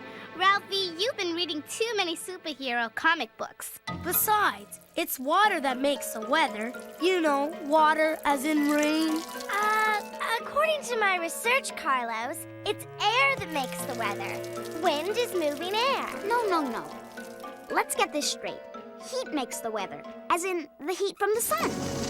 All of you are right. You have just named 3 ingredients, air, water, and heat, that when stirred together, make weather. And who do you think does all the stirring? Weatherman! He can even make thunderstorms. Come on, Ralphie. Weatherman. The heat must be getting to you. Oh, yeah? What do you know? Plenty. Oh, yeah? Yeah! I'm afraid I must interrupt this lively debate. It's time for our field trip. Huh? A field trip? In this heat? Just look at the weather. Excellent suggestion, Arnold. It is? Liz, why don't you go warm up the bus? Isn't it hot enough already? Oh, and you could go with her, Ralphie, to let us know when everything is ready. Me? But I'm not finished telling you about Weatherman. What's to tell, Ralphie? Just because you don't believe in Weatherman doesn't mean he doesn't exist. Ralphie thinks he knows everything. I mean, Weatherman, give me a break. Oh, well, Keisha, as I always say, keep an open mind, and you never know who will walk in. Single file, please.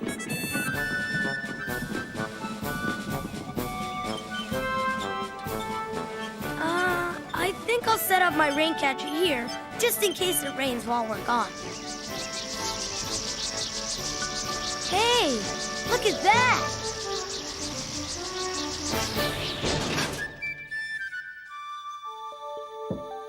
I wonder what all that stuff is for. I hope the air conditioning still works. Well done. Faster than lightning, cooler than rain, louder than thunder. It's Weatherman! Shika, shika, kaboom! This is it! I've always wanted to do a superhero comic book. I'll call it The Adventures of Weatherman! Tim, if Ralphie's Weatherman, then I'm the Queen of England. Your Majesty?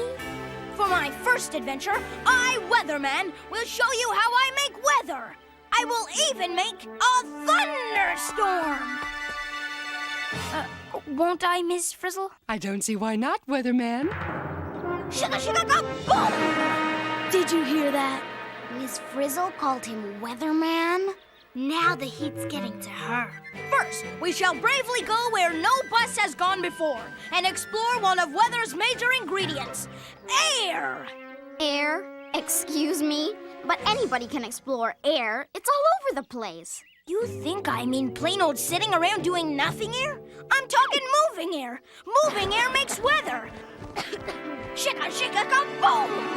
Sorry, Ralphie. The only moving air in here is the hot air coming from your mouth. Ew! Okay. Fine. Then I, Weatherman, will bravely go and explore moving air. And I, for one, shall bravely follow. Class? All right, if you say so. Hey, Ralphie, do you have any idea what you're doing? I am Weatherman. Of course I know what I'm doing. All right, now what am I doing? Oh, what the heck? Uh-oh. I think that was the wrong button. Maybe if I do this.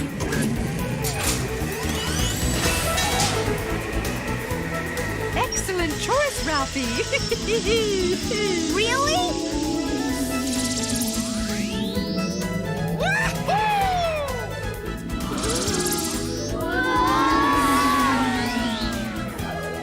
Ralphie, what did you do to us? Oops.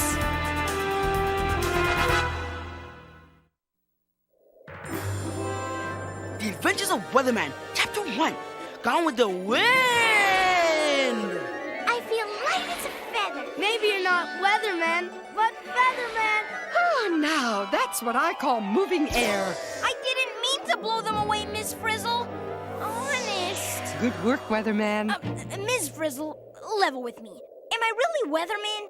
You have 3 ingredients to make weather: wind, heat, and water. It's up to you to stir them together.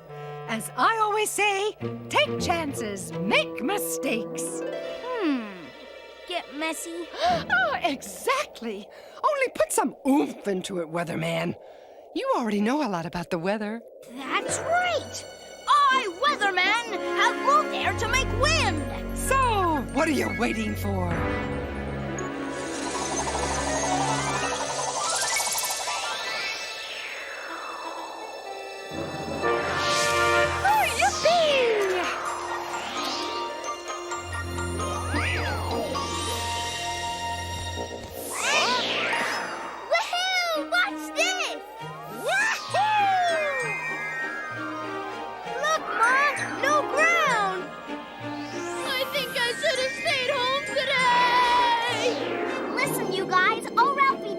Push a button. Isn't it great? You can see for miles. Look how sunny it is over there. And look at that humongous cloud. Too bad it's nowhere near my rain catcher. It looks like a thundercloud. Good thing it's nowhere near us. According to my research, weather is different in different places, right? Right. How come?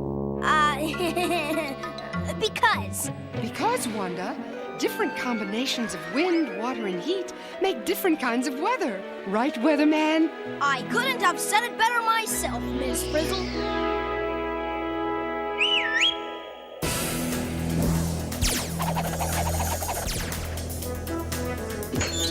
All aboard the Weathermobile!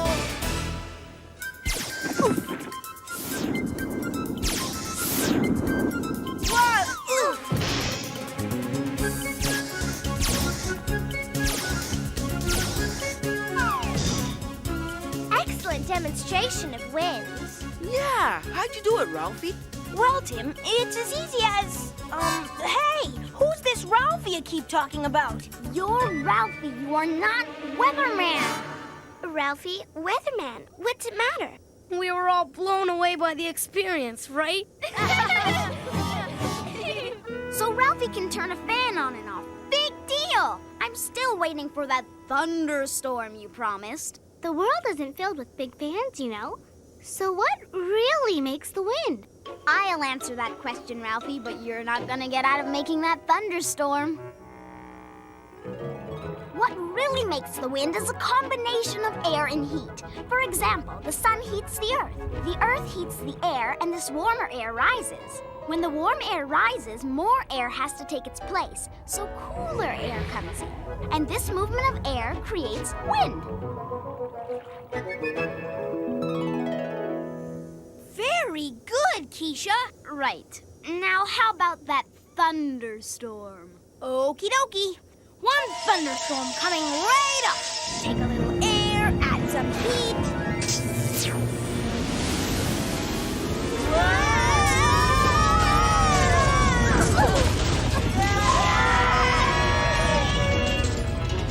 Ralphie, what are you doing?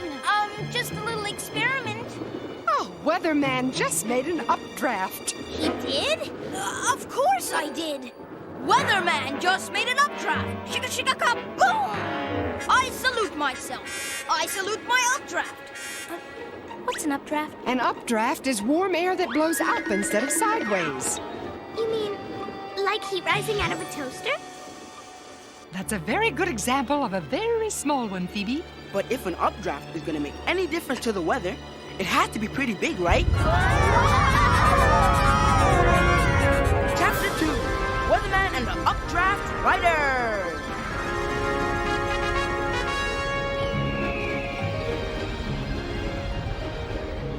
How about clouds?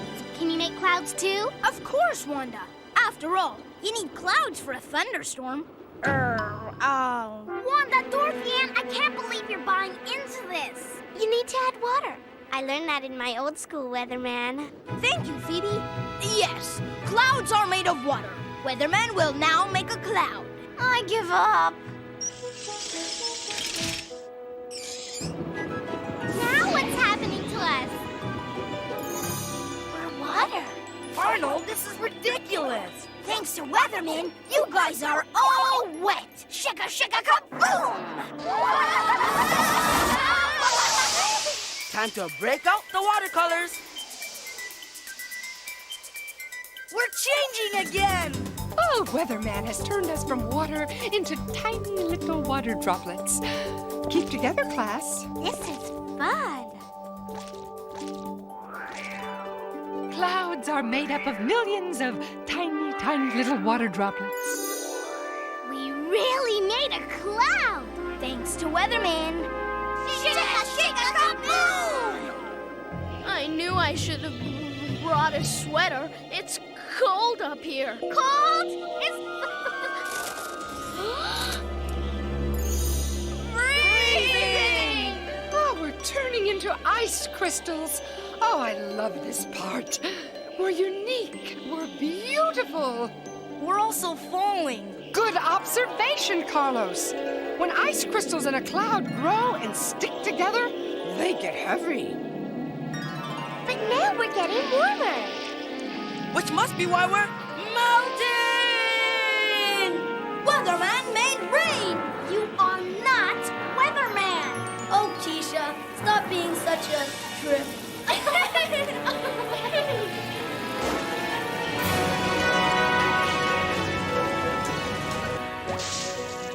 That was fantastic! What a ride! Come on, Weatherman, let's do it again! Okay, Ralphie, you made a little cloud, a little rain, but you still haven't made the thunderstorm you promised. Weatherman will not disappoint you.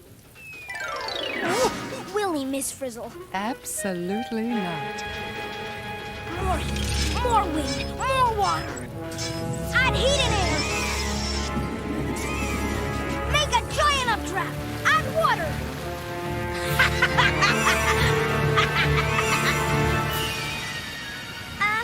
Ralphie? Make a cloud. Freeze the water. Fall, melt, rain.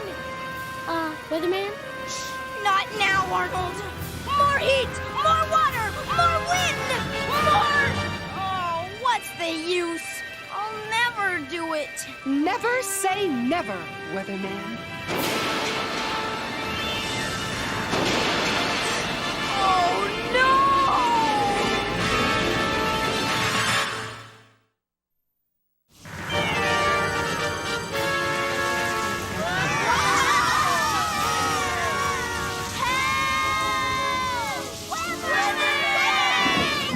Isn't this thrilling, class?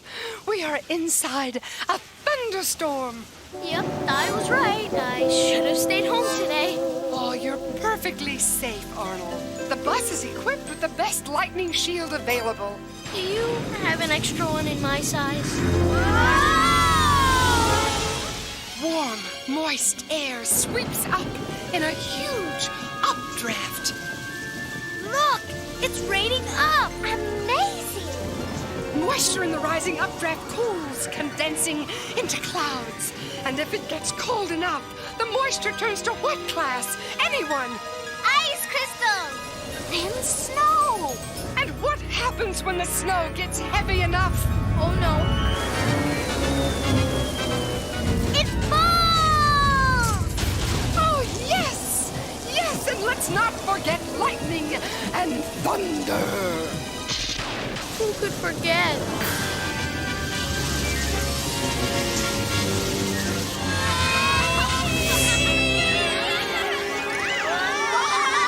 I can't take this anymore! I've got to make it stop! I'm sorry, Weatherman, but a thunderhead like this won't stop until it's all rained out. I can't wait until then! Relax, Weatherman. It's just like being on a roller coaster. But I hate roller coasters more than anything in the whole wide world! Listen, you guys. I know this might come as a big shock to you, but I am not Weatherman. The costume wasn't even my idea. It was Liz's. I didn't do anything. I don't know anything about the weather. I just want to go home. You can get us out of this. It doesn't matter whether you're Weatherman or Ralphie. You know tons about the weather. No, I don't. I was faking it. I was just pulling levers to show off. See? I don't even know enough not to mess with the shrinker skull. Forget about that. There must be something that can get us out of here. Come on, Weatherman, think. Keisha, could you say that again? Come on, Weatherman, think. Keish, you called me Weatherman. Shika, shika, kaboom! Okay, how to get out of here? Out. Miss Frizzle! Yes, Weatherman? You said the storm has to rain itself out, didn't you? That's right. Out, down, up with the updraft. Freeze, fall, melt, melted snow, falling down and out. That's it! What's it? I, Weatherman, will lead you out of this. Follow me! Come on! Grab a snowflake!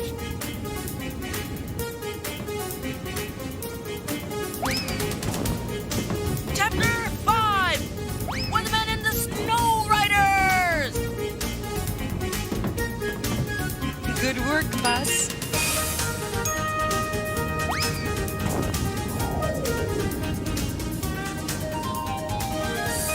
Excuse me, my snow's melting. We're getting rained out. Way to go, Weatherman. Thanks, Keisha. I couldn't have done it without you.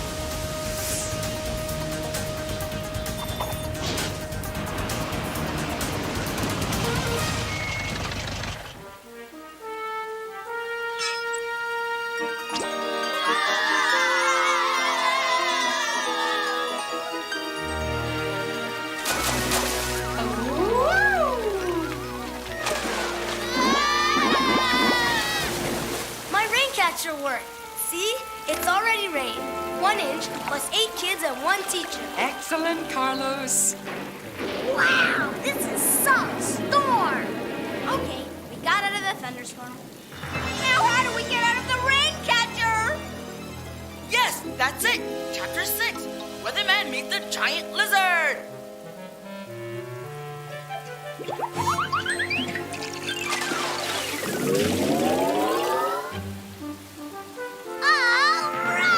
Wet and tired, they made it home. Thanks to Weatherman. Shika, shika, kaboom! I'm out of here. Shika, shika, kaboom!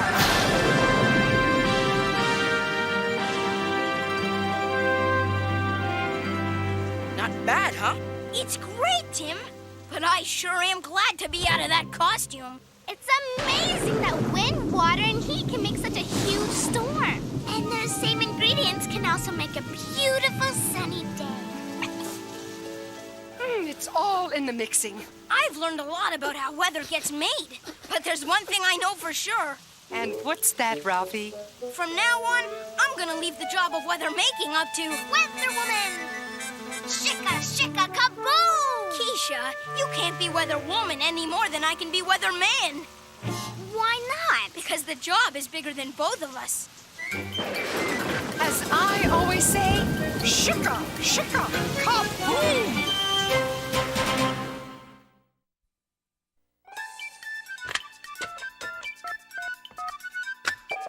Is this the magic school bus? Is this the magic school bus? Magic school bus? Magic the magic school bus? You mean magic school bus? Magic school bus? Magic school bus? Magic school bus? I want the magic school bus! I want the magic school bus!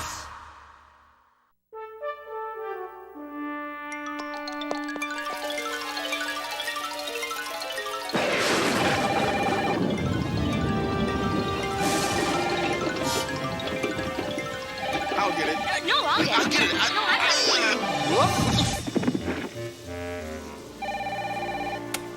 Hello, Magic School Bus producer. Producers. Shika, shika, kaboom! Oh, very good. Thank you. I'm studying up to be Weather Woman. Are you? Yeah, test me. Okay. What is weather? Weather is what the air is like above us, all the way to the highest clouds, as well as all around us.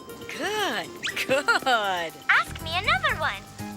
True or false? Most raindrops start out as ice or snow. True. And sometimes in a thunderstorm, you even get hail which hits the ground before it can melt. Whoa! You are one sharp kid. I told you, I'm studying up to be Weather Woman. Shika, shika, kaboom. Ask me another one. Okay, we talked about 3 ingredients, but we left out another important ingredient. Land. For example, mountains can push air up, making thunderstorms. Mountains can also keep rain away. The land is another weather ingredient. That's right. Weather isn't quite as simple as Weatherman made it out to be. It can get pretty complicated. Which may be why we still can't tell for sure today what the weather is going to be like tomorrow. You got it. One more question. Shoot! Are you really studying to be Weather Woman? Of course not. There is no such thing as Weather Woman. Nobody makes the weather. Not even Weather Lizard? You're kidding, aren't you? Of course we are. Who ever heard of Weather Lizard?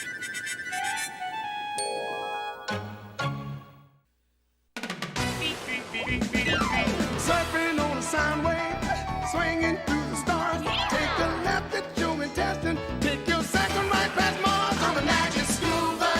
Alligator nostril. Climb on the magic school bus. Make a plankton too. On our magic school bus. Drop the river of lava on the magic school bus. Such a fine thing to do.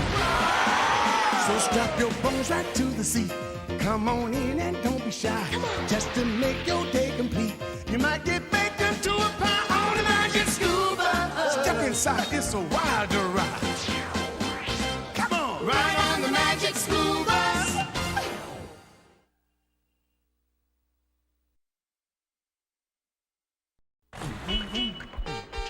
Seatbelts, everyone! Please let this be a normal field trip. With a Frizz? No way! Cruising on down Main Street, you're relaxed and feeling good. Next thing that you know, you're seeing octopus in the neighborhood. Surfing on a sound wave, swinging through the stars. Take a left at your intestine. Take your second right past Mars on the magic school bus. Alligator nostril. Climb on the magic school bus. Make a plankton too. On our magic school bus. Drop the river of lava on the magic school bus. Such a fine thing to do. So strap your bones right to the seat. Come on in and don't be shy. Just to make your day complete. You might get baked into a pie on the magic school bus. Step inside, it's a wild ride.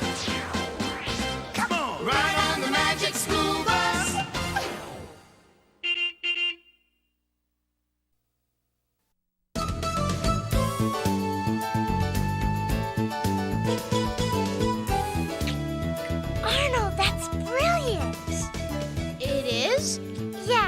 Miss Frizzle said to bring in something to help answer the question, what happens to the food we eat?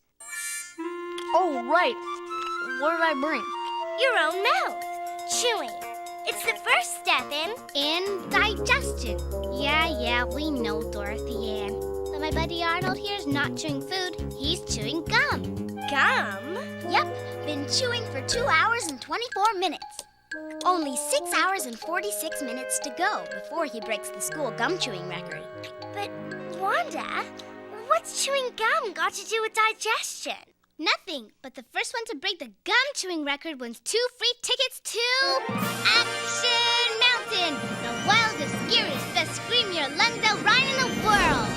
The ride of my dreams. Let's get the facts. Arnold wants to go on the fastest, the scariest, the best scream your lungs out ride in the world? You feel all right, Arnold? Actually, my ticket's up for grabs. I'm just helping Wanda out. I would have done the chewing myself, but I got a new filling. See?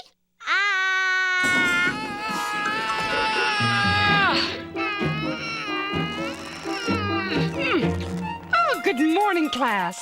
One digestive system coming up here.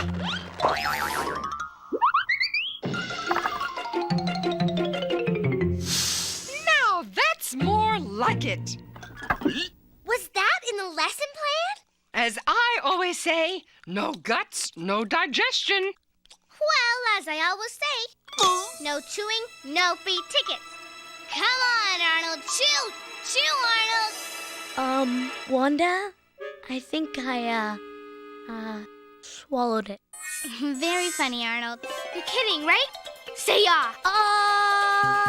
Arnold, how could you? Wanda, We were going to ride Action Mountain together. You didn't do it on purpose, did you? No, it was an accident, really. I'm sorry, Wanda. I told you breaking records made me nervous. I told you I've never won anything in my life. Never say never, Arnold. I told you you should have picked someone else. Oh, hey, Arnold, it's okay. I mean, it's only a ride. And that's the end of that. Actually, Wanda, it's only the beginning. Of what? Our next field trip. Field trip! Field trip. Miss Frizzle, I'd really love to go on a field trip, but I've got this weird feeling. I mean, I already ruined Wanda's day. What if I ruin everybody else's? Well, Arnold, I do need a volunteer to stay behind. Stay behind? Come on, let's go! Me! Pick me! Well, thank you, Arnold. All right! Wait a minute. This is too good to be true. What's the catch? Meet your substitute teacher. Liz? Could be worse. See you very soon, Arnold. One field trip for them, one bag of cheesy wheezies for me. Our timing should be just about right. I don't get it. I thought we were supposed to answer the question about what happens to the food we eat. Yeah, where are we going? Not far, class, not far at all. Here we go!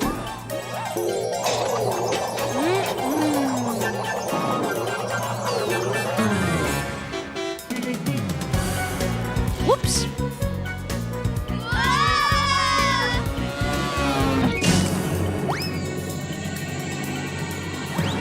Where are we?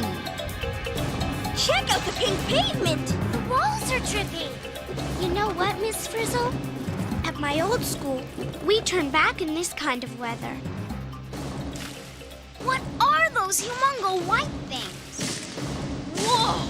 If you ask me, they're humongo bus crushers. Actually, Ralphie, they're more like humongo food crushers. Wait a minute. If that's food, We're either on the weirdest cutting board in the world, or in somebody's mouth! Bingo. But not just anybody's mouth. Look familiar? Arnold? Boy, it's kind of empty in here. I wonder where they went. Well, wherever they are, they don't have me to slow them down anymore. Nothing like cheesy wheezies with a green olive chaser.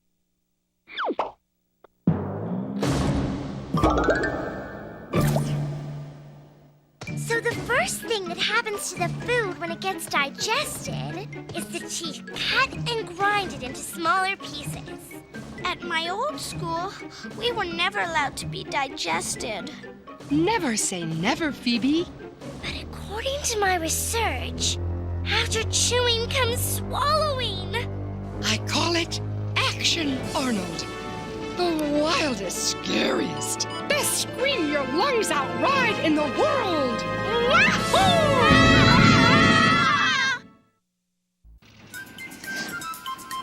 Class, welcome to the esophagus. The asparagus? No, Carlos, the esophagus. It's where your food goes after you swallow. Miss Frizzle, what are you doing? Time to let Arnold's digestive system do the driving. Cool. It's like we're driving through a tunnel, but the tunnel's driving us. Hey, Arnold, how about a push? I wonder if this is what it feels like to get squeezed out of a tube of toothpaste. Yeah, but I get the feeling we're not gonna end up on Arnold's toothbrush. Oh, right you are, Tim. The esophagus connects the mouth to the... Anyone? I don't know how much more of this I can stomach. Excellent, Ralphie. The stomach is the next step in digestion. And it's a real doozy!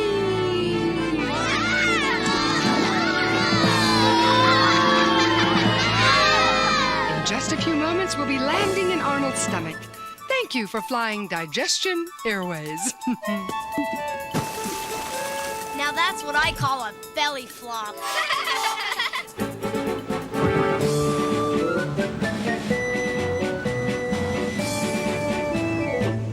Olive eating. Now that's a school record I could go for.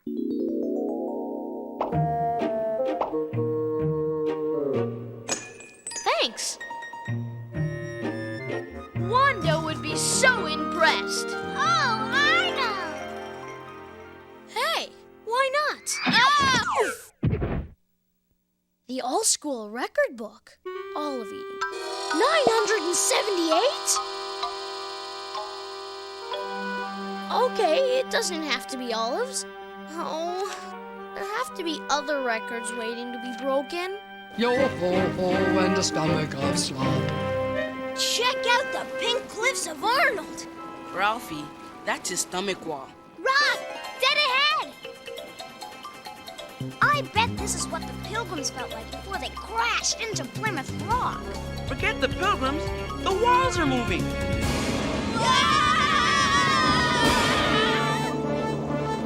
Hard a port, class! I know Arnold likes rocks, but do you really think he'd swallow one? That's no rock. That's Arnold's gum. Phew, that was close. Is it just me, or do you get the feeling there's more out there than just food and water? Whatever it is, it's eating the bus. Nothing to worry about, just a little stomach acid.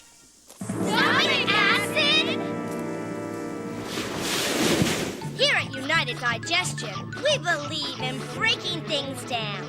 We start with the raw material of the food, put it in the mouth, and use the finest teeth in the world to tear, grind, and crush it into pieces small enough to swallow. Then the food gets pushed down the esophagus line into stomach central, where we add acids and other chemicals to break the food down and dissolve it into a liquid. And that's only half of what we do here at United Digestion.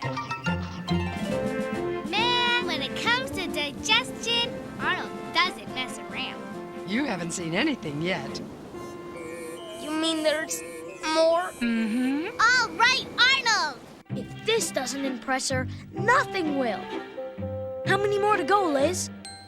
1, one more and I break the school record for pens stuffed into a pocket protector.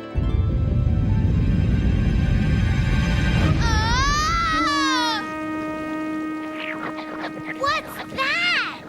Poor Arnold. Looks like he's got a hole in his stomach. Not a hole, Keisha. A valve. The doorway to his small intestine. Yeah, well, it just swallowed the gum. Hey, why hasn't the gum been digested? A few things are too tough to be broken up and dissolved. Like school buses, right? There's only one way to find out. Here we go!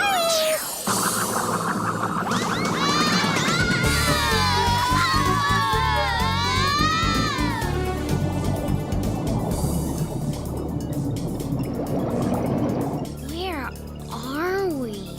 It looks like Scuba World. Welcome to the small intestine, the next step in digestion. I don't get it. The food's been dissolved, digested, whatever. What else is left to do? As I always say, Ralphie, digested is not delivered. Anyone for a dip? Go swimming in Arnold's digestive juice? Not me, no way. How was I supposed to know she'd have digestive juice scuba gear? Isn't this the coolest? Hey, there's the gum! I'll be right back. Hey, look at this! The dissolved food is disappearing into these rubber cactus type things. They're called villi. Cool. They're soaking up the food like a sponge. But where did it go? Here at United Digestion, what we digest, we deliver. As the villi in the small intestine soak up the nutrients in the food, the nutrients are transferred into the bloodstream. And the bloodstream delivers the nutrients to all parts of the body. Because here at United Digestion, we believe in turning food into fuel. I get it. The bloodstream is like a pizza delivery service, only it delivers energy. Speaking of energy, where's Wanda?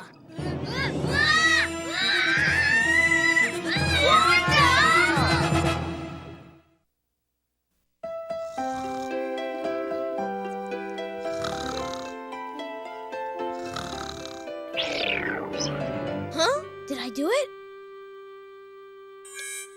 2 minutes and 4 seconds? How can I break the school napping record if my stomach keeps waking me up? Where could she be? I don't see her anywhere. Wanda! Where are you? Wanda! We've been through the entire small intestine, and no sign of her. There she is! Ah, she went into the large intestine. The large intestine?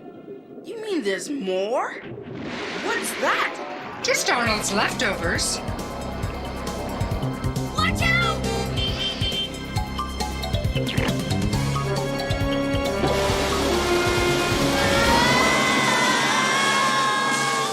Boy, what a ride! Talk about action! Man, if the small intestine was Scuba World, the large intestine is Smell World. At least it's a lot drier in here. Yeah, but where's Wanda? Wait a minute. This should work. Wanda, if you can hear this, give a shout. Let's go! All right! The further we go, the drier it gets. It looks like the walls are sucking up all the water.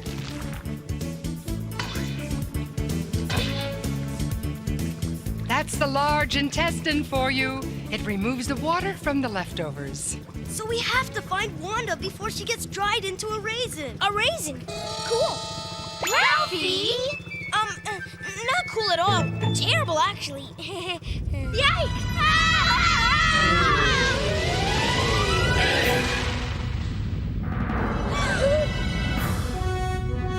Wanda! No!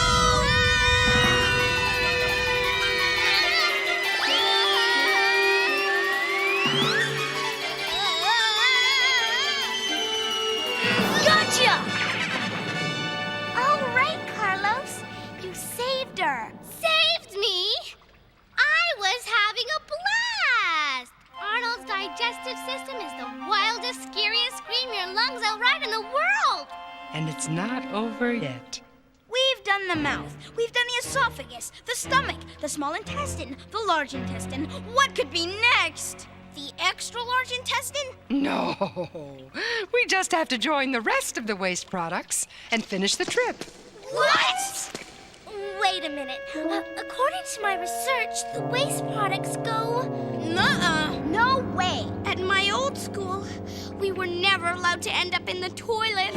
Anyone have a better idea? We could go back to the mouth and ride it again. Wanda! She's right. We could go back the way we came. I've been keeping track, and the digestive system is just one long tube divided into parts. We started off in the mouth, got squeezed down the esophagus, landed in the stomach, got pushed into the small intestine, and wound up here in the large intestine. And since we don't want to go out here, all we have to do is go backwards. We could go back up the large intestine, back through the small intestine, into the stomach, back up the esophagus, and burst triumphantly out the mouth. It won't be easy. You're right, Tim. Digestion pushes everything down. We'll have to fight our way back. We might never make it. Never say never, Miss Frizzle. How can I break the record for eating lunch if I can't find my lunch? I wonder if there's any rules about it having to be my lunch. A chocolate mallow blaster. She'll be coming around the mountain when she comes. Full speed ahead! This is insane. Consider the alternative. You know, biking is my favorite sport. Now!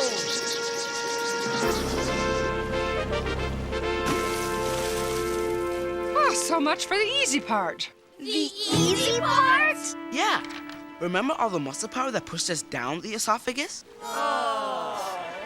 And it's almost noon. If Arnold eats lunch, there's gonna be tons of food raining down on us. If I eat Ralphie's lunch and break the lunch eating record real fast, Wanda will think I'm the best thing since Velcro shoe fasteners. But then Ralphie will be steamed at me for eternity.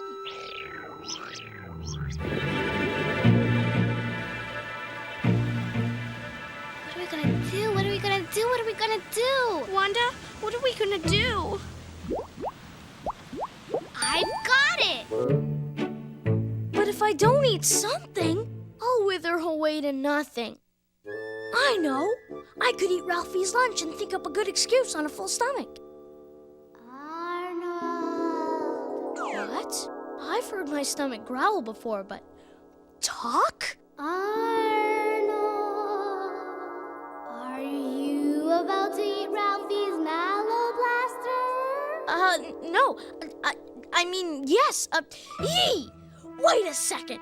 Who is this? This is your conscience, Arnold. You know you shouldn't eat Ralphie's mallow blaster. Besides, you're not even hungry. Not hungry? I could eat a... You just think you're hungry. What you really are is thirsty. I am? Trust me, you are. Now there's a nice bottle of seltzer in Wanda's lunch bag. That's what you really want. Okay. I guess. Hey, how come it's okay to drink Wanda's seltzer, but it's not okay to eat Ralphie's mallow blaster? Because Wanda's a far kinder and more generous human being than Ralphie when it comes to sharing. Then how come when she has a mallow blaster, she hogs it all to herself?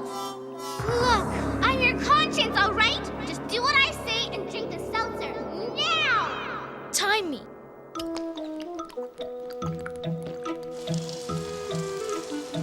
Way to go, Arnold! Now, let's rock the bus to create a giant gas bubble!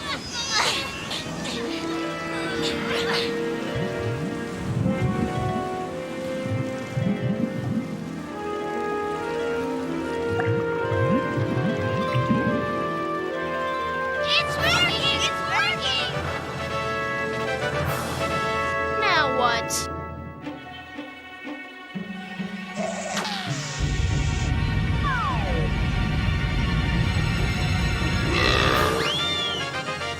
Did I break the seltzer chugging record?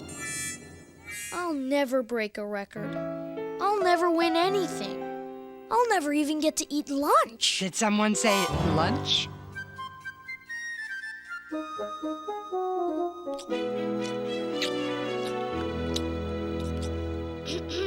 Congratulations, Arnold. Huh?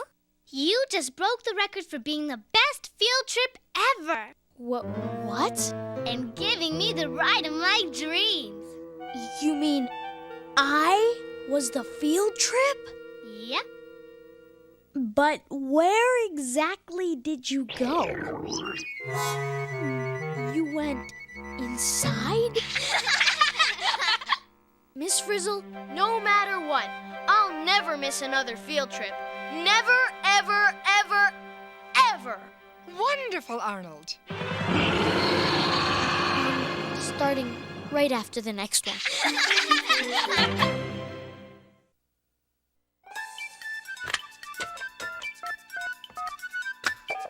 Is this the magic school bus? Is this the magic school bus? Magic school bus? Magic school bus? You mean magic school bus? Magic school bus? Magic school bus? Magic school bus? I want the magic school bus! I want the magic school bus!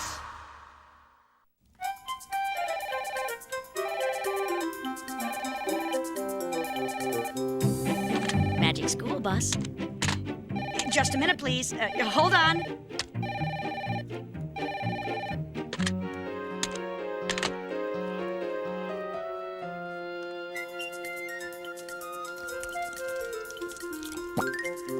Be right with you.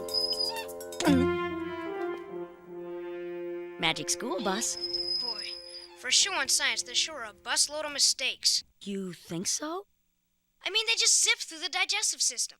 Nobody's food goes through them that fast. You're right. It takes more than 10 hours to digest, but when we pitched Digestion, the miniseries, the network didn't bite. And where did all the light come from? Except for in the mouth, digestion takes place in complete darkness. Believe me, it would have been a lot cheaper to do the Magic School Bus radio show. And another thing, you only showed the small intestine absorbing stuff. So we left out something? Something important. The stomach doesn't break down everything. The small intestine breaks things down too. And all that stuff about the system not working in reverse. Sometimes it does, like when you throw up. Right again. But normally, it doesn't work that way. And talking about normal, you didn't complete the ride. Waste products that accumulate in the large intestine. I know. They are eliminated out through the anus, the end of the digestive system. It's natural. It's normal, but did you really expect us to show that on daytime TV? Well, maybe not. And another thing, Wanda using gum to go bungee jumping in the large intestine? I mean, come on. Cute, huh? You could never use gum for bungee jumping, not in a million years. I wish you guys would stick to the facts. What was that? That? Oh, that was just the sound of Liz stretching the truth.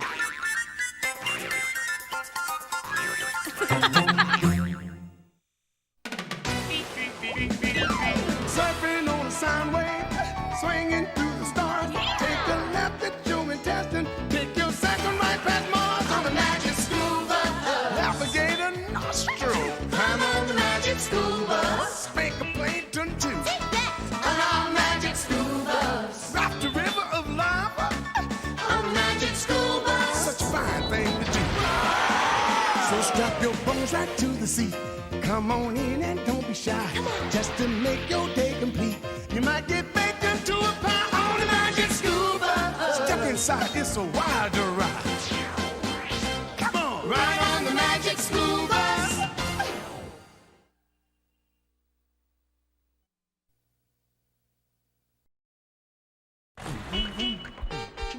Seatbelts, everyone!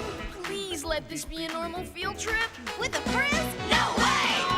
Cruising on down Main Street, you're relaxed and feeling good. Next thing that you know, you're seeing octopus in the neighborhood. Surfing on a sound wave, swinging through the stars. Take a left at your intestine, take your second right past Mars on the magic school bus.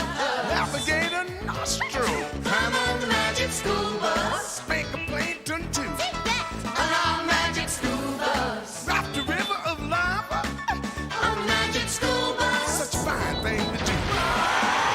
So strap your bones right to the seat. Come on in and don't be shy. Just to make your day complete.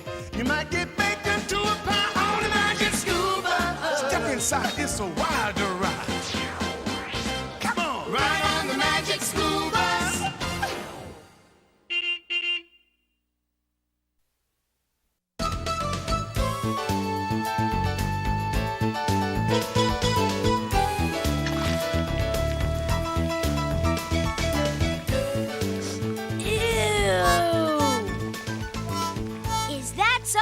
Rot or what? That is one rotten orange, Ralphie.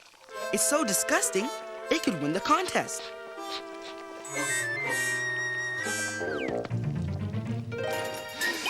Ah, the smell of decomposing orange. Oh, delectable.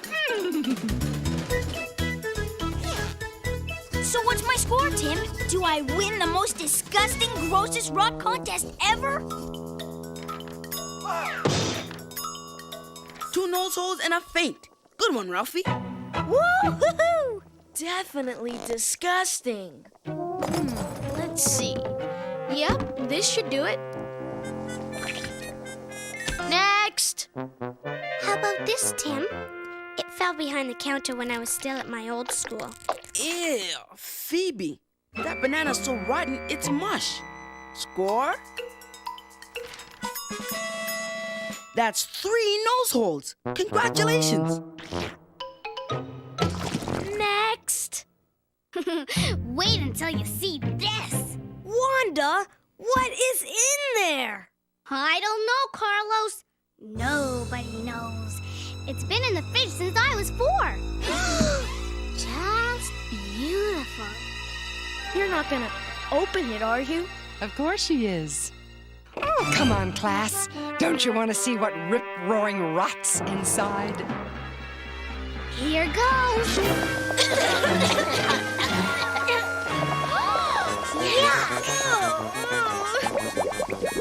Score, please. 3 faints. Very good, Wanda. We've got us a winner. And to congratulate you on winning the most disgusting rot contest, I have a little prize. Oh, Wanda, it's a baby tree. Miss Frizzle, I really like it and everything, but it's not really rotten, is it? It's so alive. That's right, Keisha. It's very alive. And so is rot. It is? Mm-hmm. Well, Wanda, what would you like to do with your prize? I guess I'd like to plant it. And I know just the spot. You know that old lot near my house on Decatur? An excellent place for a new tree. To the bus. 2 by 2, please. Now, Wanda, you really want to put your nice tree in that ugly old lot? Correct. But it's filled with lots of dead stuff. Rotting logs, tree stumps. That's the point, Carlos. We could make that lot beautiful. Just clear out all the dead stuff and plant my lovely green tree. Think how great this tree will look when it's big. It could be a little park, and we could call it Wanda World. No, wait. Why not do something really cool with it? What about a theme park? Yeah, cool. Theme park? Now, wait a minute. Yes, and the theme could be rot. What? And we'll call it Rotland. Yeah. Oh, interesting notion. Any other thoughts? I know. Let's build a restaurant. Yeah, a fast food joint. I hate to say this, but restaurants and theme parks mean litter. Garbage everywhere. Think of the environment. So, let's build a recycling center. A what? Oh, no. That's a great idea, Phoebe. No, it's not. Hey, there's the lot. Miss Frizzle, I'm going to go out and have a look. Certainly, Wanda. Take chances. Get messy. Make mistakes. Woohoo! This is worse than I thought. There's a lot of stuff to get rid of. Hey, guys! A tunnel of rock! Specials for fetching! Junk sculptures! Hello! Excuse me, I have an announcement. We need help. Huh? Larry's Logaway, the log removal service that won't leave you stumped. Perfect. Oh, I can't wait to see their faces when I get this place all cleaned up. Hello. Oh, hi, is this Larry's Logaway? You got him. Great. I have a job for you. We need to get rid of some useless dead logs. Sure, I can do that. Where is it? The lot on Decatur? Ooh, how about if I come now? Yeah, that would be just great. Listen, the theme park could have a slime ride. Forget it. This neighborhood needs a restaurant. We can argue about what to do after the lot is clear. Hold it! Why not just leave this place the way it is? Arnold, why do you always want to leave things alone instead of doing something? I have this theory that if you leave nature alone, it'll get along just fine. Forget your theories, Arnold. That rotten log has to go. It's dead. It's useless. I mean, look at it. And that, Wanda, is exactly what we shall do. Seatbelts, everyone. Wanda, now look what you've done. The Frizz is going to... No, wait. Miss Frizzle, you're not going to. We really shouldn't. We can't.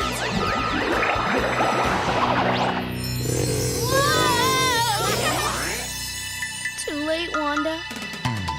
We've shrunk. Oh no, not now. What did I do? What did I do?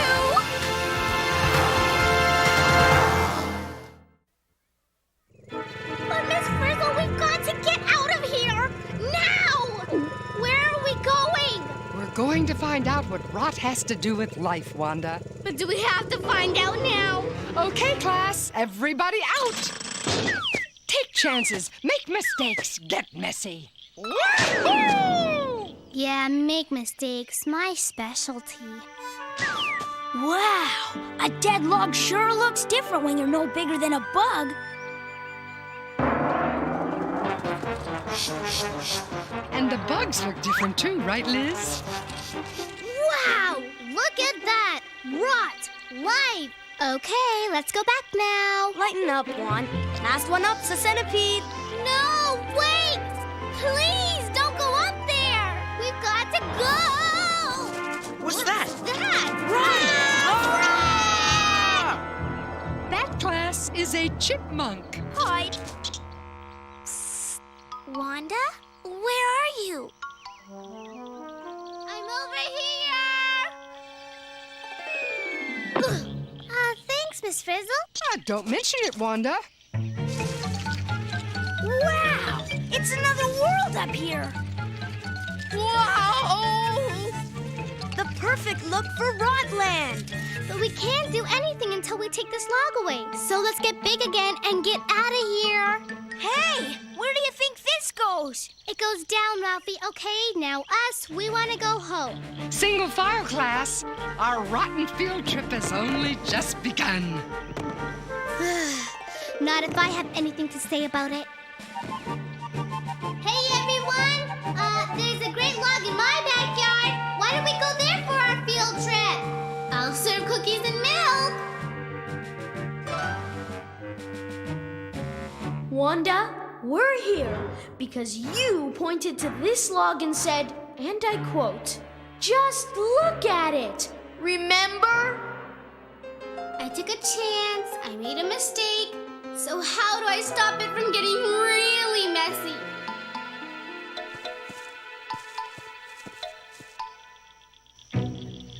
No sign of Larry the Lockaway guy. Huh?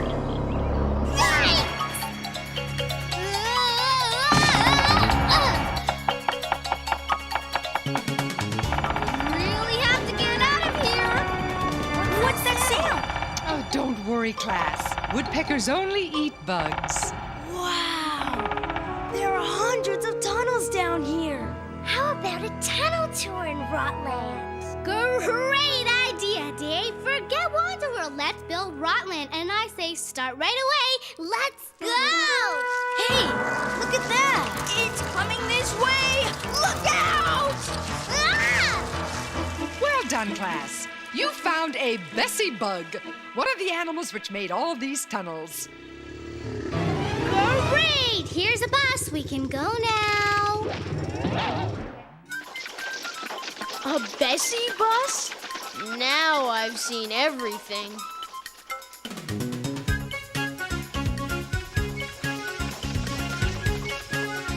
This place keeps getting more and more amazing! Ugh! What's this stuff? Those are part of the mushrooms we saw on the outside of the log. Some mushrooms grow on dead wood. Underneath the mushroom caps, a tangle of tiny threads grows throughout the wood.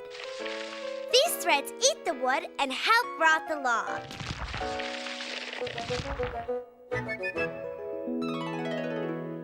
Hey, this thread effect could be good for the haunted house in Rotland.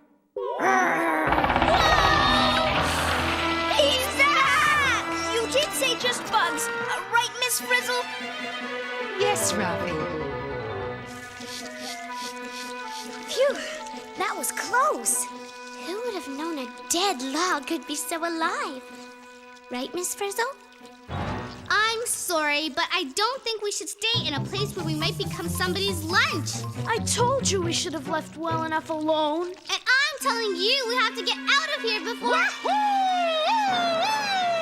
Miss Frizzle? Too cool! Come on! No, Jade, let go! Wait! Whoa! I bet you never thought an amoeboid plasmodium could be so much fun! What?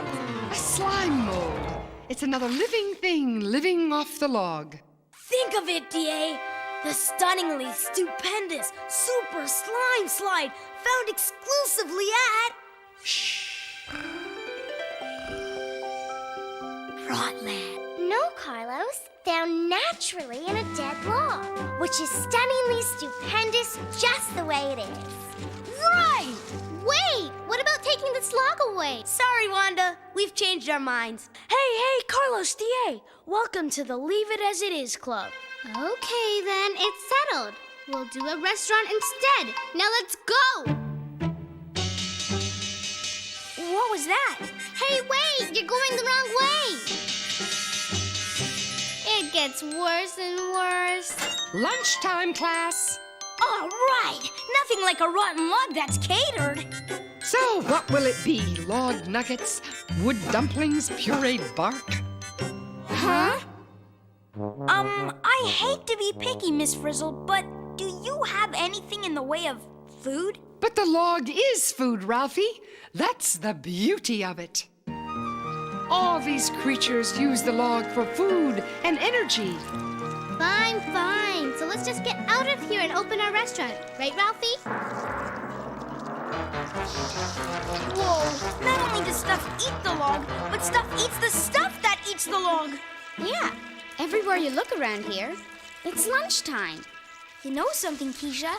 This place is already a restaurant. What? Sorry, Wanda, but we don't want to clear it away anymore. Yes! 2 more for the Keep the Log the Way It Is Club. Okay, so no Rotland, no restaurant. So let's get big and argue some more. Why argue? 5 out of 8 kids say we shouldn't take this log away. One more chance to get everybody out of here. Phoebe! Tim! Moldering in the grave. Moldering in the grave. This reminds me of the mush my banana turned into. The process of decomposition breaks everything down, be it wood, banana, or bug. Phoebe! Phoebe, Tim, I can honestly say that your recycling center idea is the best ever in the history of the Earth. Really? You bet. So please tell Miss Frizzle that you want to get big to recycle this log, please? But it's already being recycled, Wanda. It's food for fungi and bugs. As a place for mosses and lichens to grow. And as a home for all sorts of creatures. Okay, but all these creatures leave a lot of litter, don't they? You know, bug plops. So the quicker we clear it out... Oh, wait! The bug plops are being used too. Natural recycling. I'm sorry, but that is gross. Oh, it's not gross, Wanda. It's another addition to decomposition. Ooh, I give up. Okay, it's not gross, it's perfect. I love it. Now let's just get out of here! Hey, everyone, over here! Now what? Look, beautiful, rich soil. Perfect for your tree, Wanda. Now will you join the Leave It As It Is club? I don't believe it. An old dead log sitting on your lawn. It's ugly, it's awful, and you want it gone. Well, that log you got, it's not a blot, 'cause it's got rot, and that says a lot. It's breaking on down, are you wondering how? Well, fungus and bugs, they use it for chow. It's rained on by rain, snowed on by snow, breaks down into soil so new things can grow. It's cool, it's renewal. Just ask Miss Frizzle. That log's just fine the way it is'll. This place is fine. Just the way it is. All right, I see it now. There's absolutely no reason to take this log away. Except one. Yeah, Wanda? Which one's that? Larry. Who's Larry?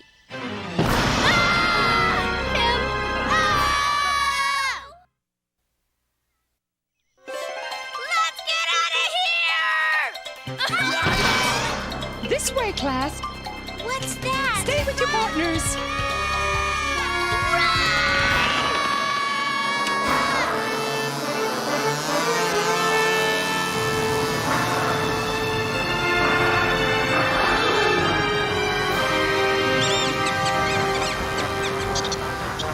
Wanda, is there something you'd like to tell us? I'm sorry. Really, I am. I didn't know when I called Larry what I know now. Oh, why do I always have to do something when I should just leave well enough alone? Sometimes action has a certain attraction, Wanda. And now is one of those times. I got it. Good idea. Hey, help!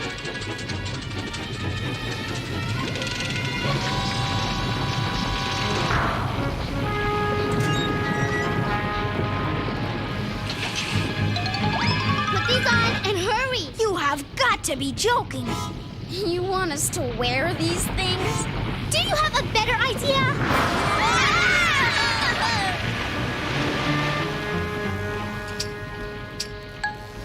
Seatbelts, everyone.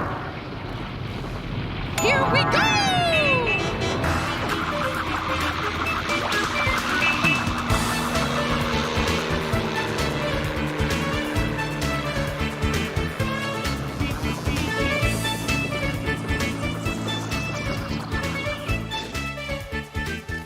Larry! Larry! Who's that?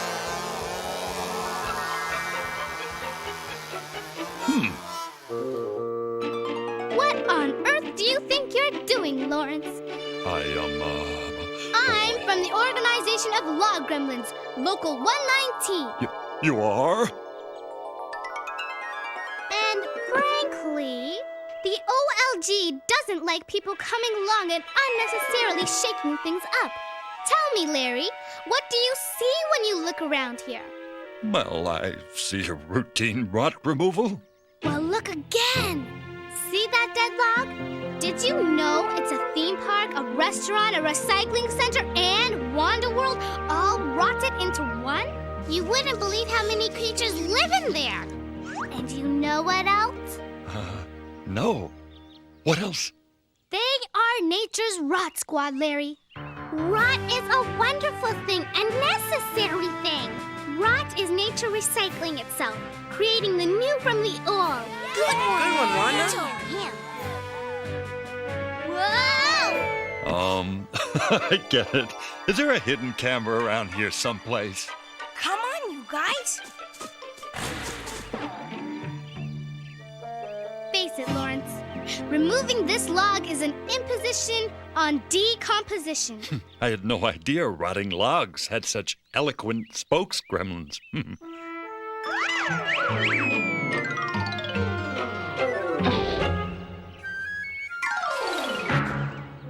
But how come I never heard them before? Yow!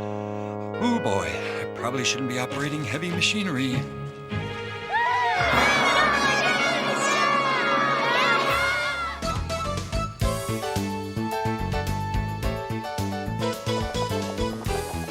That gremlin idea was a stroke of genius, Wanda. Thanks, Arnold.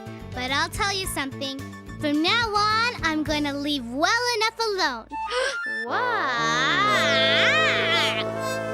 Wanda, what should we do? What should we do? What should we do? Come on, Arnold. Everybody back on the bus. What?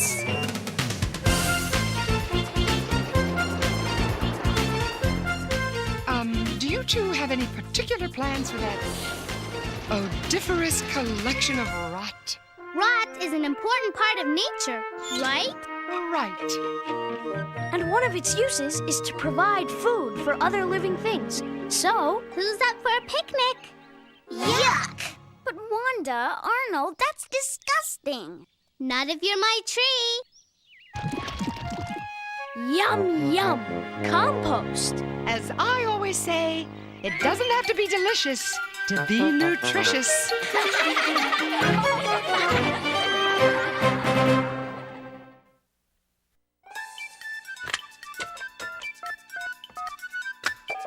Is this the magic school bus? Is this the magic school bus? Magic school bus? Magic school bus? You mean magic school bus? Magic school bus? Magic school bus?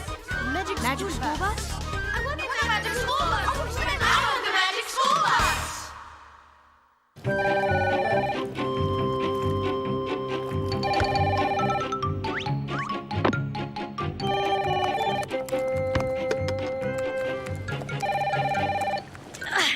Liz, you can't bring that in here.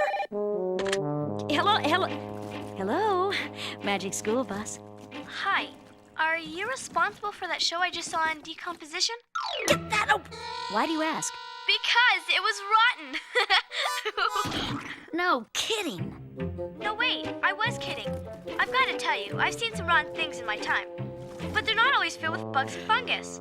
Well, that's because a lot of rot is caused by things too small to see. We wanted to shrink down to the size of bacteria, but Arnold wouldn't go. Is there anything that doesn't rot? Not if it was once alive. Plants, animals, bacteria, they all decompose after they die. Even the rotters eventually rot. Okay, so tell me this. There's a fallen log across the street from my house that's been there since last summer. When is it gonna rot? It's already decomposing, but rot can take a long time, years even. But it will eventually return to the soil, just like the log in the show. Like I said, almost everything rots. Yeah. How come you almost totally ignored one of my favorite creatures? I did? Which one?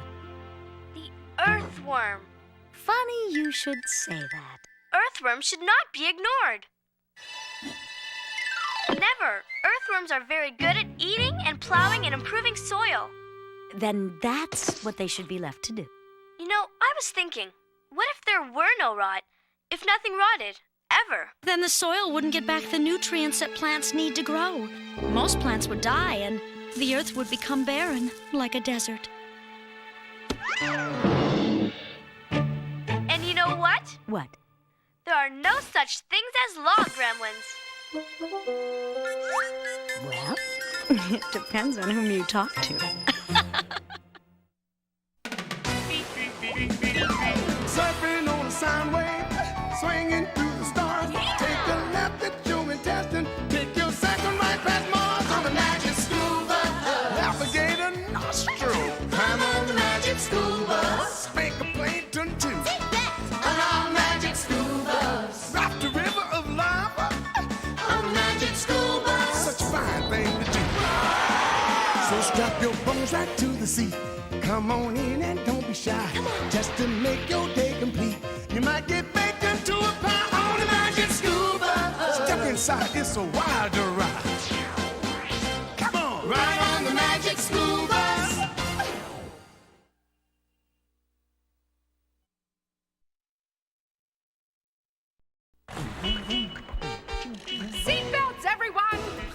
let this be a normal field trip? With a Frizz? No way! Cruising on down Main Street, you're relaxed and feeling good. Next thing that you know, you're seeing octopus in the neighborhood, surfing on a sound wave, swinging through the stars. Take a left at your intestine, take your second right past Mars on the magic school bus. Alligator nostril, climb on the magic school bus.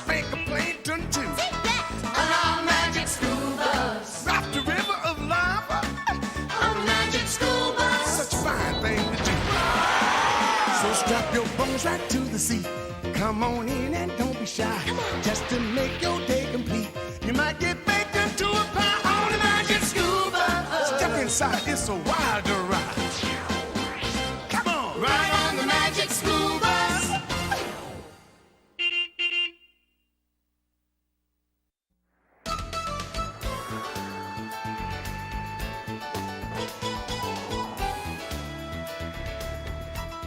Ooh, I hate the cold.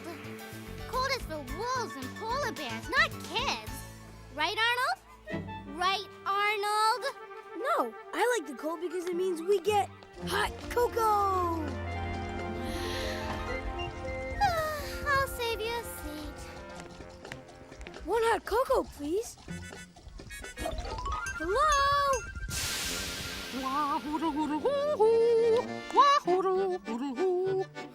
Miss Frizzle? It's my weekend cafeteria duty, Arnold.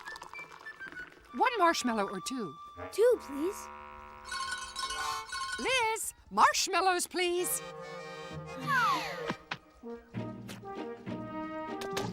Oh, careful, Arnold. As my great-grandfather Nicholas used to say, Ho, ho, ho, ho. It can hurt a lot when the mug gets hot. Ho, ho, ho, ho. I'd go to the ends of the earth for this drink. What a provocative idea.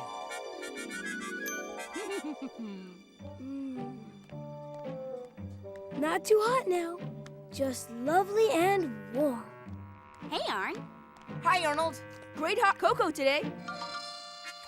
Wanda, saving a seat does not mean giving it to Harry Arnold.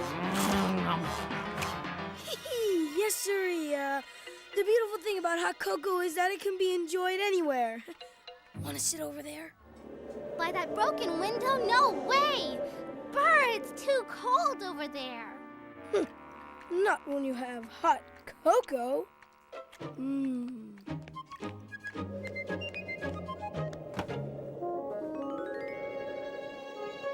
Oh, at last you're mine! It's cold! Where did all the hot go? Oh, I thought he'd never ask.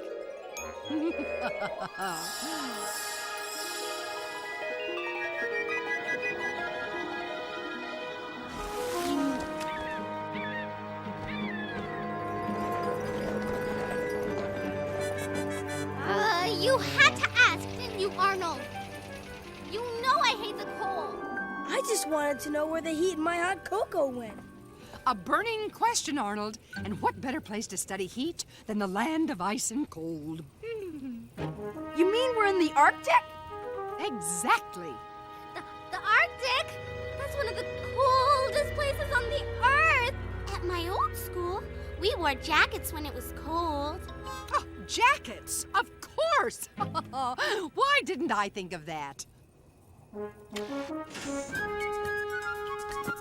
Ms. Frizzle, aren't these a little thin for the Arctic? Well, let's see what else we have in stock. Wool jackets? Nope. Down-filled parkas? On order.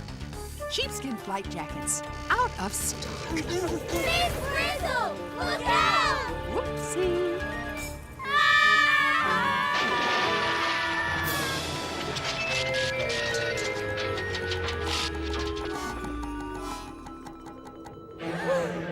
Come on, Buzz. Do your stuff. The engine's frozen. And the heater's cooling down already. I knew it. We've been frizzled again. I heard that, Tim. And I like it. Oh, bad. Oh, bad. Oh, bad, bad, bad. Keisha, shut the window. You're letting all the heat out. According to my research, the Arctic temperature can drop to 100 degrees below zero. Arnold, you got us into this. And I'm going to get you out. How? I was hoping you wouldn't ask me that. Uh-oh. Looks like some of us are losing heat faster than others. That's right. Liz is cold-blooded. She gets most of her heat from outside her body. Look, I think she's trying to point to something. Don't worry, Liz. I'm warm-blooded. My heat is your heat. Maybe she was pointing at this trunk. Hey! Excuse me. All right, ski goggles. Ooh, not quite, Ralphie. These aren't ski goggles. They're heat peepers. Heat peepers? What do they do? Whoa. Is it just me, or did Ms. Frizzle get frizzier? That's not hair, Ralphie. It's some kind of stuff moving away from her body. If that's the case, then moving heat means losing heat. And it's going fast. It's going right out of the bus. And out into the cold. Keisha! Oh, please keep the window shut. Now I understand. That's where the heat in my cocoa went. Out the top and through the metal mug. Oh, you got it, Arnold. Heat is always on the move. And it's moving out of our bodies. We need to find a heat source. Maybe there's a heater or something in here. Hey, wood. We can make a fire. Oh, way to go, Arnold. When you're hot, you're hot. Ooh, that's much better. Yay! Warm at last. But for how long?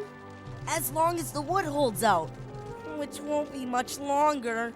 Whenever I've got a tough problem to solve, I break up the old brain cells with a cup of hot lemon water tea. That gives me an idea. What about breaking up the wooden trunk in the bus and using it for more firewood? Hot idea! Let's stoke the oak. Stand back! Hot water bottles! Wait a minute. Hey, you guys! Anybody want a heat source? Dynamic deduction, Carlos. Hold 'em open. Whoa! Look at all that heat going into the hot water bottle.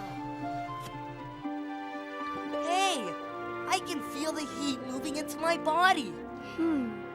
If we can move the heat from the fire into the hot water bottles, then what if we move the hot water bottles onto the bus engine? The heat will move from the bottles onto the engine, and it'll start. Vroom! And once it starts, we're out of here! Yay!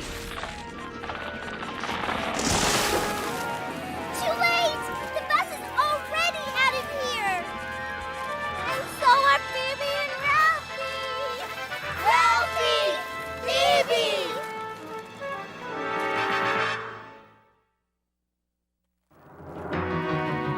Come back! We can't! Is it just me, or are we floating away? At my old school, we never got stranded on ice floes. First we lost our heat, now we're losing our best friends. And the bus! Whoops! And I almost lost my hot water bottle. Make that cold water bottle. The heat's gone. If we don't stay warm, we'll never save the bus or us. Never say never, Arnold. Remember, every cloud has a silver lining. I don't know about clouds, Miss Frizzle, but maybe if these jackets had some kind of lining, the heat wouldn't move out so fast. I think you're onto something, D.A. Can I borrow your book? Sure. Arnold, what are you doing? My book! Sorry, Dorothy Ann. Desperate times call for desperate measures. Since the heat moves so easily through these jackets, maybe we can slow it down by putting something in the way. Hey, it's working! Ah, the inspiration of insulation. We're gonna be permanent ice cubes. I just know it, Phoebe. What are they doing? Are they trying to save us? Actually, they're stuffing paper into their jackets. They're doing what? Wow, it looks like the paper is keeping them warmer. He's not losing heat as fast as Wanda. Too bad we don't have anything to stuff into our jackets. What is it, Liz? The repair manual. Maybe it'll tell us how to unfreeze the bus, turn it into a helicopter, and get us out of here. Can I see it? Sure. Have you lost it? Our very survival depends on what's in this book. You're right. I'm feeling warmer already. The paper's keeping my heat in. Ralphie!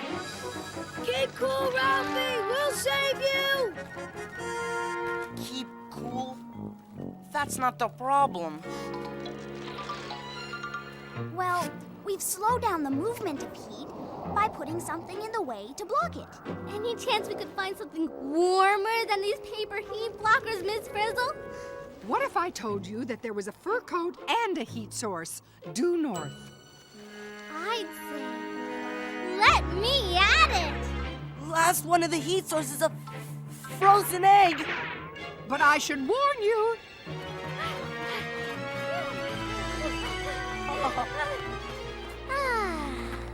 Oh, that feels good. Oh, warm, warm, warm. Phew! As Ralphie would say, is it just me, or does this heat source smell like a dead fish? Who cares? If we don't keep warm and save the bus, Ralphie may never say anything again. Smells like a dead fish. Feels like a hot breeze. Looks like... Yikes! A polar bear! Yoo-hoo, class! Now you see us, now you don't.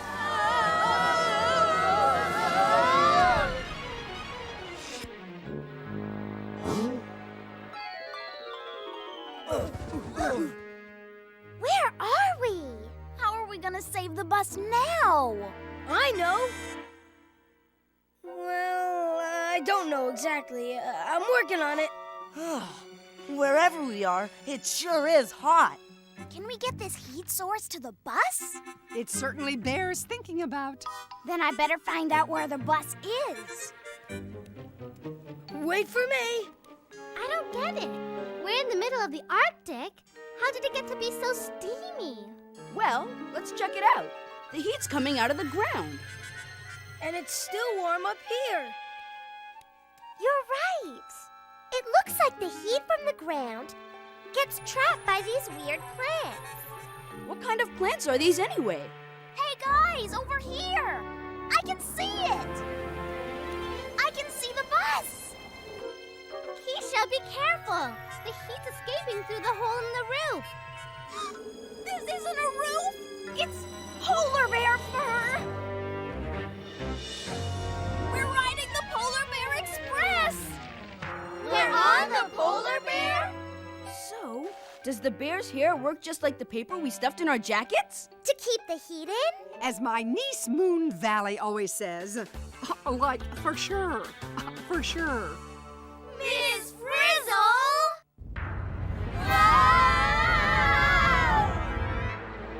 I get it. It's the tangled hair that insulates the bear. Excellent observation, Carlos. Swell, but how do we get out of here? Coochie coochie coo. Yay! This way, class.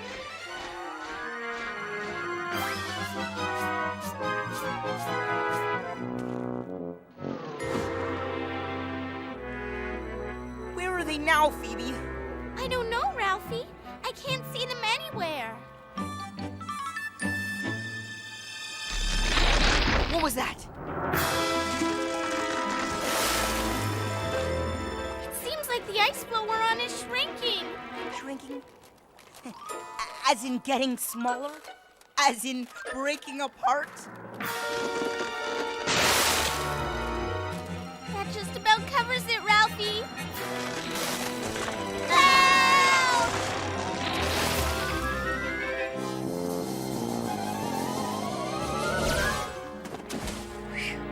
At least we've been blown closer to the bus. Oh no! The ice flow's breaking apart!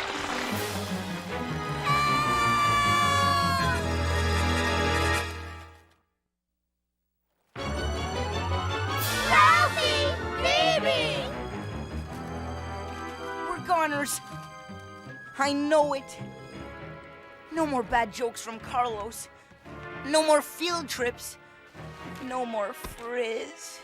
Snap out of it, Ralphie. According to this page, there should be some blankets right up here. Ew, gross. What kind of blanket is this? Looks like a fat blanket. Hey, it may be gross, but that fat can sure trap heat. Oh, we're done for! Scram! Beat it! Don't mean to be rude, but you're too heavy! Wait a second. How do walruses swim in that freezing water? I don't know. Look, there's hardly any heat coming off their bodies. I bet all that blubber just traps their heat. Just like the fat did on your hand. I got it. If it's good enough for a walrus, it's good enough for us. Hurry up, Ralphie. I'm telling you, it'll work. There they are. Hey, guys. Oh, no! They've lost so much heat, they've turned yellow. Come on, Arnold. You turn blue from the cold, not yellow. Believe me, I know. Hey, Come on over. We figured out how to keep the heat. Yeah!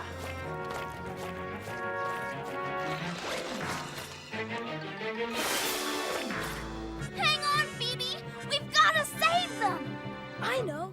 We'll jump in the water and swim across. According to my research, you won't last more than 3 minutes in water this cold. Okay, then maybe not. Never fear, Arnold. Where there's a Liz, there's a way. Hit it, Liz!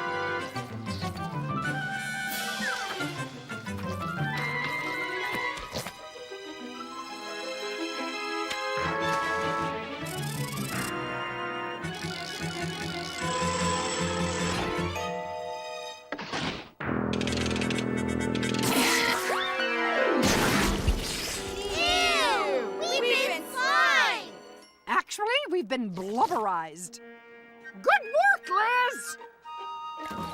Ooh, now that we're messy, it's time to make mistakes, take chances, and get wet! Yippee! No way am I getting in that water. It's too cold, and you know how I hate the cold. Don't worry, Wanda. This blubber stuff really works. Keeps the water out and the heat in.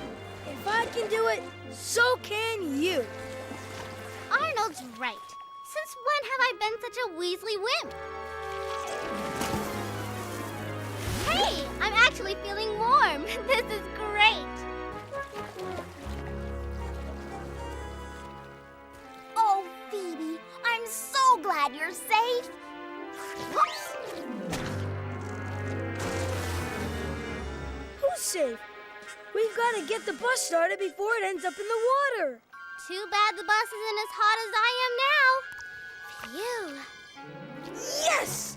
I've got a plan. I knew you would eventually. And 1, and 2, and 1, and 2, and 1, and 2, 1, 2. The heat escaping from our bodies should melt the fat and warm up the bus enough so it can start. But wait! We're losing the heat through the metal of the bus. Now what do we do? If only the bus could turn itself into a polar bear with all that thick fur. That's it. To warm up the bus, We've got to trap the heat we're making so it can't get out. How? Give me a minute. It'll come to me.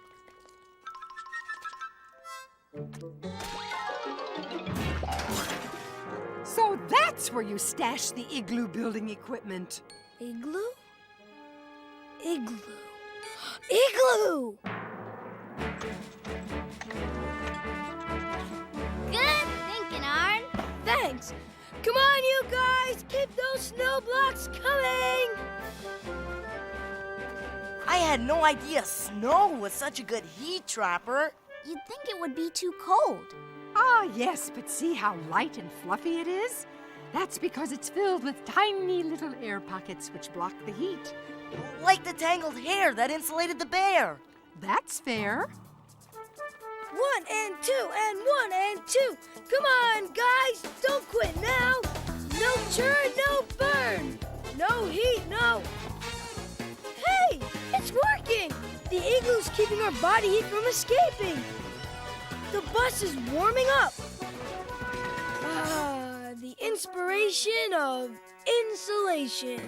Excellent work, class. Whoa, and just in time. All aboard! Let her rip, Miss Frizzle!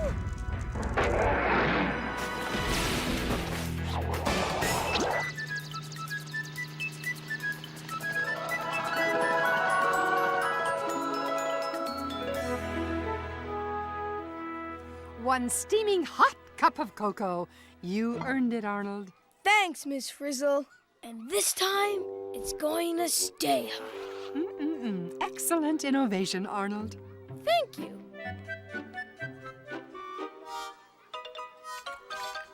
Not again. My, what a splendid cocoa cozy. A quilted jacket to hold in the heat with a double-layered zippered lid. Oh, yes, the inspiration of insulation. How did you know? I was in Miss Frizzle's class last year. Have a seat, Arnold.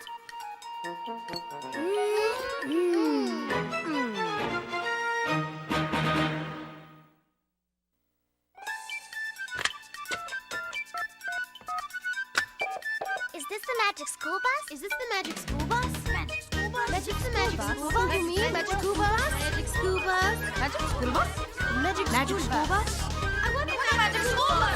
I know the magic school bus.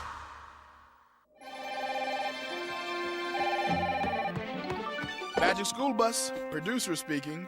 Yeah, I was just watching that Arctic show, and I was wondering where I could pick up a pair of those hot-looking heat peepers. Well, actually, you can't. They don't really exist. I just wanted to hear you admit it. But there are goggles that let you see what's hot and cold. I know. Infrared goggles, right? Right. They let you see how heat moves, although heat peepers are cooler. You know, we didn't have to go all the way to the Arctic to learn that some things let heat pass through them, and others stop it from escaping. You're talking about the inspiration of insulation. Exactamundo. Like what they put in walls or sleeping bags. It's the little tiny air pockets in insulation that block the heat and keep it from moving outside. Liz, keep that closed. I also know that people don't get blubberized to stay warm in cold water. They use wetsuits. Which contain millions of tiny air pockets that trap your body heat and keep you warm in the water. So why didn't you just give the kids wetsuits? And miss the chance of blubberizing them? No way! All right. I admit it was fun to see them slime with fat. But tell me this. Instead of having Arnold make a cocoa cozy, why didn't he just go out and buy a thermos? If we did that, you wouldn't get to call up and bug us about it. Now, you probably already know this, but a thermos is a bottle with a special hollow outside wall that blocks the flow of heat. One other thing. Taking a lizard to the Arctic would be really foolish. I mean, any reptile would have gone torpid and frozen to that faster than you can say permanent hibernation. We thought about that, but then our Liz is a special kind of lizard. Uh-oh, gotta go. Okay, Liz, I know it wasn't your favorite field trip, but is it just me or is that...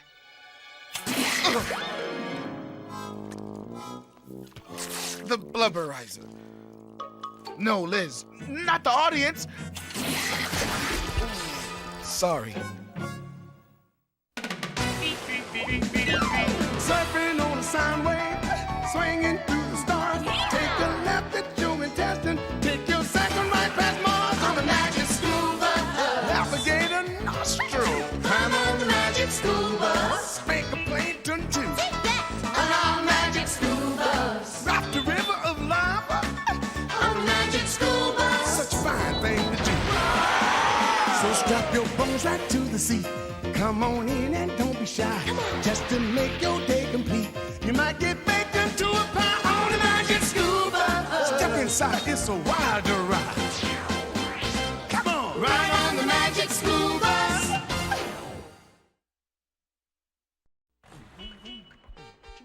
Seatbelts, everyone! Please let this be a normal field trip. With a Frizz? No way! Cruising on down Main Street, you're relaxed and feeling good. Yeah. Next thing that you know, you're seeing octopus in the neighborhood. Surfing on a sound wave, swinging through the stars. Take a left at your intestine. Take your second right past Mars on the magic school bus. Alligator nostril. Climb on the magic school bus. Make a plankton too. On our magic school bus. Rock the river of lava. On the magic school bus. Such a fine thing to do. So strap your bones right to the seat. Come on in and don't be shy. Just to make your day complete. You might get baked into a pie on the magic school bus. Step inside, it's a wilder ride. Come on, ride on the magic school bus.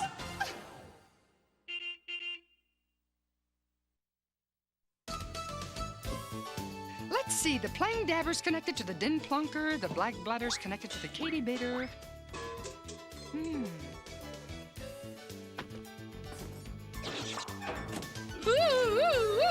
This always happens. The shrinkerscope breaks the second the warranty runs out.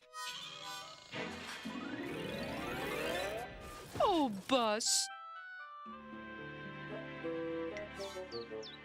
What am I going to do with you? Okay, ready for a rehearsal? The Frizz is gonna love it. A 1 and a 2.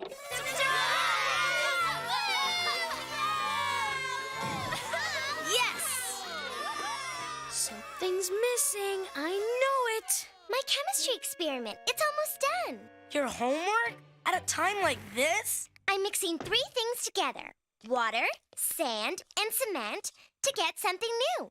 Concrete. That's what's missing. Cake! I can't believe it. We forgot the cake.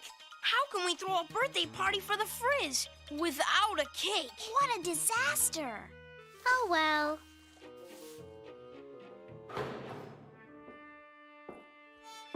Oh, good morning, class.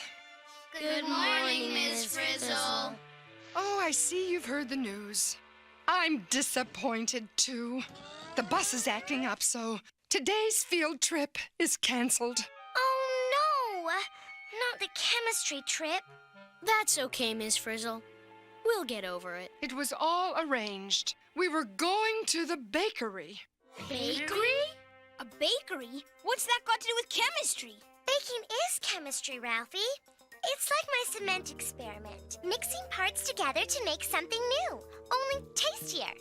A bakery is really just a small chemical plant. Except it's a plant where they make cakes. Gee, Miss Frizzle, you know, we've all been looking forward to this chemistry field trip for months. We have? Ow! Oh, yeah! We have. And, well, I don't think any of us would think our education was complete without a trip to a chemical plant. Why, Carlos, does everyone feel this way? Mm-hmm. Well, I'm not one to stand in the way of taking chances, making mistakes, getting messy. Bus problems or no bus problems? To the bakery! Yes! No.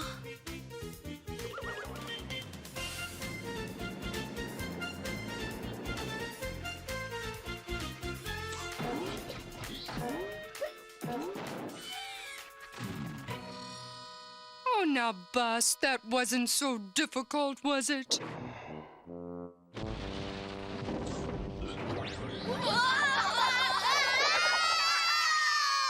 Maybe it was. Great! How are we supposed to get a cake when we're this size? And how are we supposed to even get in there? Can't let a bit of shrinkage spoil our fun now, can we, Liz?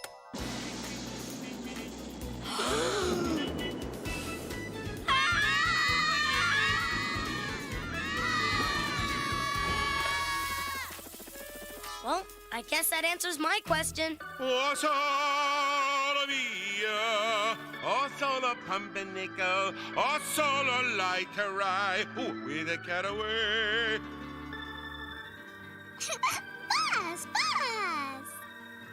Yes, honey. We're going to take the bus home. Maybe it's a problem with the iotoscope, or perhaps the enormometer.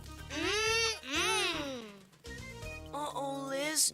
Not one of these cakes is chocolate, and that's her favorite. Besides, we're too small to buy one anyway. What'll we do? Well, we could make one. Are you serious? Get real. All right! A full-scale chemistry experiment. But how will we do it without Miss Frizzle seeing? We'll just have to get her out of the bakery. But a teacher never abandons her bus. Miss Frizzle, you know how the shrinkerscope is acting out? Could be the shrinkerscope. Might also be the mesmerglobber. But yes, Carlos. Well, there's this great auto parts store right next door, see? And, Carlos, what a good idea. it worked. Liz, you're in charge. Oh, boy. See you later!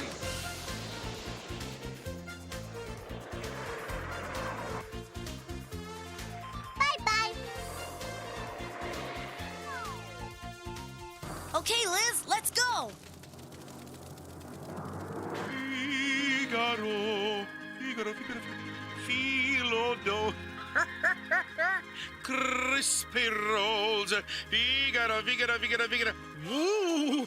Blistering bagels. More's in my kitchen. No, you don't. Get. Woo! Oh! Quick, set her down over there, Liz. Ah, you. Well, you. Where did it go?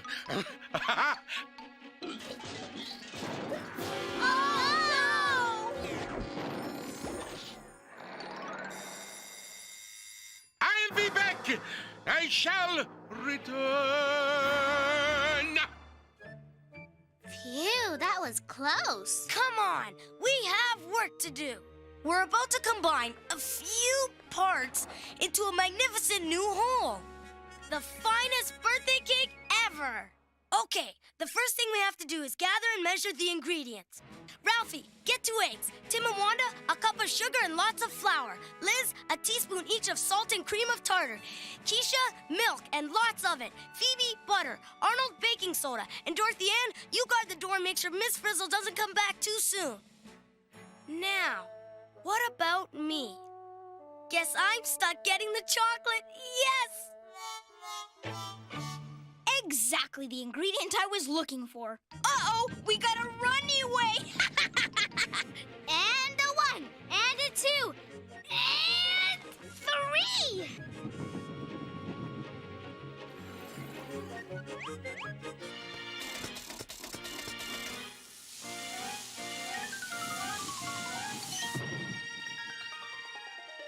I am the king of soda.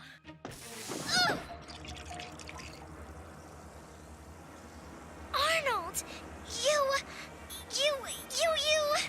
You what, D.A.?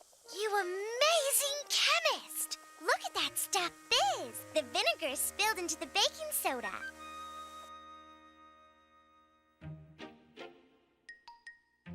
I wonder what would happen if I used this. Whoa!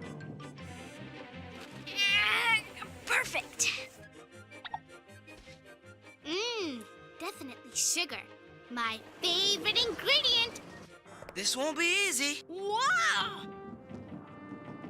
Ah! Thanks, Ralphie. Oh, Phoebe. At your old school, you were never such a butterfingers. Gotcha! Whoa! Wow! Now, we've got all the ingredients to make a cake, except the eggs. Where's Ralphie? Touchdown! Yes! Yes! Yes! Yes! Yes! Yes! Amazing! Now, what happens if I mix a lot of vinegar with a little bit of baking soda? You don't know till you try, Dorothy Ann. Miss Frizzle, you're, back. Unfortunately, the mechanic over there doesn't know a Dwayne Flummer from a plant oyster. So I thought I'd pop back and see how everyone's doing. Say, Miss Frizzle, how'd you like to help me with a little experiment? Excellent idea. A little bit more. Keep going. Man, this is tough when you're half the size of a hot dog. Could be worse, Arnold. I don't see how. Whoa!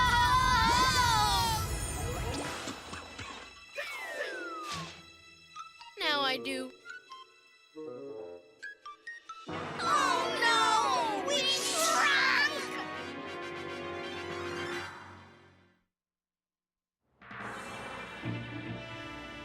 Man, oh man, oh man, oh man. What to do, what to do? Look at us. I guess this is what happens when you travel with faulty equipment. Wait, I've got an idea. Be right back. Swell. Now what do we do? Hey, look at this! Wow! Where'd you find those great building blocks? These aren't building blocks. Catch! Hey, this is salt! Hey, everybody, I found a diamond. Check out the glimmering surface. Here's another diamond. And another one. We're gonna be rich! Not rich. Sweet! This is sugar. So this is what sugar looks like close up. See how the sides make a pattern? Things that looked alike when we were big. Look different now that we're small. Let's go, you guys. We've got to make this cake before the baker catches us. Some salt.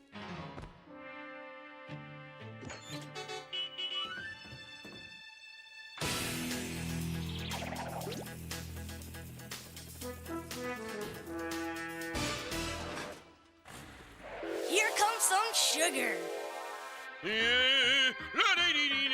Bing. Shimmering shortbreads, what the?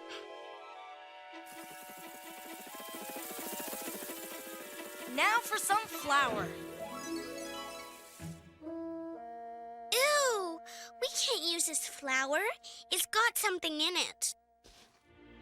No, it doesn't. This is what flour looks like close up. Even flour is made up of different parts. I couldn't have seen what I thought I saw. No way. Holy hot dog bun. Now that's what I call flour power. And now for the best ingredient of them all. Chocolate! Yummy!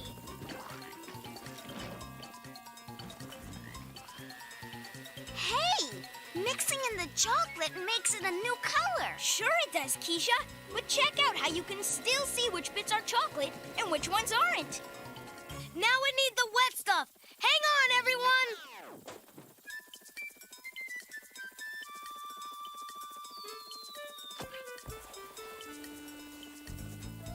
At least milk still looks like milk. Suffering sweet rolls. It must be those blasted moths. Look. Oh. Ow! Operator, get me smug bug pest control and hurry. And now for a real experiment. Eggs away! Oh, yes, pouring the milk. That's correct. And now they're carrying eggs. Oh, what do you mean? You've never seen that behavior in Morse before. Oh, yeah? Well, same to you. Salt, sugar, flour, cream of tartar, milk, butter, eggs, chocolate, and baking soda. Hit it, Liz. So, Miss Frizzle, is this amazing chemistry or what? You bet, D.A. But maybe I should check on the rest of the class now. Oh, no! The Frizz is back! Come on, D.A. Think of something. Come on, D.A. Think. Hey, Miss Frizzle! What would happen if I put a whole bunch of baking soda into a bottle with the vinegar? Oh, there's only one way to find out.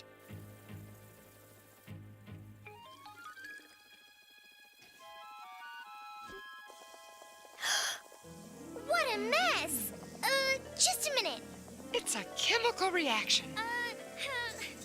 The balloon!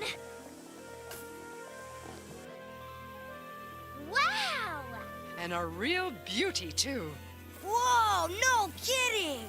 Baking soda and vinegar mixed together make something new.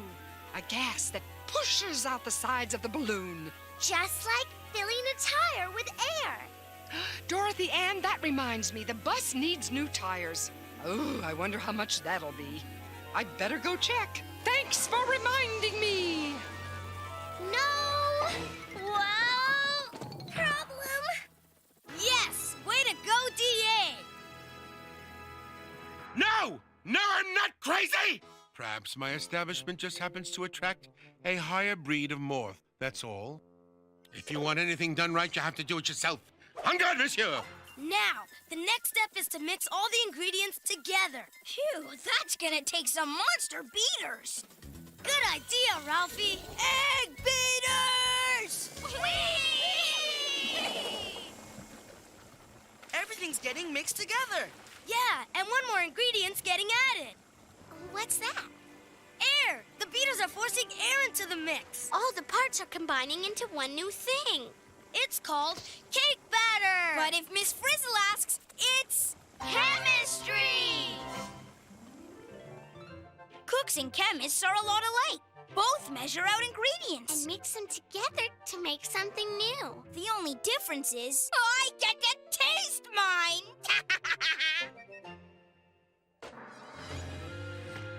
Uh-oh, hear that? He's gonna see us. Submarine down!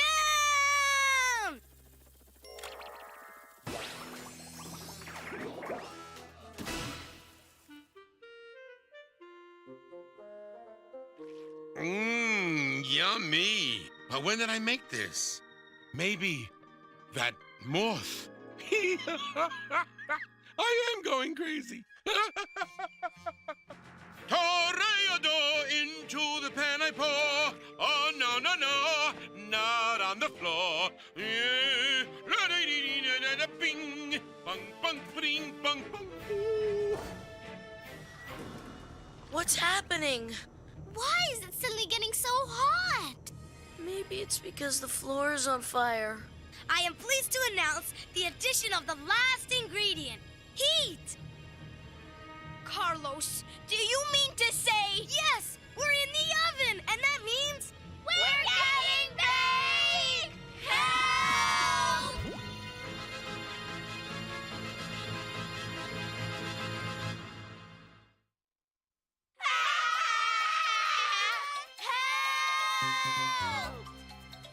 Wait a second here. If my facts are straight, we're stuck in a cake baking in an intensely hot oven. At my old school, we never got baked. Except for that time the air conditioning went. We're toast. Well, technically no, but you've got the right idea. Is it just me, or is that the Tin Man from The Wizard of Oz? Maybe we should ask Toto here.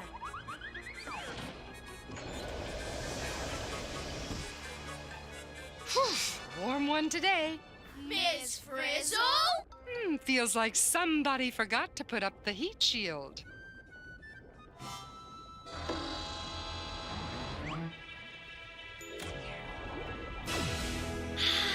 Much better. Oh, good. Thanks, Miss Frizzle. As I always say, if you can't stand the heat, get out of the oven. Yeah, but how? Hey, look! The batter's moving. According to my research, the baking soda is making bubbles. Wah! Now what? The batter's not the only thing getting pushed around. What's that noise? It's steam. Excellent observations. It's so hot that the water in the batter is vaporizing, making more and bigger bubbles. Ah!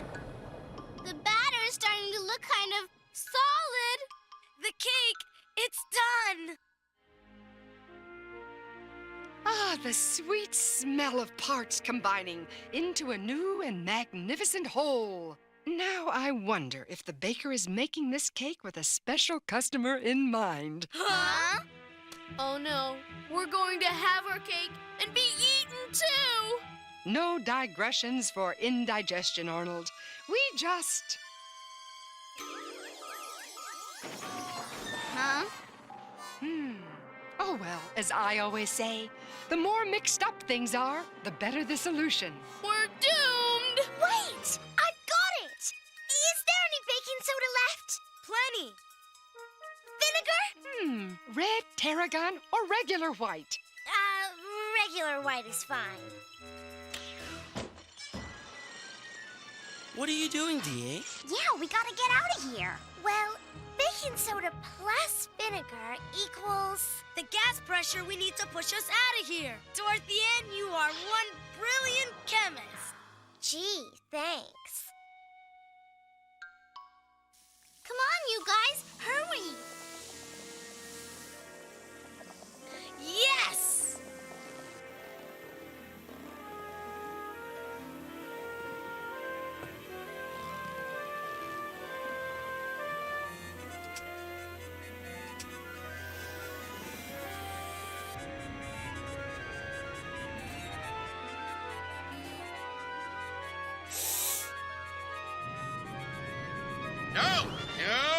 No, not in my cake.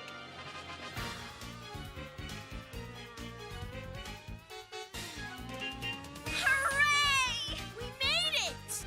We're out! And stay out!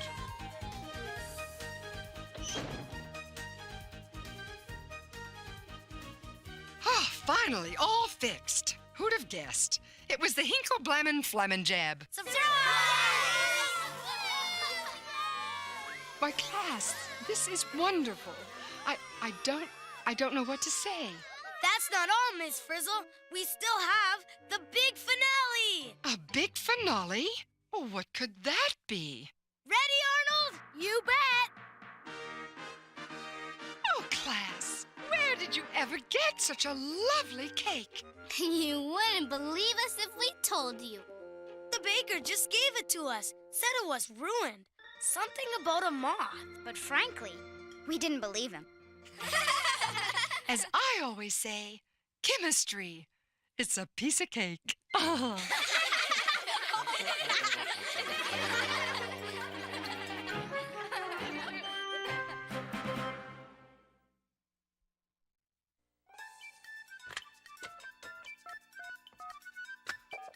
Is this the magic school bus? Is this the magic school bus? Magic school bus? Magic the magic school bus? You mean magic school bus? Magic school bus? Magic school bus? Magic school bus? I want the magic school bus! I want the magic school bus! Give me some flour, some eggs and oil. I'll give you donuts without much toil. Oh, finally. All my baking done for the day. Yeah. Wow! Is this the bakery where they filmed that magic school bus show? Yes, of course. I was brilliant in it. A remarkable tenor. That's what the Frizzle Opera Review said. Those look good. I bet you a donut I can tell you some crucial information missing from the show. What? Impossible.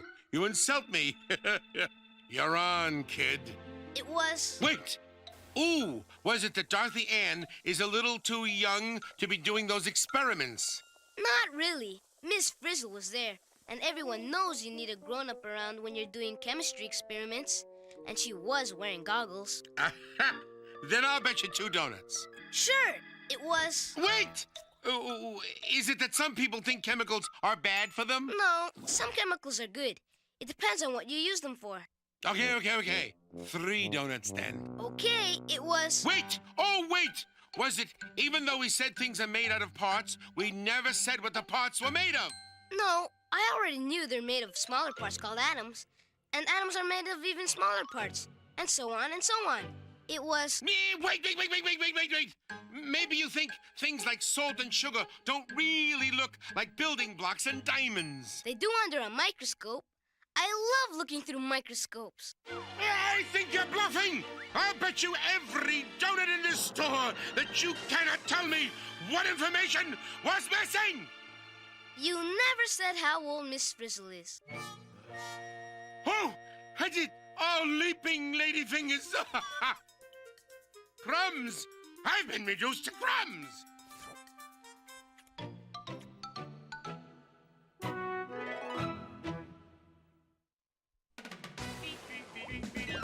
Surfing on a sound wave, swinging through the stars. Take a left at your intestine, take your second right past Mars on the magic school bus. Alligator nostril, climb on the magic school bus. Spank a plankton too. Take that! On our magic school bus. Raft a river of lava on the magic school bus. Such a fine thing to do. So strap your bones right to the seat. Come on in and don't be shy. Just to make your day complete. You might get baked into a pie on the magic school bus. Step inside, it's a wilder ride. Come on, ride on the magic school bus.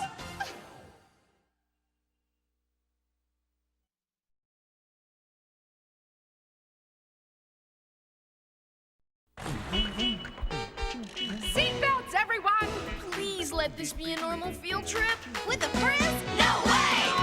Cruising on down Main Street, you're relaxed and feeling good. Next thing that you know, you're seeing octopus in the neighborhood. Surfing on a sound wave, swinging through the stars. Take a left at your intestine, take your second right past Mars on the magic school bus. Alligator nostril, climb on the magic school bus. Spank a plankton too. Take that! On our magic school bus. Raft a river of lava on the magic school bus. Such a fine thing to do. So strap your bones right to the seat. Come on in and don't be shy. Just to make your day complete. You might get baked into a pie on the magic school bus. Step inside, it's a wilder ride. Come on, ride on the magic school bus.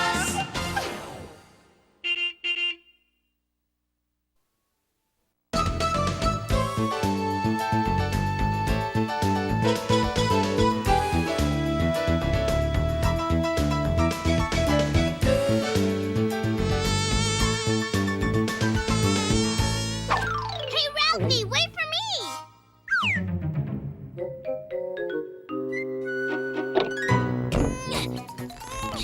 Wanda, I can't move! Push!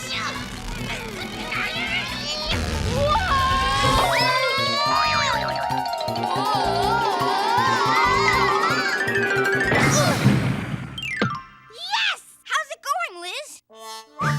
Aren't you psyched? The Frizz is taking us to the beach today. Don't forget, we can't go until after our reports. And let's keep the reports short, DA. Yep, where there's a will, there's a way. We brought sand and a crab shell for our 2 beach things that go together report. Didn't we, Carlos? Whoa, a humongous wave at 10 o'clock. See? Crabs dig in the sand. So crabs and sand go together. Wipe out! Oof! What did you bring, Ralphie? Hello, everyone. Hiya, guys. Phoebe, did you bring the dune grass? Ralphie, have I ever let you down? Did you bring the sun? Actually, I couldn't fit it in my knapsack, but I did bring this. The sun in all its glory. At my old school, we weren't allowed to bring the sun to class. How about you, Tim? Check it out. A stunning portrait of the rock to go with Wanda's muscle. You did bring the mussel, didn't you, Wanda? Ta-da! One mussel to go with Tim's rock. I named him Gussel the Mussel. Gus for short. Who's Gus for short? Hi, Keisha. Gus is the mussel I brought for the 2 beach things that go together report. See? Oh no! Oh help! Oh bad! Oh bad bad! Oh bad bad bad bad bad bad bad bad! Something wrong? I totally forgot about the report. You did? You didn't bring anything? Just my swimsuit and a towel. And a tuna fish sandwich. Uh-oh. What's wrong with that? I love tuna sandwiches. Listen, don't panic yet. Who's your partner? Arnold. Don't worry. Arnold likes reports. He probably did the whole thing himself. Where is Arnold anyway?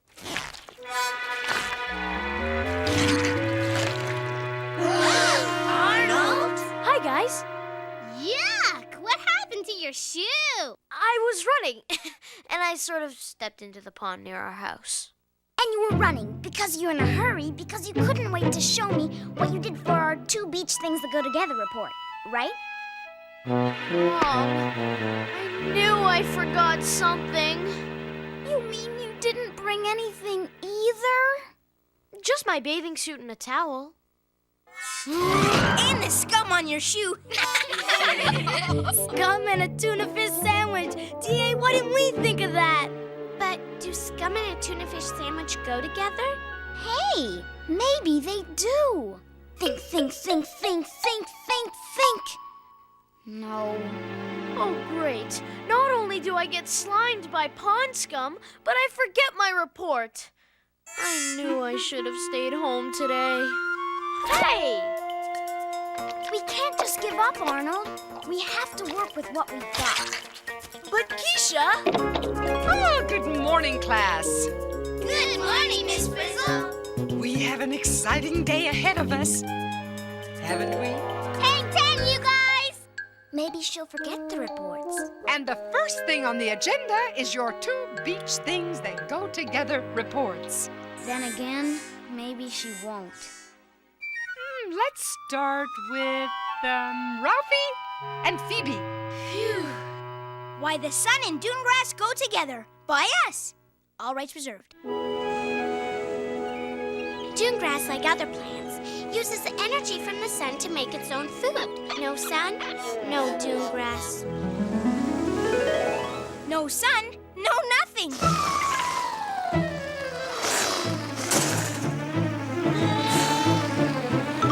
Oh, Keisha and Arnold, why don't you go next? Yes, well, we brought this, nutritious tuna fish sandwich. And this delightful green scum. You did? Why, that is absolutely fantastic. It is? So tell us what the connection is between delightful green scum and a nutritious tuna fish sandwich. They both have, adjectives? Oh dear, hold that thought. It's time to go to the beach. Oh, but don't worry, we'll finish your reports when we get back. Line up by the door, please. Saved by the bell. Yeah, I never thought I'd be glad to go on a field trip.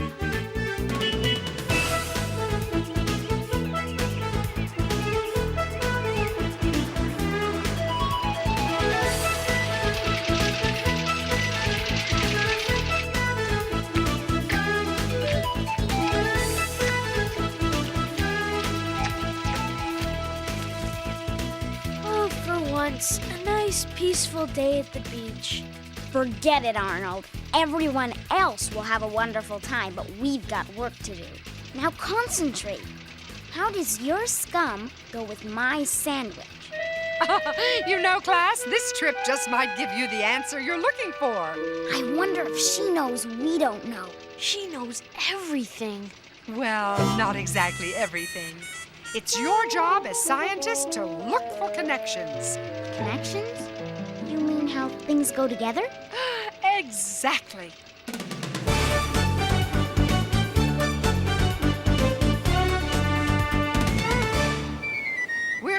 Everybody out! There's dune grass with the sun beaming down on it. And here's a rock. Covered with Gus's family. Look at them all. It's a regular mussel beach. Carlos. And here's a crab burrowing into the sand. Look up there. That's a gull, isn't it? I wonder what it's doing. Wow! It just ate that crab.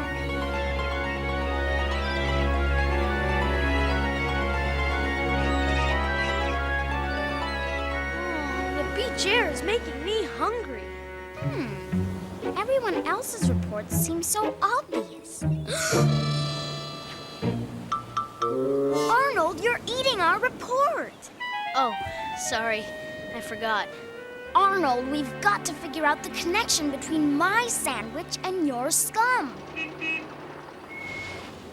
Ready to explore this environment in a bit more depth? Huh? Now? But we just got here. Uh-oh, I'm getting that old field trip feeling again. Come on, Arnold. I know we can figure it out if we try. Seatbelts, everyone! H2O, here we go!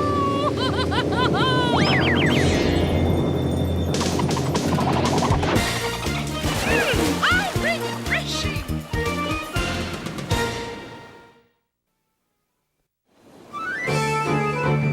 Anchors away, my class, anchors away. Dum dum dum dum dum dum dum dum dum dum dum dum dum. Think, Arnold, think. I can't. I hate it when my socks get wet. Can I have my shoe back? No way.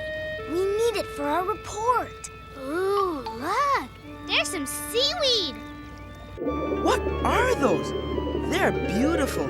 Those are sea urchins, Tim. They eat seaweed. And sea otters eat them. Do you really think they otter? Bad, Carlos. Are you looking, Arnold? What do you see down there? Well, I'm trying hard to look for connections, just as you said, but I can't see past all that green stuff. Yuck, it's going all scummy. Did you say scummy? That's it! Look, Keisha, scum! Excellent observation, Arnold.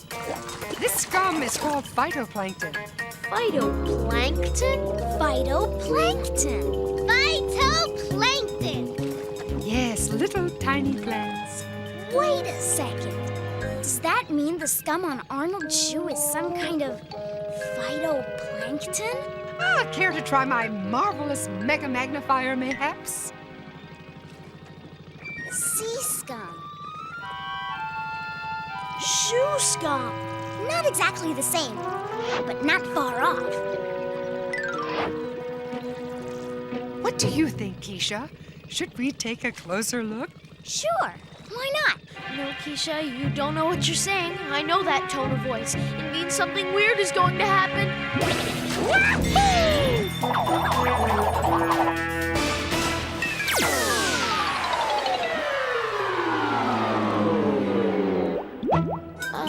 Did we just shrink? We did. We are now as tiny as phytoplankton. And that's seriously tiny. Class, you will notice that the bus is equipping each of us with a specially designed underwater breathing mask. So, get messy, make mistakes, get out there and explore. I'll go first.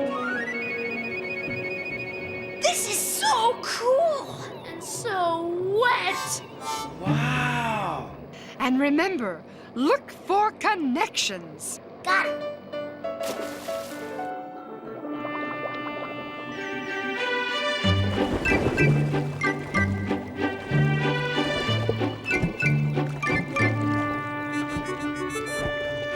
I don't get it. How are we supposed to find a tuna fish sandwich sandwich in the middle of the ocean when we're the size of phytoplankton? Who knows? Maybe there's teeny tiny phytoplankton-operated sandwich tins. And to think that when we're big, all this just looks like green scum. Amazing, isn't it? Arnold, what are you doing? Who? Me? Arnold, we have to figure out what all this has got to do with my tuna fish sandwich. And we have to figure it out now. Hey, Keisha! Look at me! Is it my imagination or do they look hungry?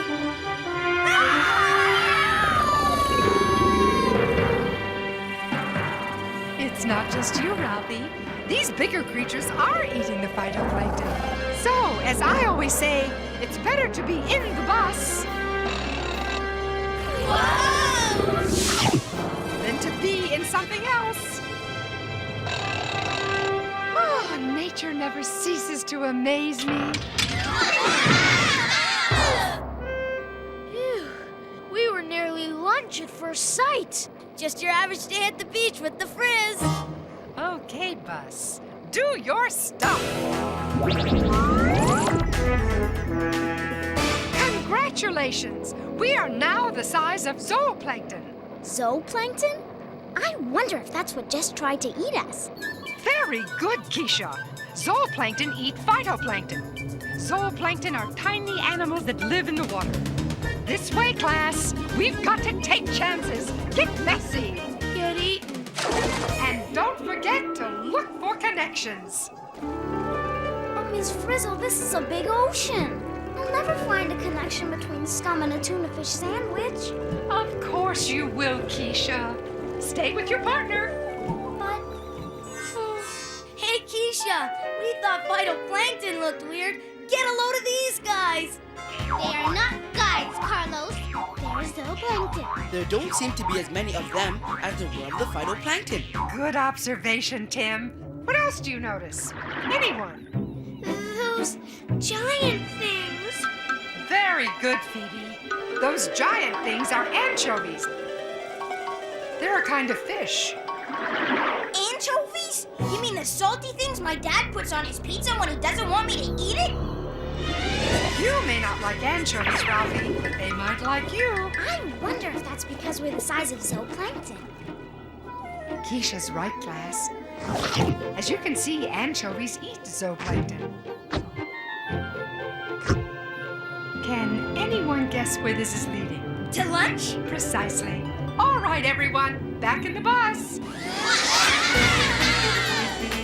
Ready, Bus? Well done. We are now the size of an anchovy. I suggest we stay in the bus while we have our lunch. But there's so much to see out there. Oh, excellent observation, Wanda. At my old school, we always had to stay in the bus if we ate lunch in the ocean. Since we can't eat our report, do you want some organic potato chips? No thanks. I had some phytoplankton earlier. You did? Listen, Arnold, time is running out, and we don't have our report yet. Scum, tuna fish sandwich. Scum, tuna fish sandwich. What's in a tuna fish sandwich anyway? Mayonnaise, tuna fish, maybe a little vinegar, some chopped celery. Did you say tuna fish? Yeah. Arnold, you may accidentally be a genius. What does a tuna fish look like? I don't know. I never saw one without mayonnaise. D.A., quick. There's got to be a picture of a tuna fish in one of your books. Here, an albacore tuna.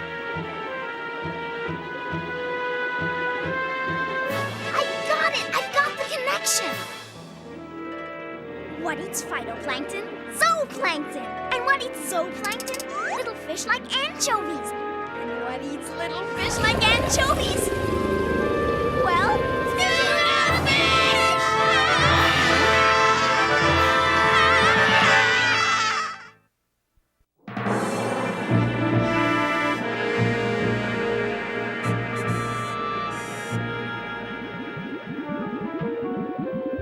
I knew I should have stayed home today. Class, we are now inside an albacore tuna.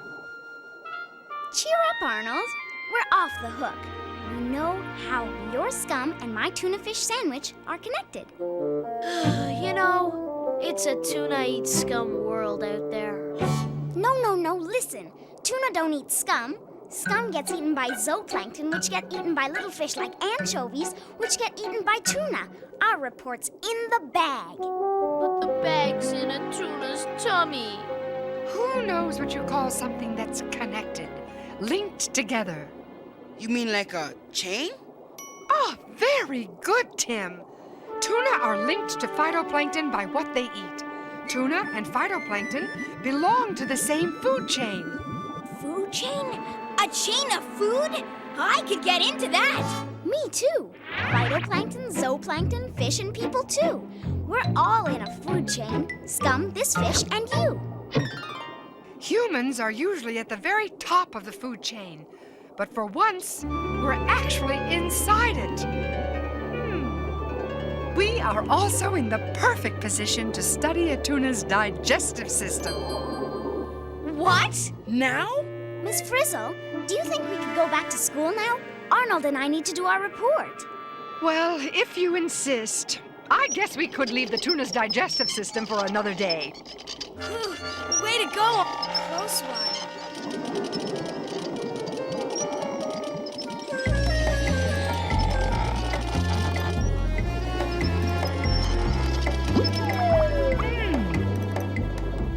Yes, very good.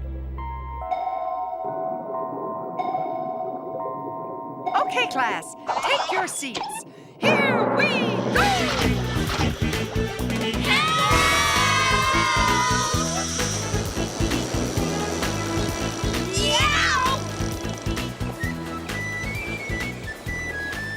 Nope. Already have a bus.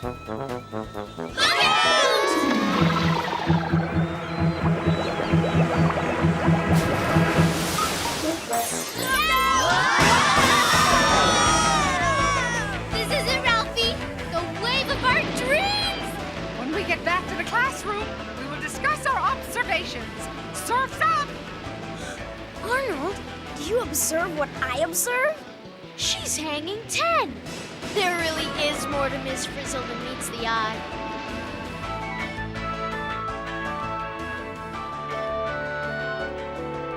So to wrap up our report, allow us to show you the artwork we've commissioned.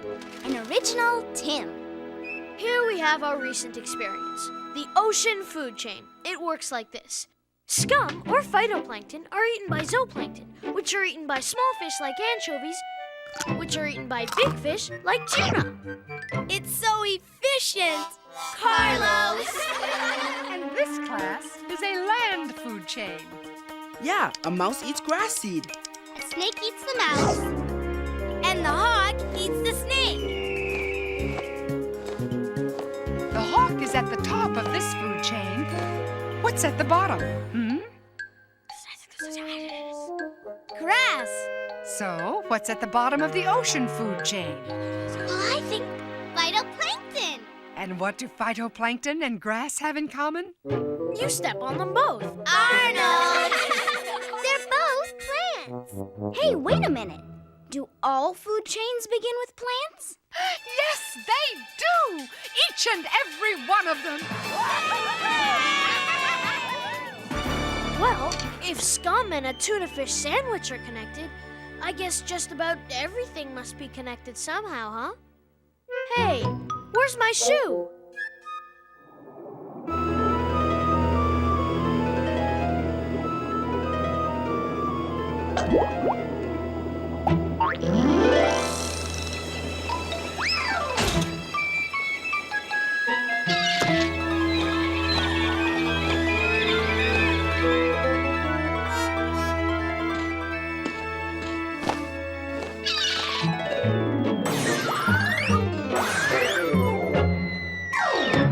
Nature never ceases to amaze me.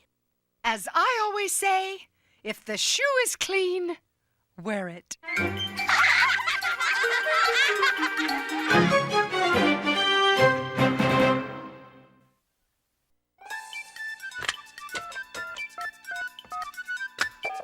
Is this the magic school bus? Is this the magic school bus?